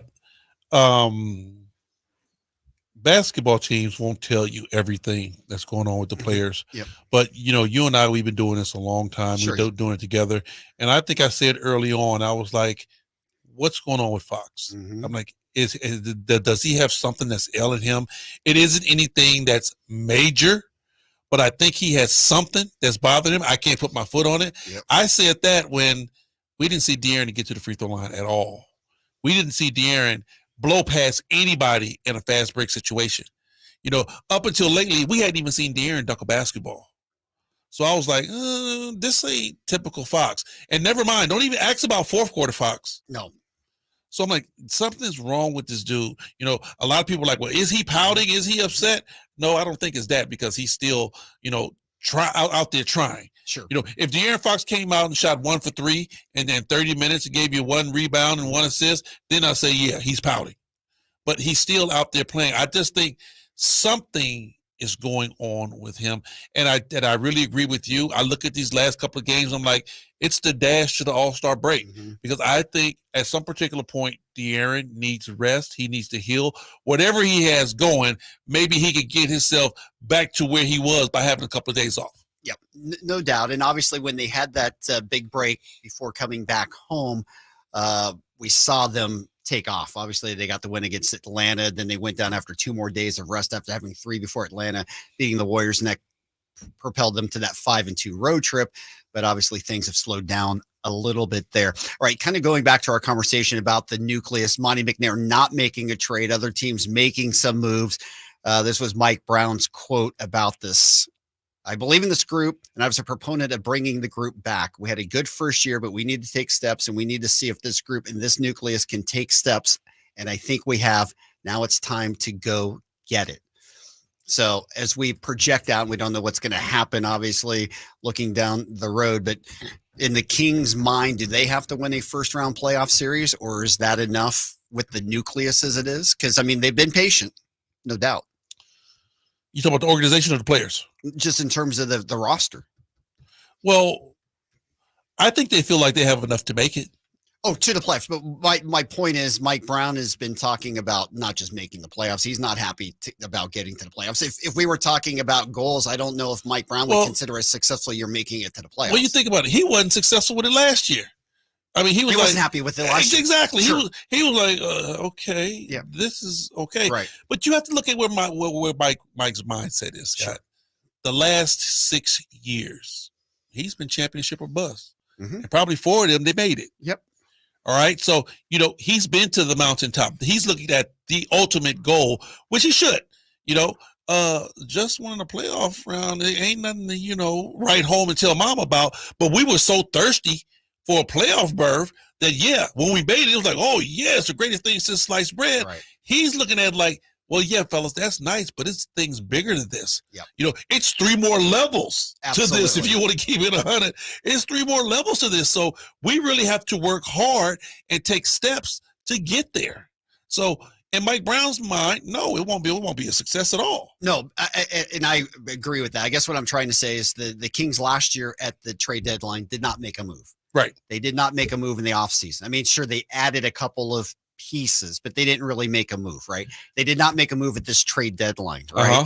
So if the Kings do not exceed what they did last year in terms of making the playoffs and winning a first-round series, will this be the offseason where they will start to make some quote-unquote big moves? I'll tell you this, Scott. If this team miraculously get it together and they go to a second round, they still have to make moves. They still have to make moves because Mike Brown still isn't happy with the second round. He's looking at the end-all, be-all goal. The Sacramento Kings are a lot, I would say at least 2 to 3 men away from having a championship basketball club. That's where Mike Brown is starting to get to. Yes, we got a good team that can make the playoffs. We got a team that maybe or might not make a second-round appearance. But for that ultimate goal, they got to make some changes. This team here is not a championship team. Yeah. They won't ever make it with this team right here. They're going to have to make some changes. Yeah, and that'll be interesting. Obviously, a lot to play out here. I'm really interested to see after the All-Star break what team comes back. If De'Aaron, we see obviously a little bit renewed. Not wanting to say effort because I think the effort's good. I never like the question effort or anything like that, but just to see how he is feeling and how he's looking on the court after a week off, because that'll be a huge difference, obviously. And just overall where the team's at. Yeah, and you know what? I really want to see how the team is going to come out because, it's after All-Star break. Everybody in the NBA, I mean, they've been guilty of saying the real season don't start until after the All-Star break. Yeah. That's where teams really get geared. And a lot of guys are like that. A lot of teams are like that. I mean, it's a part. It is a thing. I'm not going to say it's a myth in the NBA. No, it's definitely a thing. But I really want to see a basketball team that has had some hiccups early on, but understands that now the season starts. You have no room for error. You got to come out and you have to play your best basketball from here all the way out. Yep. All right. Mike Brown, his quotes after every game brought to you by Folsom Lake Honda. Folsom Lake Honda, your one-stop Honda shop. We'll take the break. When we come back, we'll take a look at around the league, get you caught up on everything.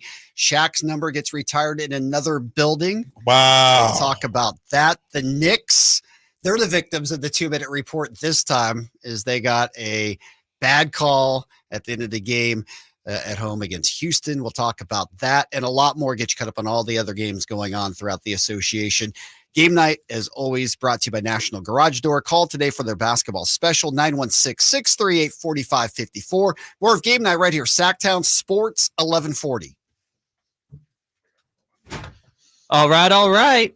I see High Flyers rolling on out there. Yes, but just you and me, Kyle. I love that. What do we got going on in the chat? So you guys were talking, I just want to bring this up. So you guys were talking about, like, Henry said if they make it to the next round of the playoffs, they still might have to make roster changes and things like that. And if they make the playoffs this year, the Hawks pick conveys for the Kevin Huerter trade. Yeah, they lose their first round pick.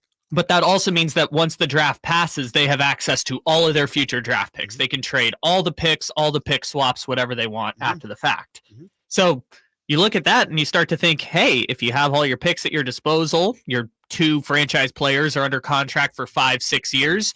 What if you go big game hunting for like a mercenary type of player, like someone who's 1.5 years away from free agency, someone who is a perennial all-star, a player like that you're willing to sacrifice the future for the present. I think that move wasn't on the table at the deadline, and it might be on the table this offseason. But I think that's the way the Kings get better more than it is the natural growth. Can they get where they want with the nucleus of Fox and Sabonis? That's a great question, though, because to win a championship, if that's the end goal, that's the only goal. There's a lot of intermediate goals, of course. But the only goal is really to win a championship. If the end goal is to win a championship, there have been maybe one team in the last 30 years, maybe 2 that have won a championship without one of the top 5 MVP finalists in the league. So either Fox or Sabonis is going to have to be that top 5 MVP finalist. And, time will tell if they'll ever get there. Well, I think both have shown at times that they're certainly in the Sabonis this year might end up top 5 in the MVP, depending on what he does the second half of the season. I brought this up with G-Man during the last game. Sabonis now has 17 triple doubles on the season.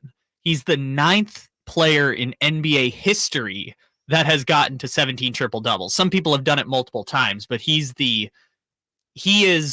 9th individual to ever do it. And the list, going chronologically, is Oscar Robertson, Wilt Chamberlain, Magic Johnson, Russell Westbrook, James Harden, LeBron James, Luka Doncic, Nikola Jokic. Like, these are all people who have been top 5 in the MVP in the past. They're all Hall of Famers. Yep, exactly right on. And so you look at that, and that gives you optimism, but you're right about the end goal. I think the idea in the intermediary, while we figure that out, is go find a mercenary type of player who's like 1.5 years away from free agency or 2 years away from free agency, and see if you can get 2 playoff runs with them in tow. I just don't know who that player is right now. Yeah, well, the thing we know is there's going to be no trades made, right, for the Kings until the end of the year. They might pick somebody up on the waiver or something like that. There are some names out there, but it's not going to dramatically change this roster. Yeah, and that's more of an off-season type of thing to look at and see if that player's even available at this point, because it used to be like 75% of the All-Stars switch teams every 4 years, but that hasn't really been the case the last 5 years. No, not with the addition of the new Supermax. Yes, exactly right. And,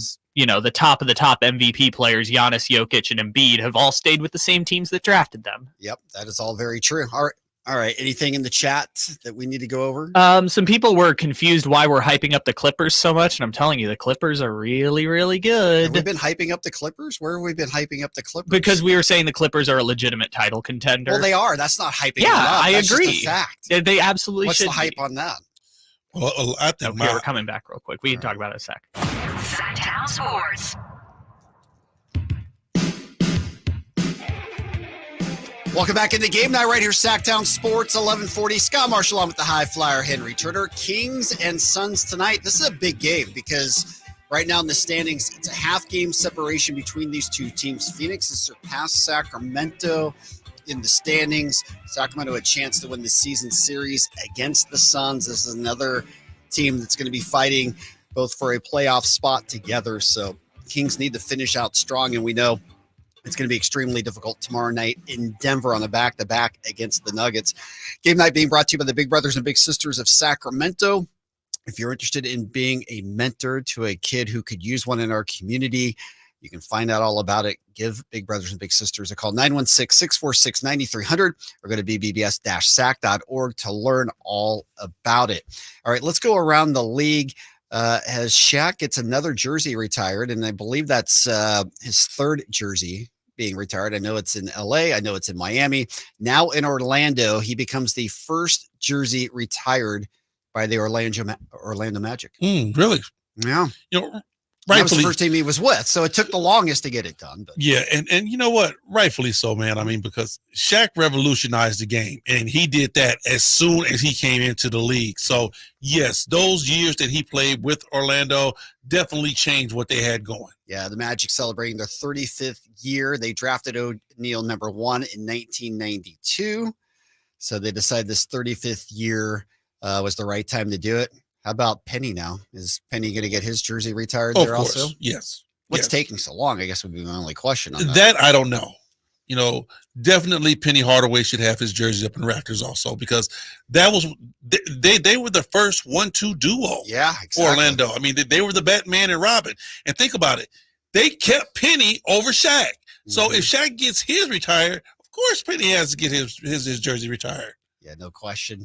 Speaking of great combos, Kobe, the statue unveiling last week as well at crypto.com. It's the picture of him with the hand pointing to the heavens after the 81-point effort against the Raptors.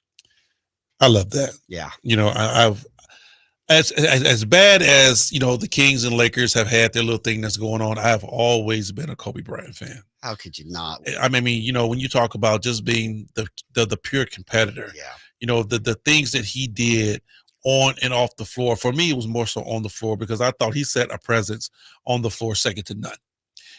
I even think that his work ethic was probably more extensive than Mike's, because Mike worked his butt off, no doubt, did everything that he had to do.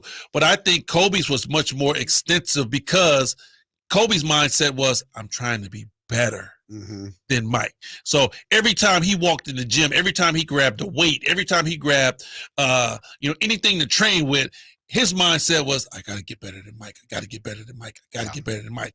Mike really didn't have nobody to set the bar for him. No, not in the same way. And obviously when he was 19 years old in the All-Star game, you could see him peppering him with questions at the game. Everybody respected that. The Mamba mentality obviously has transcended sports. I mean, you talk about it in the business world, anybody can try to relate to getting into that Mamba mentality. Because the dude was like, I'm not accepting failure at all. Yeah. I mean, and Scott, how can you not buy into that? No matter what I'm doing, I'm not going to accept failure. Yeah. I'm going to work my butt off until I get there, and I know I'm going to get there. And, the absolutely coolest, maybe most appropriate thing about this unveiling, it happened on 2/8/24, right? So it's the 8 and 24, of course, for Kobe's numbers. The first one number he's wearing is 8. They're going to have 2 more statues with him in the 24. And then, of course, his daughter. They're going to have 2 more statues with him? Yeah, and his daughter is going to be in those as well. So all of these statues are going around L.A.? No, right around crypto.com. That's what I'm saying. Yes, correct. Yeah. So everybody else got 1. He has 3. That's my understanding. Go ahead, KB. Bless your heart, bro. Yeah. But the 2/8/24 was just absolutely incredible timing. And that was another great moment. Yeah, and Gigi gets 1. Yes. Nice. Yeah, GD. She deserves it. All right. Other news around the league. The Knicks, I don't know if you saw that. A tough ending to their game. They ruled a foul on Jalen Brunson late in the game against the Rockets. The game was tied 103, sending Aaron Holiday to the line on a 3-point desperation shot that Brunson kind of came out and went to block on. The ruling came back on the 2-minute report that they had misapplied the rules on that, but there is no recourse for the Knicks because it's not a reviewable play anyways. I hate the 2-minute report. I mean, I understand the league wants to be transparent, Scott, but that particular thing to where it really has no ruling or really has no change of outcome towards the game, yeah, why put it out? Yeah. Ed Malloy was the official, and they had a release right afterwards about it. I mean, for me, it's almost like the slap in the face rule. Mm-hmm. Yeah. Y'all should have won, but you know what? Guys make mistakes. Oh, well, it happens. Yeah, and there's talk of the Knicks trying to protest that one. Only 6 protests in league history have actually ever been upheld. I was about to say, how often does that happen? Yeah, the last time was December of 2007, and that was when Shaq, who we just spoke about, was incorrectly ruled to have 6 fouls when he only had 5, so they resumed the game with 51.9 to go in that game. So unlikely it's going to happen for the Knicks, but it was a bad call. And at least, I guess, it was acknowledged. But at the end of the day, to your point, it does absolutely nothing for the New York Knicks. All right, let's get caught up on games going on around the league. First of all, we'll go back to last night a little bit. The Hornets beating the Pacers 111-102. The Cavs get a loss at home. First time in 9 games they lose. The Suns come in without Joel Embiid, and they beat the Cavs on the road 123-121. Buddy Hield lighting it up for the Sixers with 24 points and 8 assists. That was a pretty good pickup for Philadelphia. Yes, to get another guy who can just stand outside and knock shots down. I'm telling you, in this league, Scooter, if you are an elite shooter, you can pretty much fill in on any good basketball team. Now, if you're asking that guy to be the end-all, be-all, might not happen, but just stand there and knock down an open shot when the ball comes to you. If you can shoot that ball, you got a job at NBA. Yep. All right. Also last night, the Spurs and the Raptors, not a marquee game by any means, but the Raptors winning 122-99. But in that game, Victor Wembanyama had the triple-double, 27 points, 14 rebounds, and 10 block shots. He's a freak, man. I mean, come on. Yep. 10 blocks. He isn't just taking over the league, but when you look at what he can do, he's definitely a unicorn. No question. I believe David Robinson did it 3 times in his rookie year. There's been a couple other players who have done it, but we are just seeing a little bit of what he is going to be. I'm excited because San Antonio comes here twice within the next month. We can see him. We can see it in person. Because you know what?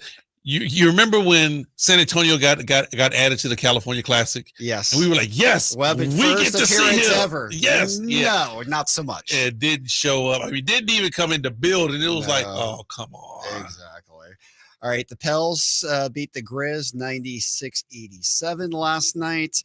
Bucks over the Nuggets 112-95. How about this? Some of the defensive stats for the Bucks now. Top 10 since Doc Rivers has been there. The record hasn't been there, but the defense has turned around for the Bucks, at least in the short run. And holding the Nuggets to 95 points, pretty impressive. Okay, all right. So for right now, it looked like Doc might be the guy that helps turn this team around because, even you at the beginning of the year were like, well, defensively, I don't think they're quite there. No. So if he can really get this team, rejuvenated on the defensive end, maybe that might take them to the next step. No question. The Mavs get their 31st win. Kyrie Irving is healthy again. This is a team that, they made it to the Western Conference Finals not long ago. I mean, I think you have to take the Mavs for real. When you have 2 juggernauts, and then you sprinkle some shooters around them, the sky is the limit. Seem like Jason Kidd and those guys have figured it out. And honestly, I think the Mavs are probably one player away from it. One true player away. There was reports they were trying to get Kuzma, and it fell apart. That would have been extremely interesting had that happened. I think he would have been a player that could help. Because right now, think about it, Scott. You got 2 guys on that basketball team. You might can add sprinkle in a little. They get PJ Washington. I mean, that was a good pickup, right? I always said PJ Washington was a good guy. We would have liked him here. We would have liked him here. Exactly. So for them to be able to pick him up, and then still have Tim Hardaway Jr., another guy that can stretch the floor. Add a bunch of shooters around that team with some hardworking guys that can play defense, and you got something special. Yep. The Warriors have won 5 straight now. They beat the Jazz 129-107. Of course, Steph with one of the shots of the year on Saturday night to rip out the Suns' hearts at home with that 33-footer at the buzzer. Are they playing better basketball, or Steph is just, willing his team by himself? Well, last night it was a throwback because Thompson went for 26 in the game. Okay. Curry went for 25. So can they keep that up or not? But the Splash Brothers went for over 50 points last Right. night. So whenever you get Clay to click in, that makes them more dangerous. I've been wondering, I know when they get GP2 back, or is he back already? No, not yet. When GP2 comes back, he's going to help. Or actually he is, excuse me. He did come off the bench last night. When Chris Paul comes back, he's going to help. Yep. But I think their bigger problem is, is Kuminga going to play steadily? Mm-hmm. And then where's Wiggins been all year? Wig is their X factor. Yep. Is he going to be able to give them something? He had 17 last night, all 5 starters in double figures. Peyton off the bench had 11. Pozetsky, who's been good, 10 points off the bench. Your point when Chris Paul comes back, Moody's back. I mean, if they get fully healthy, and obviously you got Steph Curry, anything's possible.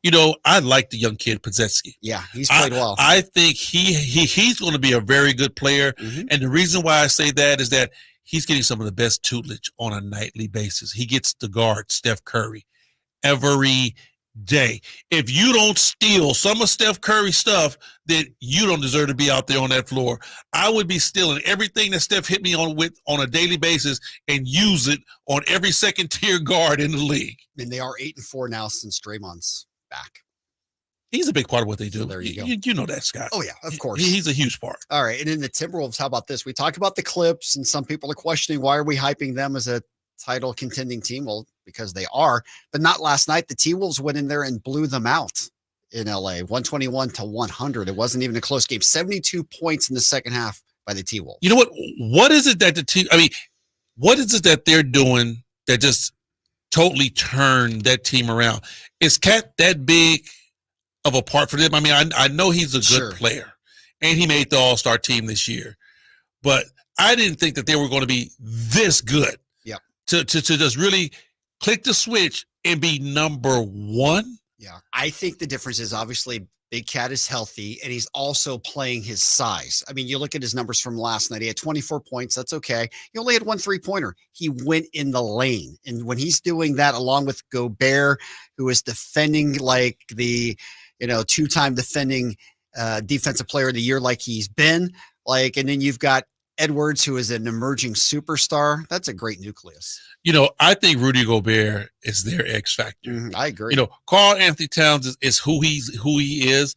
I think when you have to ask him to do everything, it gets to be a little overwhelming. But like you said, he don't have to do the dirty work now. You got Rudy Gobert down there that does that. So Karl Anthony Towns can be the best that he can be with what he has. He don't have to be the alpha and the omega on both sides of the floor. Yep. All right. Tonight's game, Celtics leading the Nets 53-46. OKC in action. They're leading the Magic with Shaq's jersey being retired 56-48 in Orlando. Heat over the Bucks 27-15.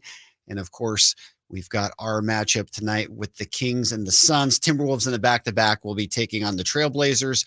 Pistons in LA to take on the Lakers. When we come back, it'll be all Kings Suns. We'll break down the fourth matchup of the year between these two teams. Kings trying to get out a very sour taste in our mouth from the last time they visit Phoenix, that collapse after being up by 22 points with 8.5 minutes left to go. We'll break it all down when we come back. We'll get you to the injury report as well for tonight's contest. It's game night, and it's being brought to you by our good friends at the Arnold Law Firm. Give them a call, 916-777-7777. More of game night right here, Sactown Sports 1140.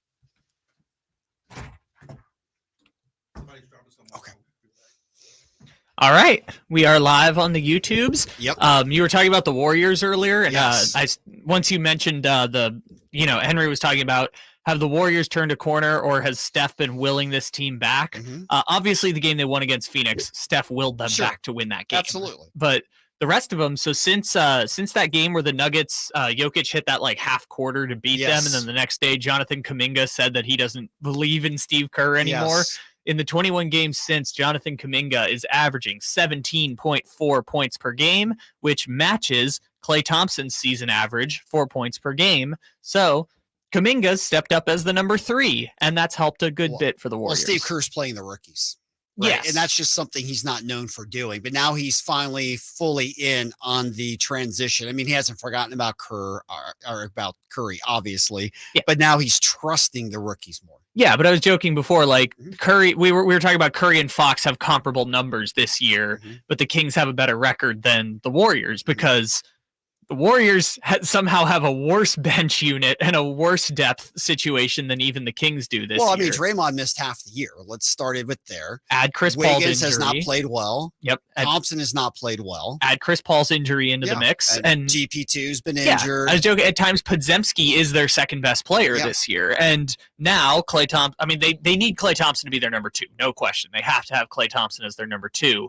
And then add in Kuminga is their legitimate number 3 scoring option. And that's something that Wiggins used to occupy that role. They kind of had a void for a little bit. And now Kuminga has stepped into that role. And I imagine he'll run with it for the rest of the season because 21 games is not an insignificant sample size. No, not at all. He's proven that he deserves playing time, right? Oh, not just playing time, that he is the third option in that offense now. Yeah. And at times the second, because we know Klay's been streaky this year and people are complaining about that. But Klay's still their number 2. They need Klay to be Klay in order to succeed. Yeah, I don't know if they look at it that way, though. I mean, I don't think they look at Klay as their number 2 any longer. I'm not sure. I think it's Curry and whoever else can contribute. So maybe that's the best game. They just need like someone as a number 2. Some nights it's going to be Kuminga. Some nights it's going to be Klay. Like Kuminga only had 14, I think, but Klay went for 26. Yeah, so maybe Klay had a throwback game. Maybe it's just those two alternating. Exactly. And then obviously when Paul gets back, and they need to get Looney a little bit more into the mix as well. But the bottom line is, if they're fully healthy going into the playoffs, again, a team you don't want to face. Yeah, and I think they're probably more in play-in territory because it's just such a wide gap to chase in. Oh, yeah, they're not going to catch a top 6. But, God, that's why the Kings, it's so important here to stay out of that scenario, because I was looking it up. So the Kings have a back-to-back, obviously. Phoenix has a back-to-back. Pelicans and Mavs play tomorrow. And so there are scenarios, as it stands right now, that the Kings could go into the All-Star break as the 5, as the 6, as the 7, and the 8, just based on 6 results. It's 2 Kings games, 2 Suns games, or I guess the Kings play the Suns. So 5 total games. You could end up in 4 different seeds at the end of it. No question. It is huge right now. All right. Anything else in the chat? The last thing I just want to bring up with our short amount of time is Victor Wembanyama having 10 blocks and a stat line that only Akeem and David Robinson have ever put up. That man is going to take the lead. Akeem wasn't even on that list for rookies anyways. Yeah. He didn't do it his rookie year. It's absolutely incredible. Here, we're coming back. And please remember to gamble responsibly. 1-800-GAMBLER.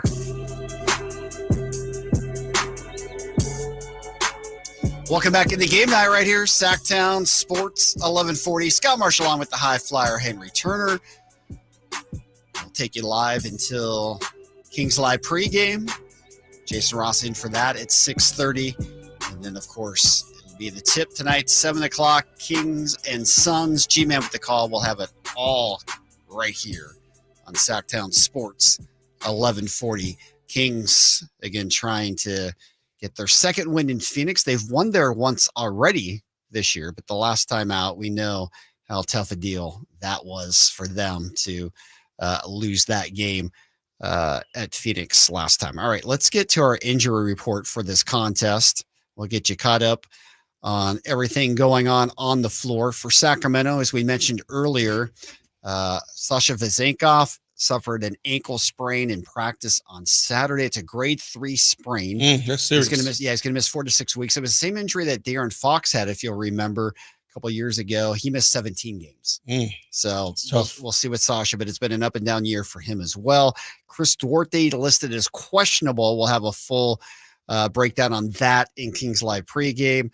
As for the Suns, Bradley Beal is available. Of course, he's going to be wearing the mask. He broke his nose, so that's uncomfortable for him, but it will be the big 3 for Phoenix. The injury report brought to you by the Arnold Law Firm, providing justice for you since 1975. If you're injured, call the Arnold Law Firm. Again, 916-777-7777. All right, let's talk about the Suns a little bit, because obviously they're riding high right now. They were a team that was hovering at 500 for a long time, but they have certainly found their groove. They're now 15-11 on the road, 16-11 at home. They're 31-22. Obviously, getting the 3 big guys back has helped them with Beal, Booker, and Durant. We talk about title contenders. We just mentioned the Clippers. Certainly, we think they are. Are the Suns a title contender? Oh, that's hard to say title now, but I think that's their championship right, or bust. True. I will agree with you on that. I think they if they get everybody playing the way they're supposed to, Scott, they're a very good basketball team.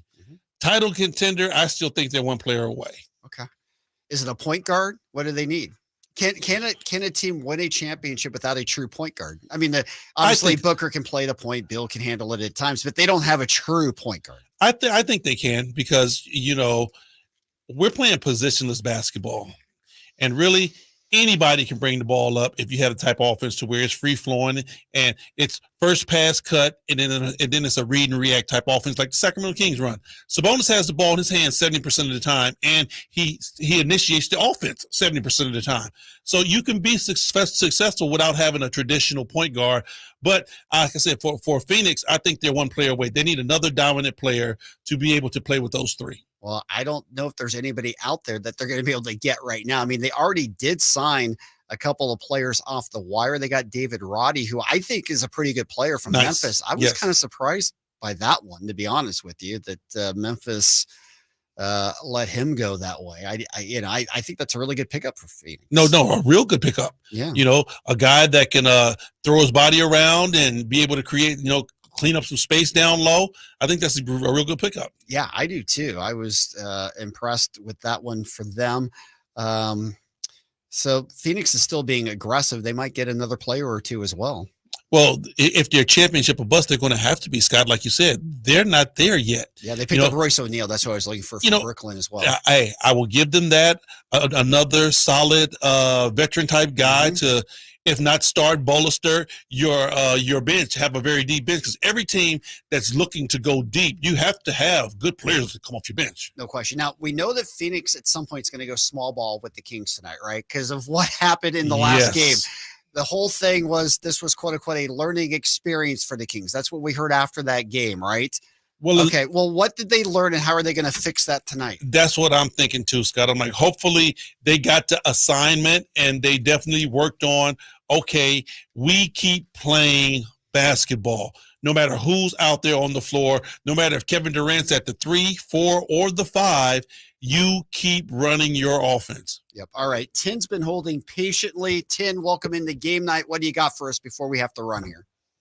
All right. Hey, Scott Marsh and the guys. I think that with Monty not making a move, I think that shows trust in the head coach, Mike Brown, not stumping him with new pieces like, hey, I trust you to lead this core from last season. He's doing a phenomenal job now. He's on pace, on track. And also keep in mind that last season, Fox made it to the All-Star. Well, this season, he doesn't have to worry about that. Now, this may change the outcome of the Kings' performance after this break. Just want to leave you guys with that and go off that. Yeah, no, Tin, appreciate the call. Thank you for hanging in there.